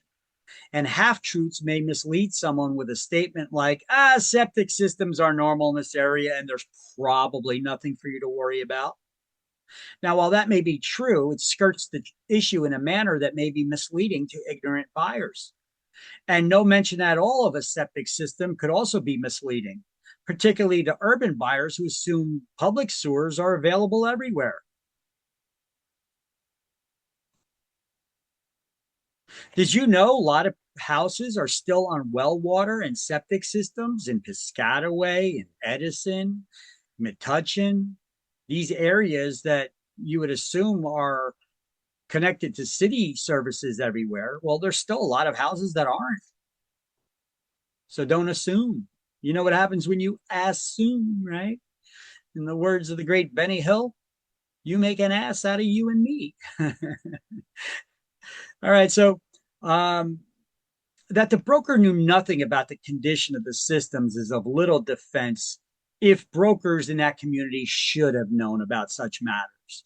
Even if your intent was not to defraud, if the buyer relied on the information that you provided and the septic system ultimately turned out to be faulty, they could suffer damages for having to replace it, and they could come after you to pay for it. So in recent years, buyers and sellers have become increasingly aware of possible dangers posed by radon gas, lead paint, asbestos building materials, toxic pollutants, urea formaldehyde from spray foam insulation, which it's abbreviated as UFFI, and other environmental hazards. So licensees should be able to direct their clients and customers to websites or local agencies to gather more information on the issues. Other areas where you as a real estate agent could avoid misrepresentation: don't make statements like, yeah, property values are sure to go up at least 10% next year.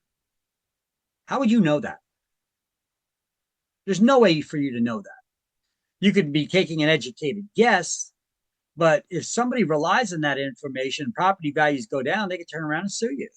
You got to be careful in what you say to people. The judgments, if somebody asks you, hey, what do you think? A property value is going to be going up?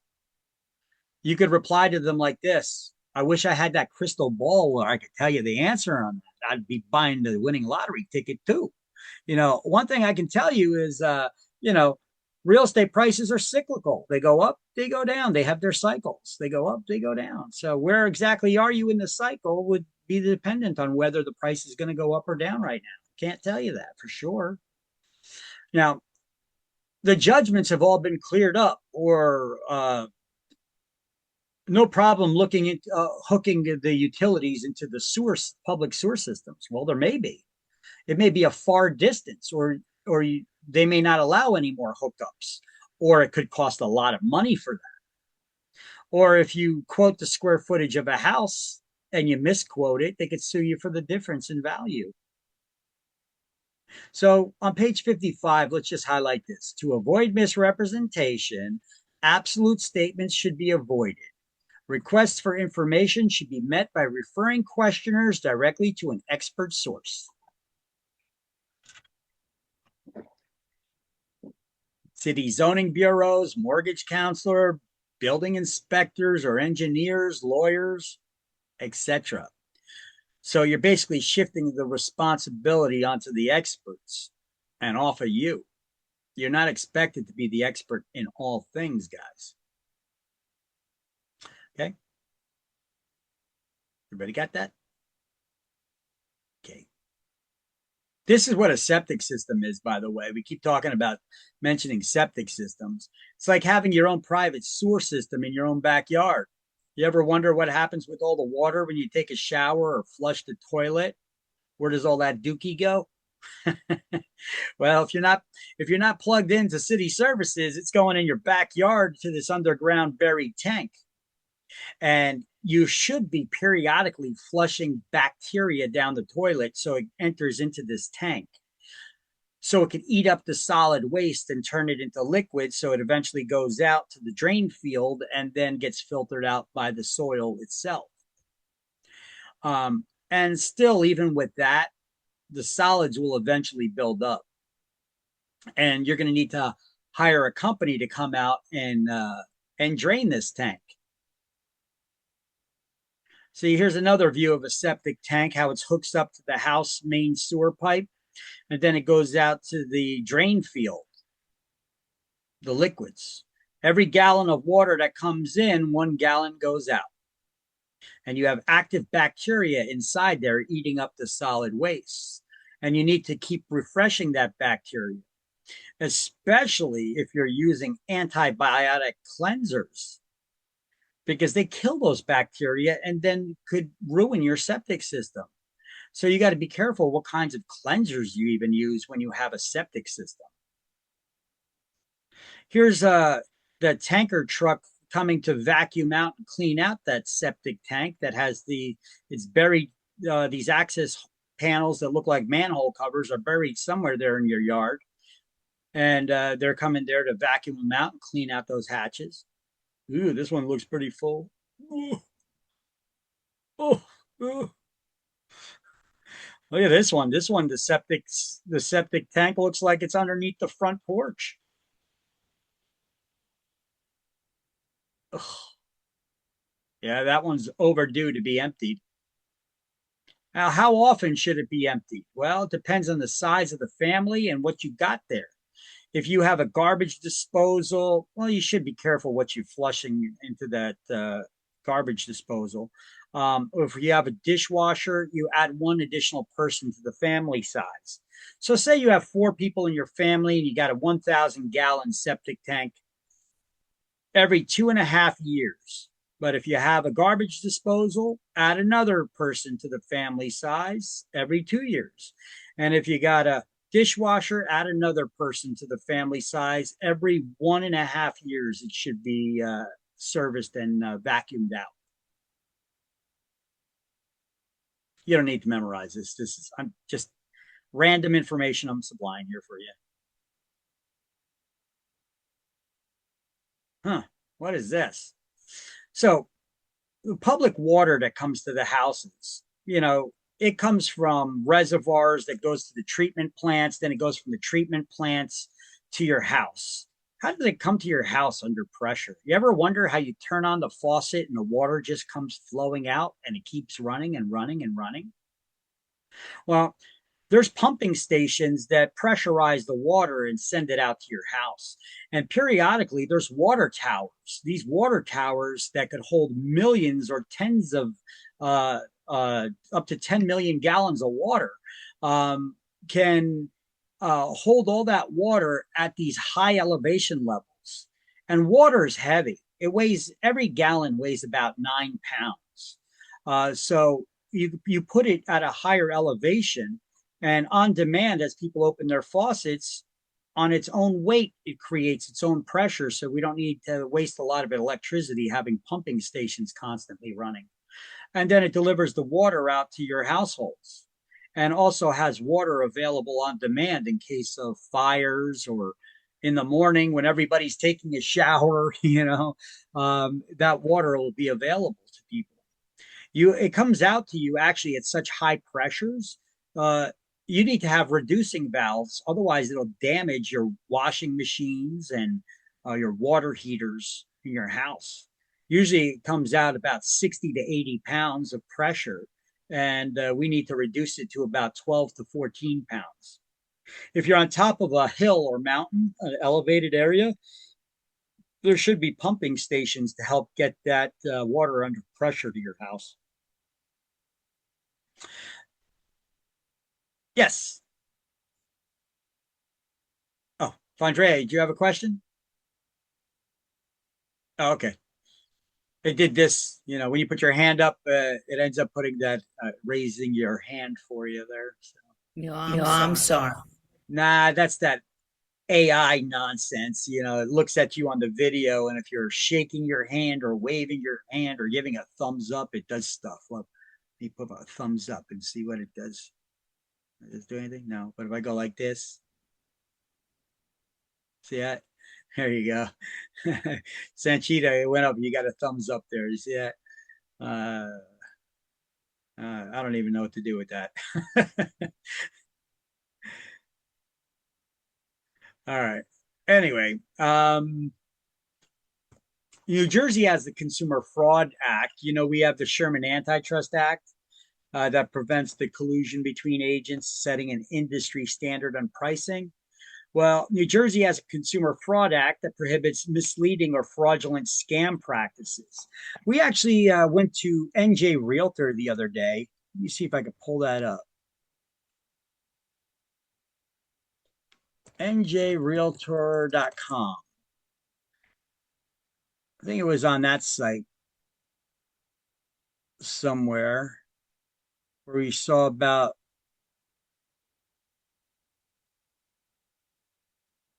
the New Jersey law there. Let me see if I can find it here. Sorry, give me 1 second. New Jersey Consumer Protection Act. I think that was it. Let me just click on government affairs. So that was the New Jersey Consumer Fraud Act, right? Let's see, state, local issues. Yeah, let's look at the things that New Jersey Realtors Associations does. Let me see, the Consumer Protection Act.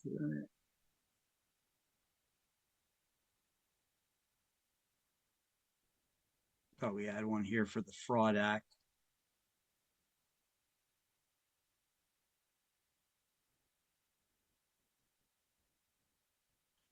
Of course, when I need it, I can't find it, right?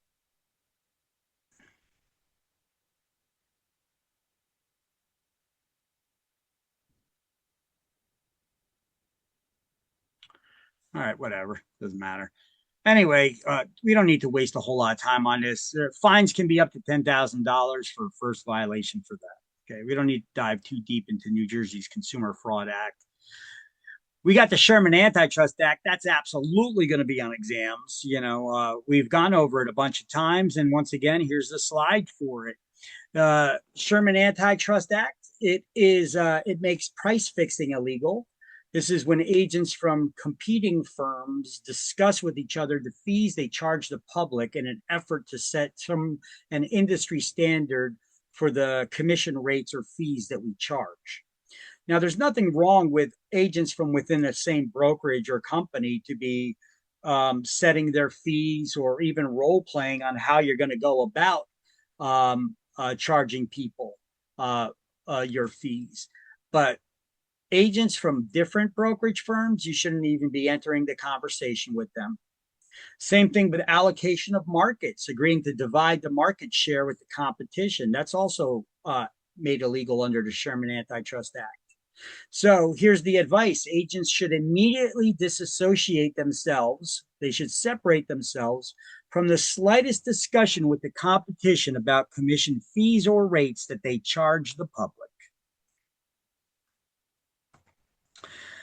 So that you could avoid being found guilty of federal or state antitrust laws. Let's see, draw a picture here. Do, do, do, do, do. Do, do, do, do. Shape fill, none, and outline black. There we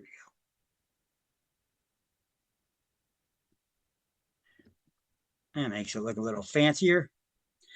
Penalties are severe. Even though it's considered a misdemeanor crime, violating the Sherman Antitrust Act is punishable by up to $1 million fine and up to 10 years in prison. And for corporations, it's up to $100 million or more. And up to 3 times the cost of the actual damages is possible. Remember, I told you Sherman Antitrust Act, it was used to break up Standard Oil, and they used it to go after those the chicken companies, the broiler chicken companies that did that violation of the Sherman Antitrust Act. Did I have something there about it? No, I didn't. I looked that up the other day, and I actually reached out to the White House and I asked them a question if they were still continuing with the investigation, if the DOJ was continuing with the investigation for the Sherman Antitrust Act violations by those broiler chicken companies. Did they answer? Not yet. I'll let you know once I hear something from them. I didn't know you can email the White House. Yeah, they actually have a form where you could just ask questions, or you could ask them to investigate something. You could reach out to certain departments, like the Department of Justice as well, directly. Yeah, it's so yeah, I looked it up and I shot them a question. They'll answer you eventually. They will. Um, it's not going to be the president there reading everything, but he's got his people that do, and they go over it and they answer everybody. And if there's something interesting, they bring it up to them.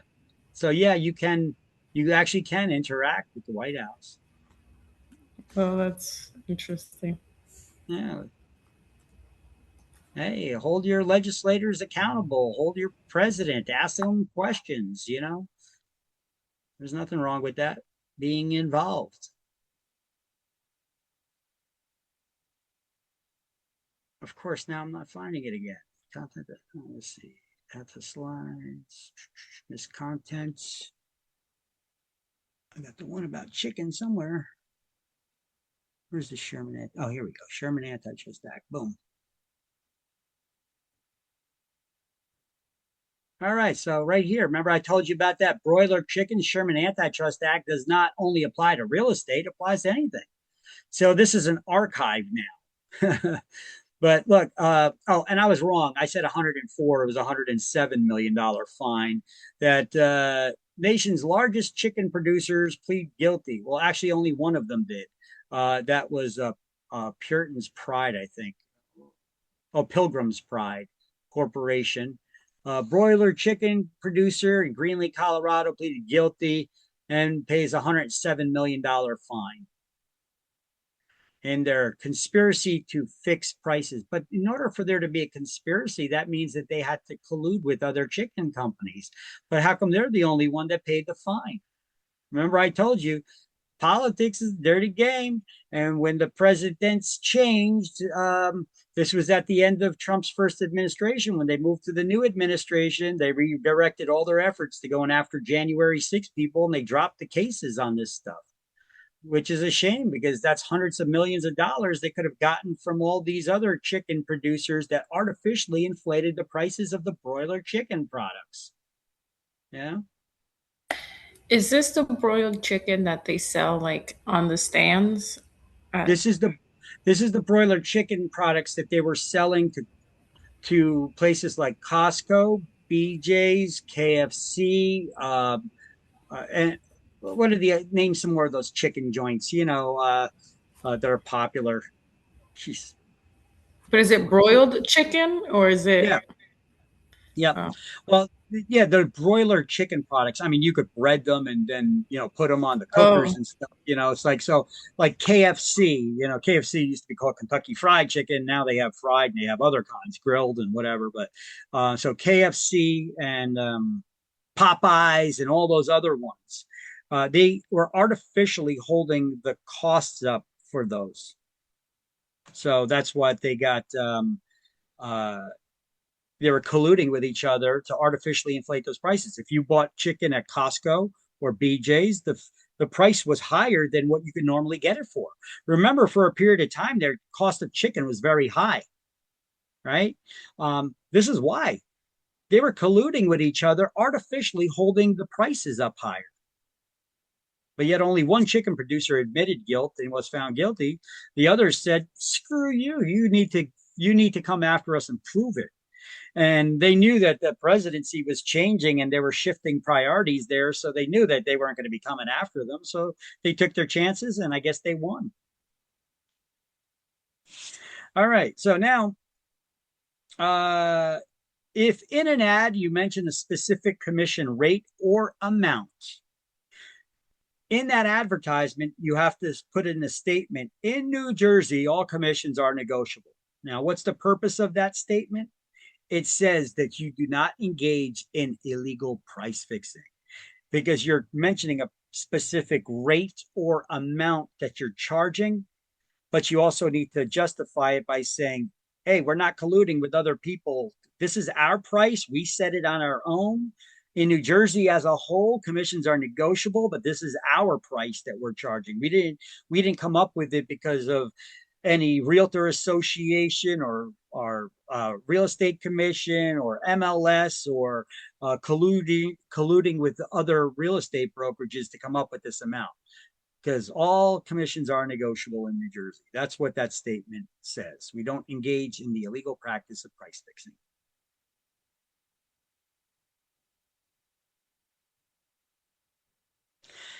And if you did not get it before, page 55, under antitrust laws, write Sherman Antitrust Act next to that and highlight illegal price fixing occurs when brokers conspire to set prices for the services they perform rather than letting those prices be established through competition in the open market.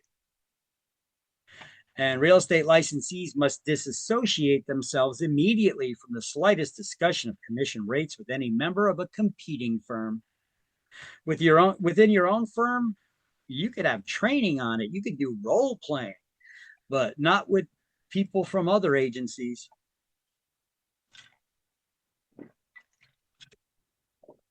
Because that could be misconstrued as you trying to set an industry standard on the prices that you're charging the public.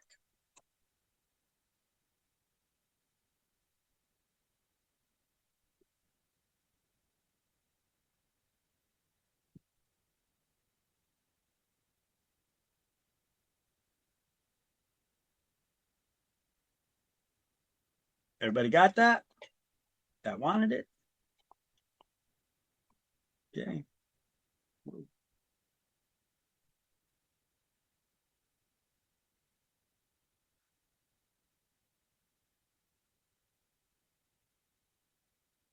And this just continues with the fines on page 56 for violating the Sherman Antitrust Act. Violations only occur when you discuss these things with competing firms, not within agents within your own firm. And what the penalties are.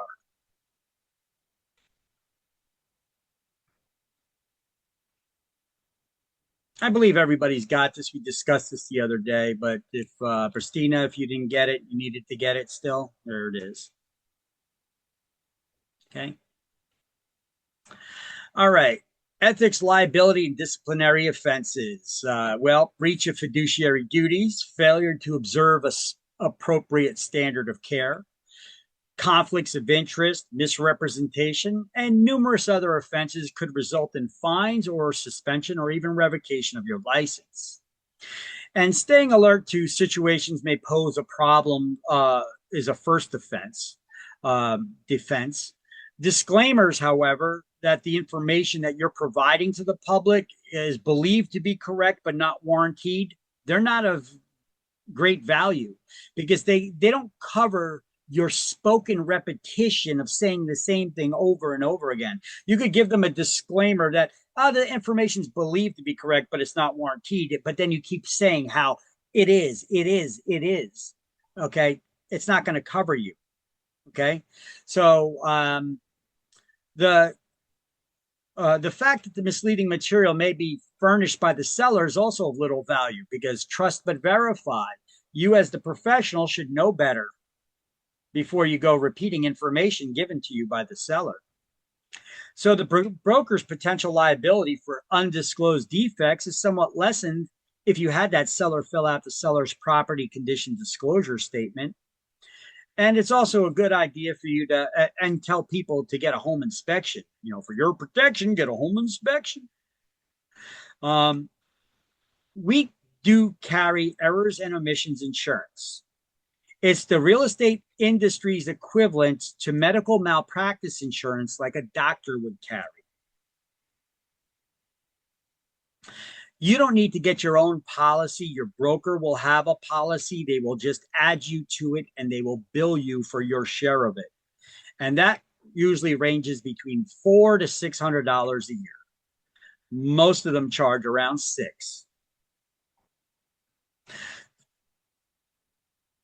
Now, errors and omissions insurance doesn't cover fraud. That's intentional lies to mislead somebody. It's errors. We're humans. We make mistakes. Those are errors. Or omissions. Oh, I forgot to add that to the contract. Now I'm in trouble. They're going to sue me. Well, we got insurance for that. Errors and omissions. Oh, I forgot to put that in the ad. Okay, we're covered. We're human. That's why we have this insurance. All right. We should also avoid dual contracts. What are dual contracts? Well, when you write a contract, the buyer and seller sign the contract to purchase a house for $300,000. And then the mortgage company, the mortgage rep's going to want a copy of that too. And you're going to submit to them a copy of that contract, but the price is different. It's $325,000. What's going on there? This is dual contracts. You're trying to get more money out of the lender than what you're actually purchasing the house for. So instead of the $300,000, you're trying to get another 25 grand out of them. That's fraud. So that's dual contracts. That's fraud. And of course, there needs to be the seller, the buyer needs to be involved in that. The real estate agent needs to be involved in that. Maybe even the attorney, all involved in that kind of fraud for it to go through. So if you're dealing in them, that's a good segue to ethics. You have clearly no idea what this word means. Right? So ethics are standards dictating the moral principles addressing two sides of a profession. How industry professionals treat each other as professionals and how licensees treat the public. I think that's a pretty good definition of it. Now, most professionals have codes of ethics. Doctors have their Hippocratic oath, although they've been violating that in recent years with all these gender blockers and gender surgeries for little kids and children before they become adults. What happened to that oath of do no harm, right? Or the attorney code for professional responsibility. So the National Association of Realtors adopted our own code of ethics back in 1913. New Jersey didn't require licensure until 1921.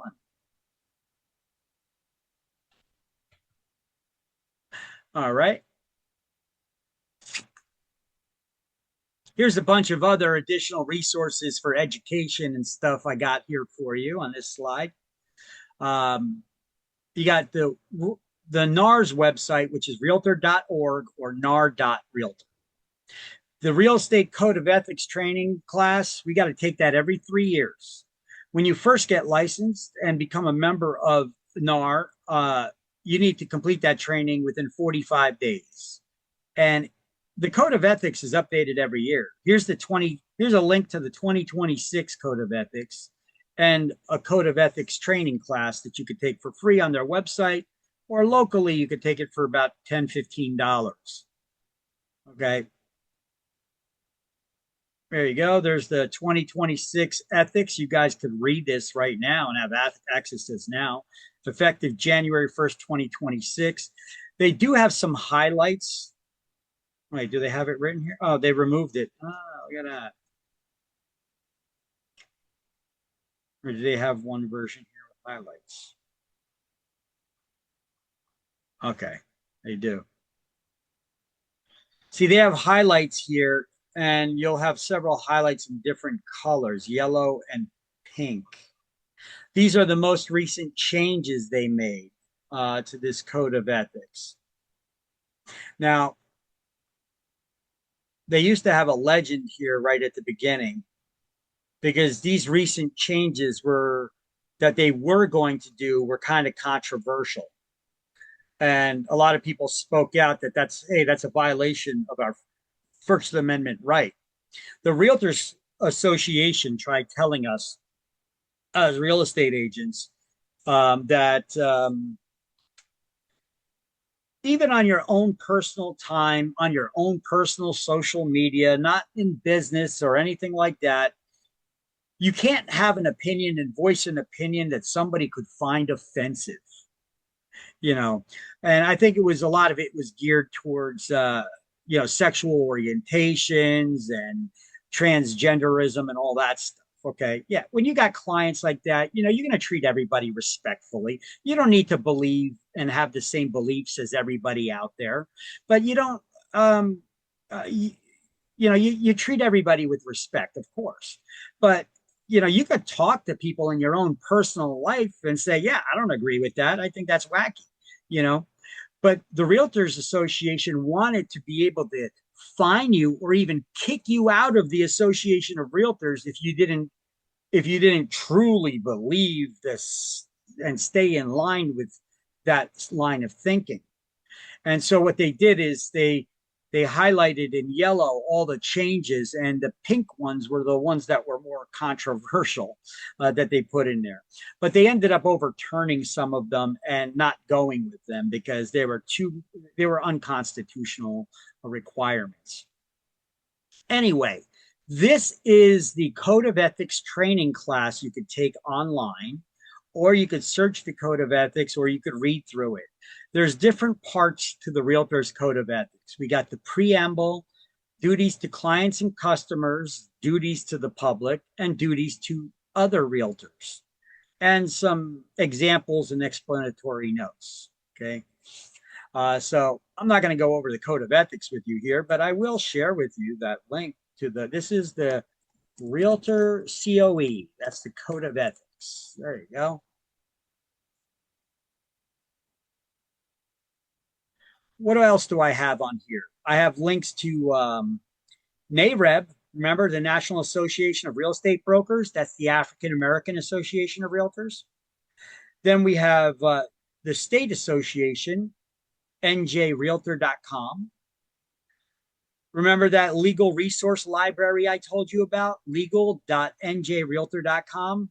But we don't have access to this until you become members. But remember, I showed it to you. It's a great resource with questions and answers. If you weren't sure, is this legal? Can you do this? Can you do that? You could ask New Jersey's associations of realtors, and they'll answer your questions, or you could look up questions that may have already been asked. New Jersey Realtors Governmental Affairs, because they deal with all kinds of political issues too that benefit the renters, buyers, and sellers and landlords. NJ Realtor tools that are provided as part of our membership in these organizations. This one, narrpr.com, it's a great tool. It's a great tool. It's free. It's included in your membership. And they got a blog here, blog.narrpr.com, that explains, how it works. You could go to their blog right here, and it teaches you about how to.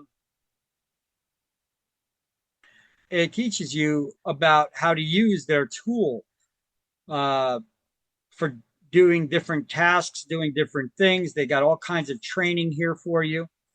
Uh, if I were to click on that other link, this one just on narrpr.com, and we go there.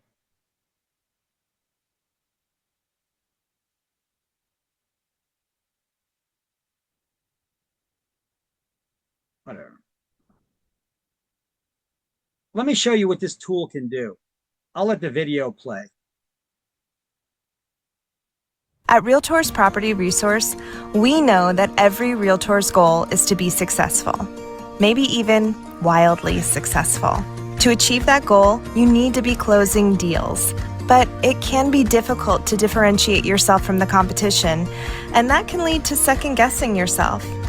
RPR can help you overcome that feeling and stand out as a Realtor. That's why we built the nation's largest property database exclusively for Realtors, with the ability to search both residential and commercial properties right from the homepage. RPR is a real estate data platform that was designed with you and your success in mind. Its user-friendly and inviting interface allows you to keep tabs on your market areas, conduct powerful, intuitive map searches, farm for prospects, and create a variety of professional-looking reports that you can send to your clients in an instant. RPR isn't a magic button that solves everything.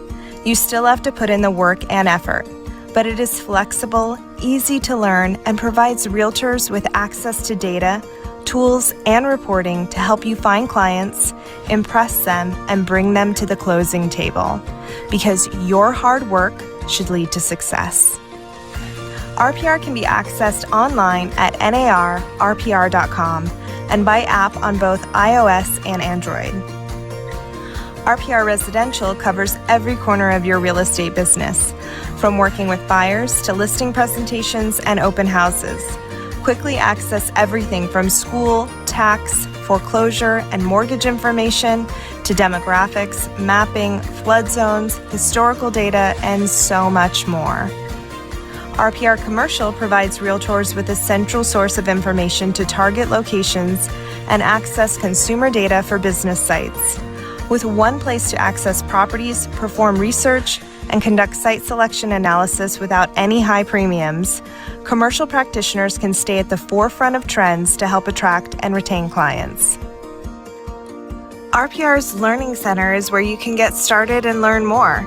Just go to blog.narrpr.com/learning and choose the specific topic you're interested in, and then narrow down your options.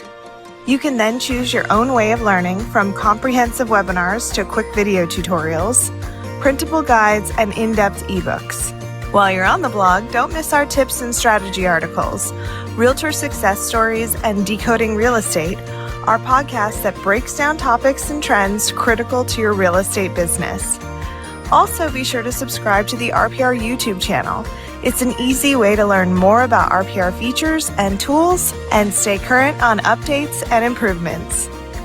And for our new members, we have curated the best of the best under our RPR New Member Toolkit at blog.narrpr.com/new-member. RPR is a benefit of the National Association of Realtors and included in your member dues. Wow your clients and close more deals. Log in to RPR today. That's a pretty interesting tool. Has a lot of cool features. If you're a member of multiple MLSs, you could do one single search at a central location and search all of those MLSs in one shot. All kinds of neat little things like that.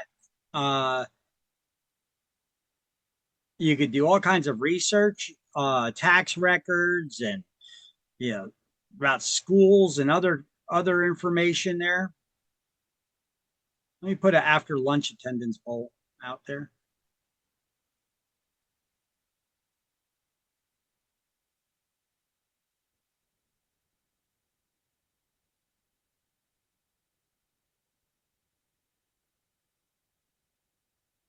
George, you want to answer that poll there?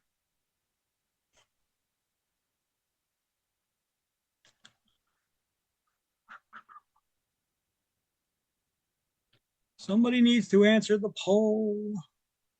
Pretty sure it's George. Or not. All right, I'll put an end to that. Okay, so let's see. NJR Forms, that's another domain name that I bought that I point to the contract form system that you get as part of your New Jersey Realtors membership. NJR Forms takes you to that digital contract form systems of zip forms for free. It's included in your membership. Here's a bunch of different classes and designation courses you could get for specializations, either through the New Jersey Realtor or NAR National, but these are either way, these are NAR classes. Some of them are from third parties as well, like the CDPE, that's the Certified Distressed Property Expert. SFR is the short sale foreclosure resource, but I don't think they offer that one anymore. Let me click on it, just make sure. I think they discontinued that one.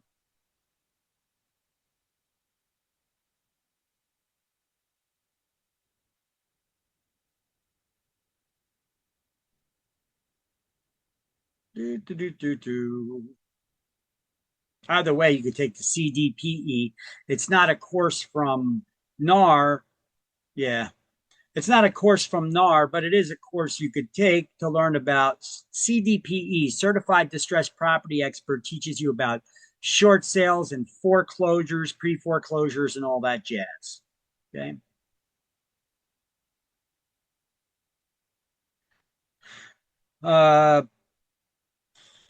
Then you got ePro, teaches you all about how to integrate technology in your real estate business.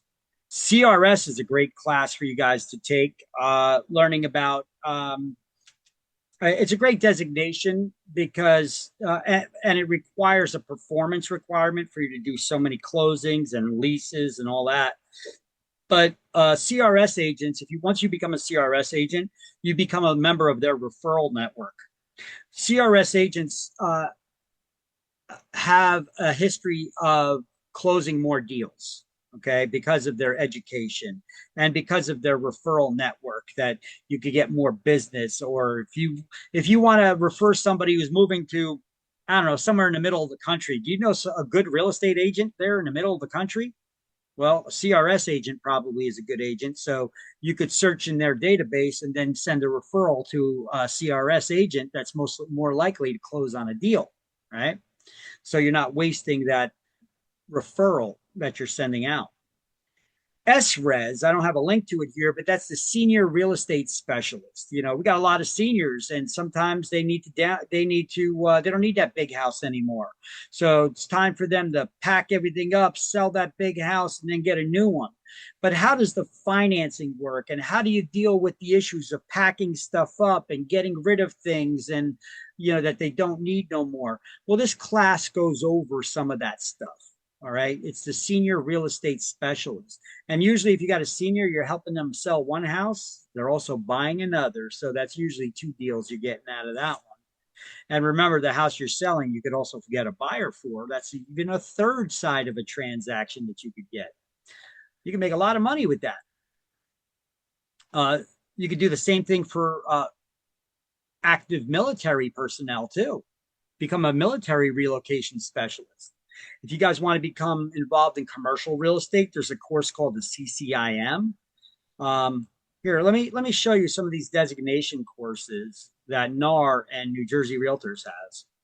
Click on this one first. Let's see. Yeah, they just got a list of them all. Okay, so the NJ Realtors, they just have a list of them all here like this with the names and the links to those different certification classes, like the CCIM, that's the commercial one. That's their logo.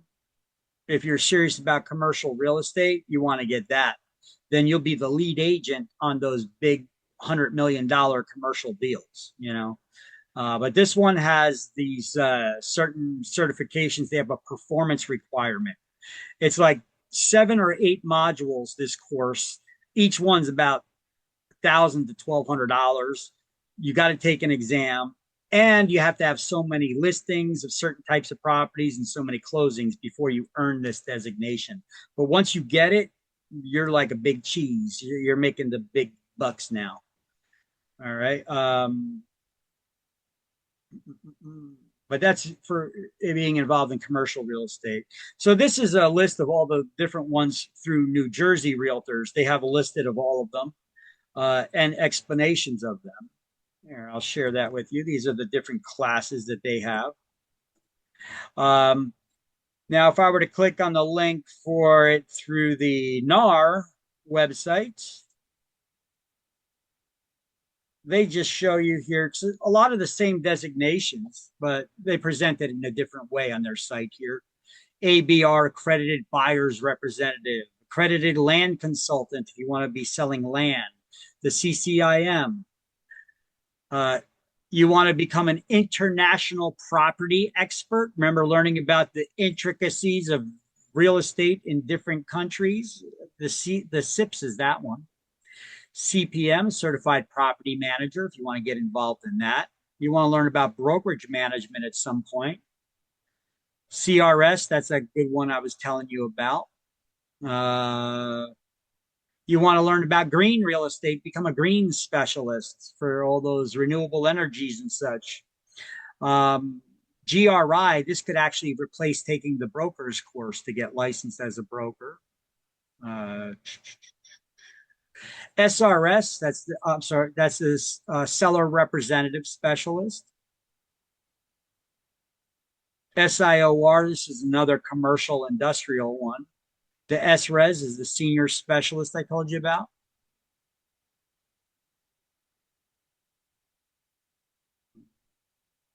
At home with diversity classes.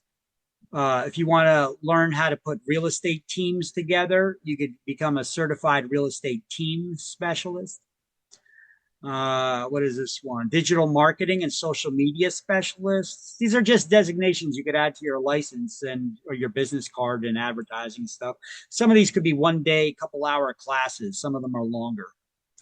ePro, learn about different finance ways to finance deals. Become an inside sales specialist. Learn about luxury home marketing, or that one I told you about, the military relocation professional. Often people join the military, their families all lift up and move. You know, they got to go to where the training base is and where they're going to be stationed. And then that could be anywhere in the world. But there's unique things about that. You could use military, you don't have to use your typical van lines to move their furniture. You could use military planes and cargo shipping in order to get stuff moved around. So learning how to help our military families, that would be a good thing, and a patriotic thing for you to do as well.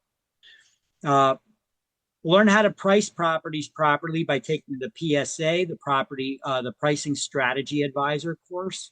Or you could take that one I told you about, the one from Ottawa, OTTEAU.com.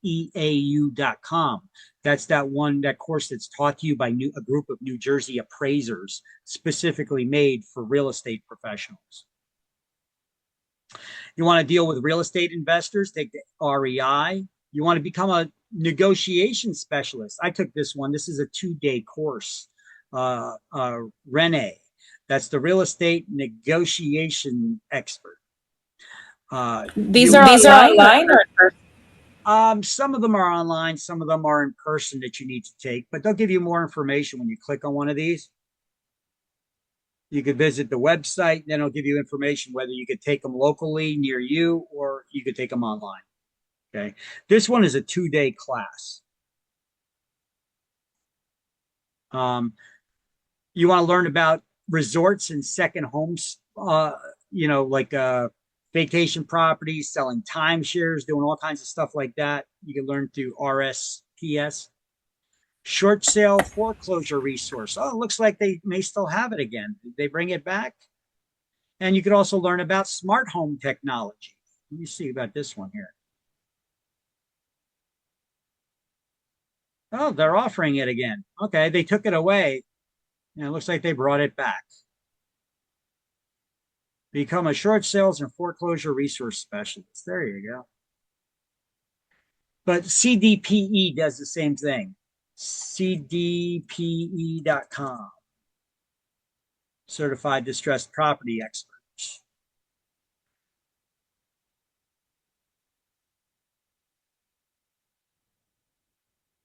All right. You can learn about that stuff. It's not as big right now doing the short sales, but in declining markets, sometimes you want to be prepared. You want to take that SFR or CDPE class to be prepared. You still may come across people that, get pre-foreclosures and such, and it could be helpful. All right. Those are some of the NARS designation courses that you could take. Here, I'll share this link with you as well. These are just additional training and certification classes that you could take. Here's one that is not NAR created course, but they're pushing it now as well as one of the CRS continuing education classes. It's called the Certified New Home Specialist and Certified Residential Construction Specialist. I think they also have a third one on top of that now. By the way, here's that CDPE as well. I'm sorry, the CMA workshop from Ottawa. Do we have to pay for these classes, or do they come with our submission? You pay for them. Okay. Nope, you pay for them. Definitely pay for them. That Ottawa class is less than $100 though. It's definitely worth taking. Here, check out this one from the Certified New Home Specialist on the next slide. After you clear the exams, right? Yeah, well, you can take them at any time. You can start taking them now if you wanted to, but I would hold off until after you get your licenses, though. Okay.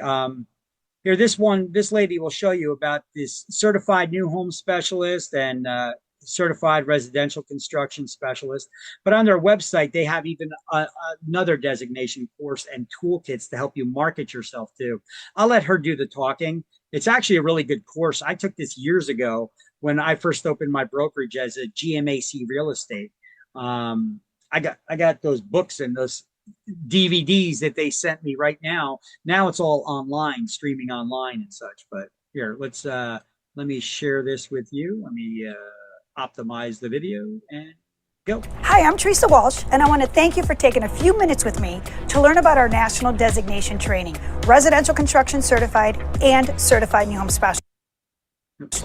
Now, I know you're here because you want to learn about new home sales, new home opportunities out there. Well, I'm excited to tell you that our training is going to not only open your eyes to the opportunities in there in your market area, we're going to teach you how to do the business right. Because you know what? You don't get a second chance to make that first impression. One way you could get into the new homes arena is builder representation. We're going to teach you how to identify these small, medium-sized builders, how to sell your services to the builders, most importantly, be a success. So for example, if you find one of these small, medium-sized builders, they have 25, 35 home sites, you know you have 25, 35 paychecks coming your way. You can't do that in resale. Another massive opportunity in new homes is new home buyer representation. It's interesting. I talk to a lot of real estate professionals. We attend these national real estate conventions, and it doesn't occur to the majority of real estate professionals to market themselves as a new home buyer representative. Let's capture these buyers before they go to the builders. Be known as the go-to agent in new home sales. You can't sell a buyer what you're comfortable selling. You have to sell that buyer what's right for them. So many agents steer buyers to resale because they're not comfortable talking new homes. They don't want to wait for their commission. But again, it's all about building that pipeline, creating your referral business, because when you can demonstrate value to your buyers, you're going to get loyalty, They're going to tell their friends, and away you go, building a name for yourself and your market as the go-to agent for new homes. And one last massive opportunity is infill construction. This is tear down, rebuild opportunities. Investors are looking to invest their money in these projects. We're going to teach you how to identify the opportunities, how to package these deals, and participate in the success of these projects. So I've shared a few things with you today. I'm super excited to tell you that our training is all online. So it's available whenever you are.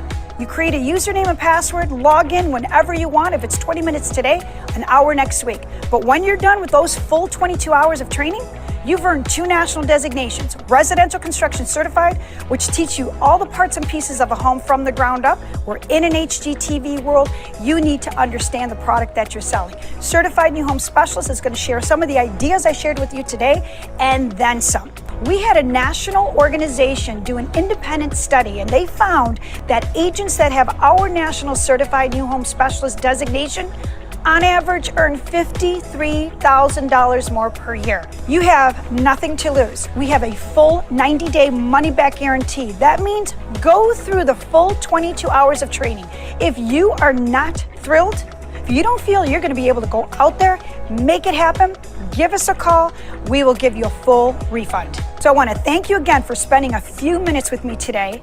And I hope that you're going to look at investing in your future and taking new home sales and making it a part of your real estate career. Thank you again so much, and I wish you all the best.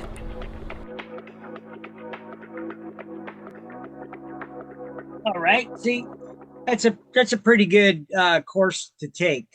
Learning about the new construction and dealing with investors, people who are fixing and flipping properties and all that jazz.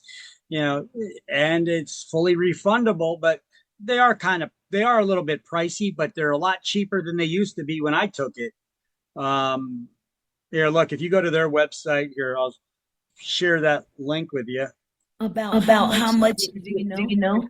Yeah, I'll click on it right now and show you. Let's see.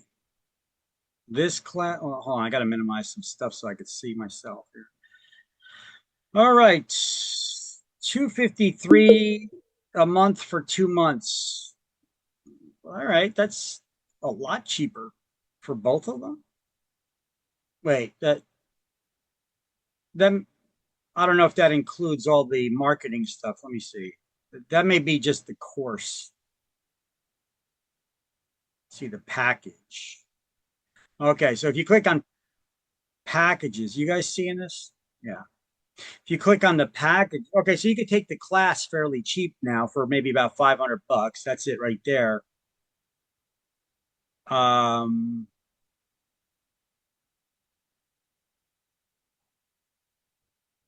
if you take that along with, they give you all the forms and marketing materials, the price goes up a little bit more, which is still cheaper than what I got them for. When I got them, I paid like $1,600 for that crap.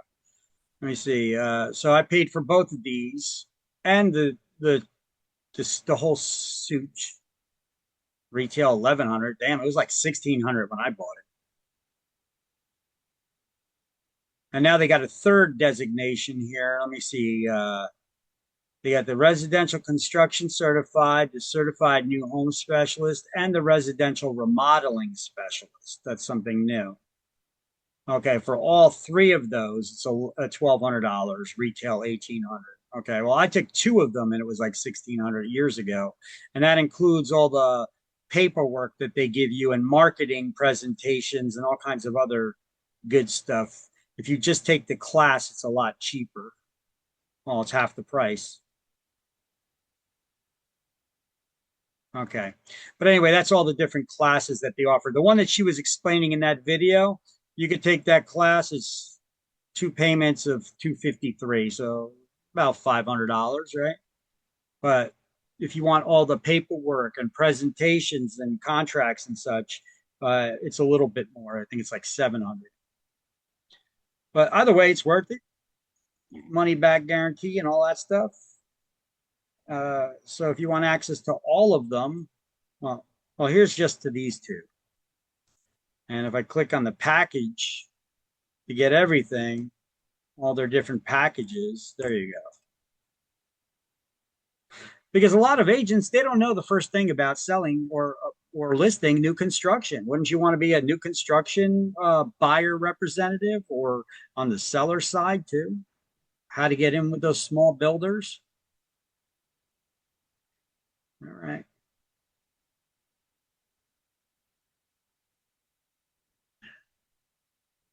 Close a million of these windows I got open. All right, let's see.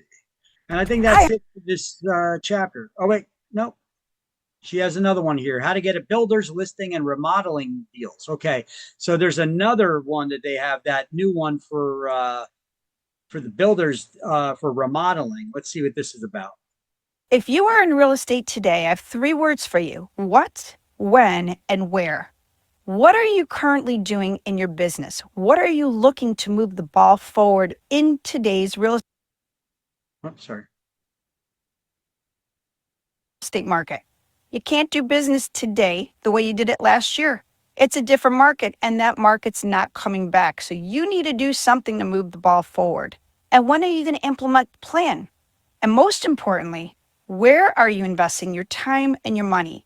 Many of you have been on the fence or have considered investing your money in our certified new home specialist and residential remodeling specialist courses. Well, I will tell you this: we guarantee you that these are going to change your business. We even have a money back guarantee. I don't know of any other real estate courses that do that, but we've been doing this a long time and we've seen thousands of success stories. But I'm going to give you 3 ideas, 3 things you're not doing in your business. Maybe one of them, but not all 3. I don't care if you've been in the business a day or 50 years. But number 1, are you a member of your local builders association? A lot of real estate professionals are not aware that they can be members. But who are you going to meet there? Builders, developers, investors, flippers, remodelers. This is all opportunity for you to get listings and start building on these relationships, because they're going to be repeat customers for you.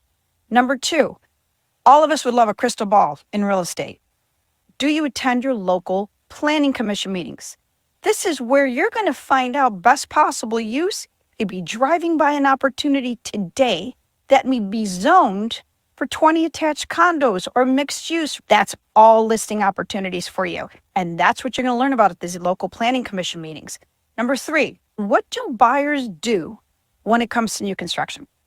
That's right, they go directly to the builder. And we get so frustrated. Well, rather than getting frustrated, why don't you Google yourself and see if you were looking for someone who specializes in new home sales, looking for a real estate professional in your market area.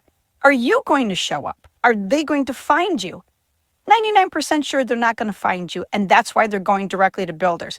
Do you know that 60% of active home shoppers want to at least consider new construction? You're missing that opportunity.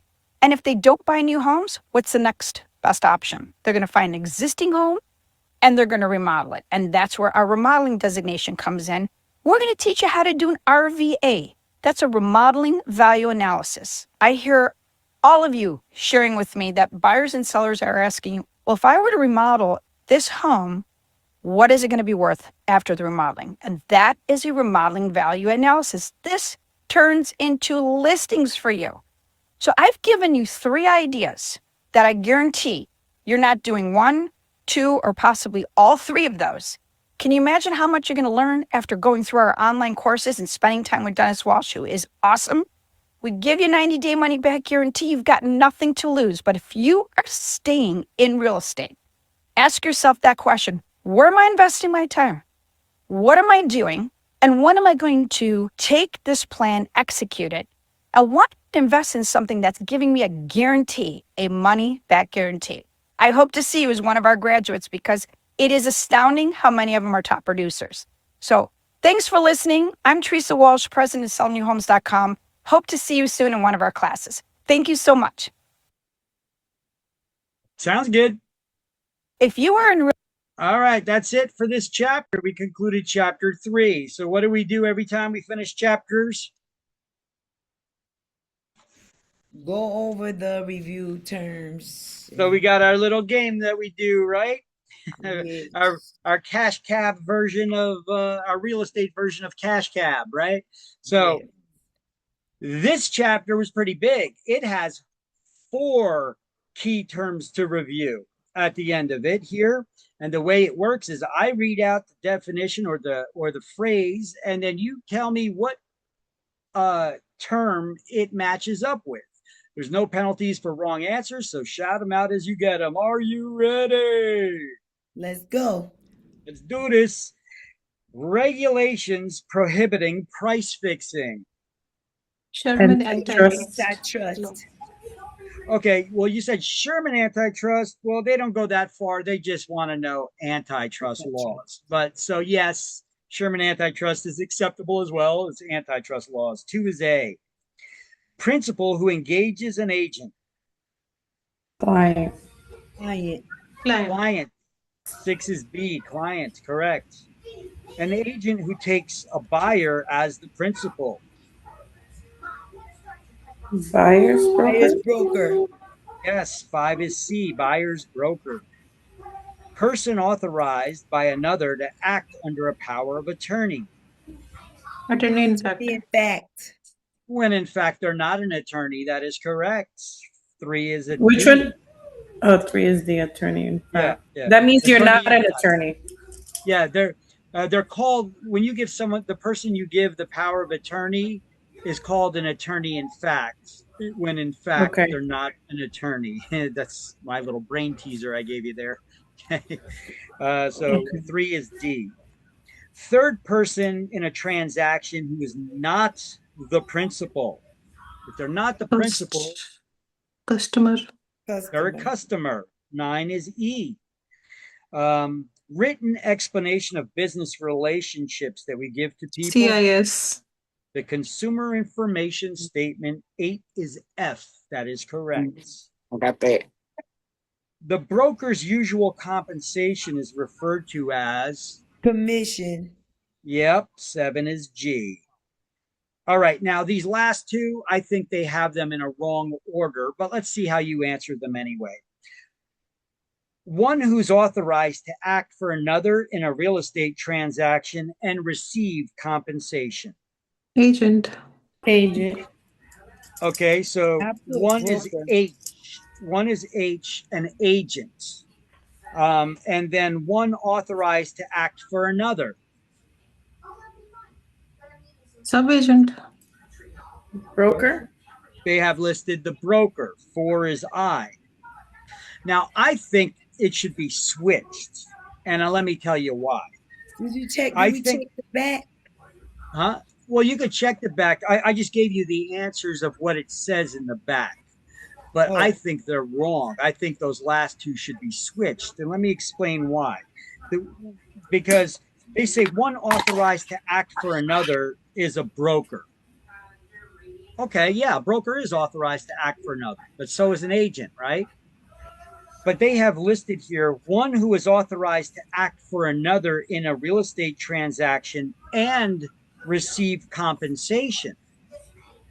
That's the broker, right? The broker is the only one that's authorized to receive compensation, right? You could have agents that are authorized to act for someone else that they can't. You'll be a real estate agent. You can't charge for services. You're doing it in the name of the broker. So I think they got those 2 switched for that reason, for that little technicality. You guys can keep whichever answer you want there. I think they got them backwards, though. I think 4 should be H and 1 should be I. That's my opinion. Okay, let's go to key terms 2. Revealing to another any pertinent information. Disclosure. Yeah, that's disclosure. Salesperson whose broker pays Social Security and regulates their hours. Employee. That's an employee. 3 is B. Person who enjoys the trust of another to act in the person's best interest. Principal. 8 is C. It's principal. 8 is C, the principal. Yeah, it's a little weirdly worded, but it is Yeah. principle. Yeah. Person who enjoys the trust of another. Person who enjoys the trust of another to act in that person's best interest. The Kind principal of. is the client, right? Yeah, Yes. your principal's the client. Yeah. But they're enjoying your trust to represent them. It's weirdly Doesn't. worded. It's listen, exam questions are not worded this weird. Okay. They're worded weird, but not like this. That one's far out. All right. 8 is C. Agency representing both the seller and the buyer. Dual agency. Yes. 2 is D. Party who represents another in a So fiduciary relationship. What do you call the party who A represents another fiduciary. in a fiduciary relationship? They A are a fiduciary. fiduciary. Yeah, that's correct. in the last question, agency representing both the seller and the buyer. Yep. What was the new term? Dual agency. And what is the new term this year? Well, you're not representing both parties in uh, Which agency? Designated. So if you're a that will not be the designated option. agent, yeah, but if you're a designated agent, you're not representing both the seller and the buyer. Your broker designates you to only represent the seller and another agent in the office to only designate So this means represent the the buyer. same, right? Agency representing both the buyer and the seller. No, it doesn't mean the same. A dual. Can I Well, help her? well, hold on a second. I understand what she's getting at, though. She's saying agency, Yeah. the company, because the broker and the company is representing both parties, but the broker is assigning one person to work as a buyer's agent only and one to work as a seller's agent only. But that's not what they're asking us here anyway, so it doesn't matter. They're asking us here the agency representing both the seller and the buyer. So I guess that would be dual agency, right? Okay. If they asked us, in a way looking for designated agency, but they're not. Okay. Actually, there's no questions here about designated agency because the book has no idea about designated agency because that agency was created in New Jersey after this book was published. Okay. So can we get questions regarding designated agency in the exams? Possibly, yes. Okay. That's why I gave you notes on my slides about what designated agency is and to add it to your notes. Okay. So 2 is D, dual agency, and 4 was E, fiduciary. Okay, let's go to the next one. Intentional misleading of another who is thereby harmed. Intentional misleading. Fraud. Fraud is intentional. 6 is F. A special relationship of trust and confidence between the principal and the agent. What do we call that relationship? Fiduciary duties. A fiduciary relationship. 5 is G. And one who is empowered to act for a wide range of actions. Broker? A general agent. General agent. General agent. General agent can do more than a special agent can. A special agent cannot legally bind their clients to a contract. A general agent, they can. That's the difference between the two. By the way, let's stop right here for a second. From this day forward, anytime you hear the word general, you see what I'm doing with my hand? In general, talking in general is a wider scope. It covers more things than special or specific, which is a narrow scope.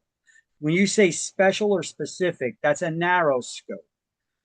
General, when talking in general, look at me talking with my hands.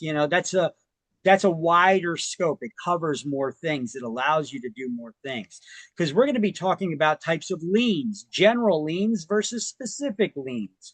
We're going to be talking about types of appraiser licenses, a general appraiser versus the other types of appraiser licenses. Right? The general appraiser can do more. Anytime you hear general, It's a wider scope. They could do more or it covers more. Okay. Just try to lock that little tidbit there in your head. All right. Let's do key terms 3 after I take a sip of my water. All right. This is a big one. This is a longer one here. One who facilitates a transaction without functioning as an agent. Transaction broker. It is. 16 is A. One authorized to act for another in a specific transaction. Special agent. Wait a minute. Wait a minute. It's 16 is a transaction broker. 16 is A, transaction broker, Yes. and 14 is B. The special agent is one who's authorized to act for another in a specific transaction. Then what is 1? L. Oh, hold on. We didn't get there read- yet. Hold on. We didn't get there He's yet. reading the right side first Yeah, and answering the left. Yeah, I'm reading the letters on the right, and then we're matching them up to the numbers on the left. Okay, so just go by the right side there. You could write the letters on the left side next to the numbers, but I also wrote the numbers next to the right side as well. So, illegal sharing of commission with a seller. Kickback. What do we call that? It's a kickback. 2 is C. Rules governing conduct of agents. Rec. Law of agent. The law of agency. These are the rules governing the conduct of agents, are the laws of agency. 4 is D. Agreement between the buyer and the seller on major points. Meeting of the minds. We've come to a meeting of the minds here, right? When we're aware of an agreement on all the terms, that we've come to a meeting of the minds, right? That's where we're at. So 6 is E, as in Edward. Can I ask a favor, please? Absolutely not. Of course you can. Come on. So A is what number? 16? Correct. Transaction broker. A is 16. And 14 B? is B. 2 is C. Wait. 4 is- Okay. 14 is B? Correct. Special agent. 2 is C. Okay. 4 is D. Mm-hmm. 6 is E, as in Okay. Edward. Ready. I'm ready to go now. And written authorization allowing one person to act on behalf of another. Power of attorney. 8 is F, power of attorney. Mm-hmm. The one employing an agent, the client. Principal. They're also known as the principal. 9 is G. The one who brings about the sale. Procuring calls. Procuring cause. And therefore, they're the one that's owed the commission. They're the procuring cause. 10 is H. An agent of an agent is Sub-agent. a sub-agent. Sub-agent. Correct. 15 is I. Contract by which an owner retains a broker to help them find a buyer. A listing agreement. It is a listing agreement. 5 is J. Harmless exaggeration as part of salesmanship. Puffing, correct. 11 is K. Salesperson who sets their own hours, pays their own estimated Independent income contractor. etc. Independent. Yes, one is L, the independent contractor. Problem not discoverable by a normal prudent inspection. One that's not Latent defect. a latent defect. 3 is M, as in Michael. Person licensed to assist a real estate broker. Salesperson. Salesperson. 13 is N. You should have all been shouting that one. Yes. Legislation requiring that communities be alerted to the presence of sex offenders. Megan Law. Megan's Law. 7 is O. And one qualified and prepared to purchase. Ready, willing, and able buyer. 12. Correct. 12 is P, a ready, willing, and able buyer. Turn the page. We got one more key terms here, but before we get started in it, I want you to make some modifications to the right side. Next to letter C, at the end of the line. At the end of the line for letter C, I want you to write NAR, N-A-R.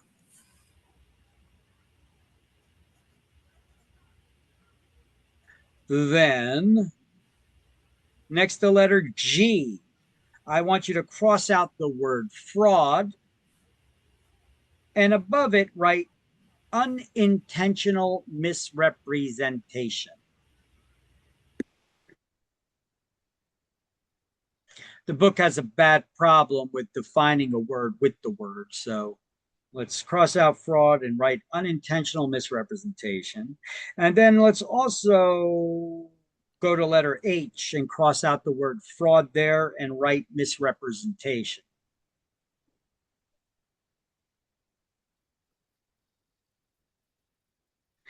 Now we can start whenever you're done writing. I know it takes a little while to write that small. Okay, everybody good?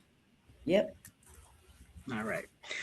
Unintentional deception committed in ignorance. 6. Innocent misrepresentation. Yeah, but it don't sound too innocent when you put it that way. You're ignorant, right? 6 is A. Yes, correct. Real estate equivalent of malpractice coverage. E&O. E&O. Errors and omissions is correct. 3 is B. Member of a private national organization, NAR, to be specific, Realtor. is realtor. 10 is C. A statewide group of real estate licensees who choose to join, like you have a real option there. NAR? 9. Statewide group New of real Jersey estate Realtors. Statewide. Okay. New Jersey Realtors is correct. New Jersey Realtors. 9 is D. Designation awarded for advanced studies. This course can also replace the broker's class. The Graduate Realtor Institute. The GRI, the Graduate Realtor Institute.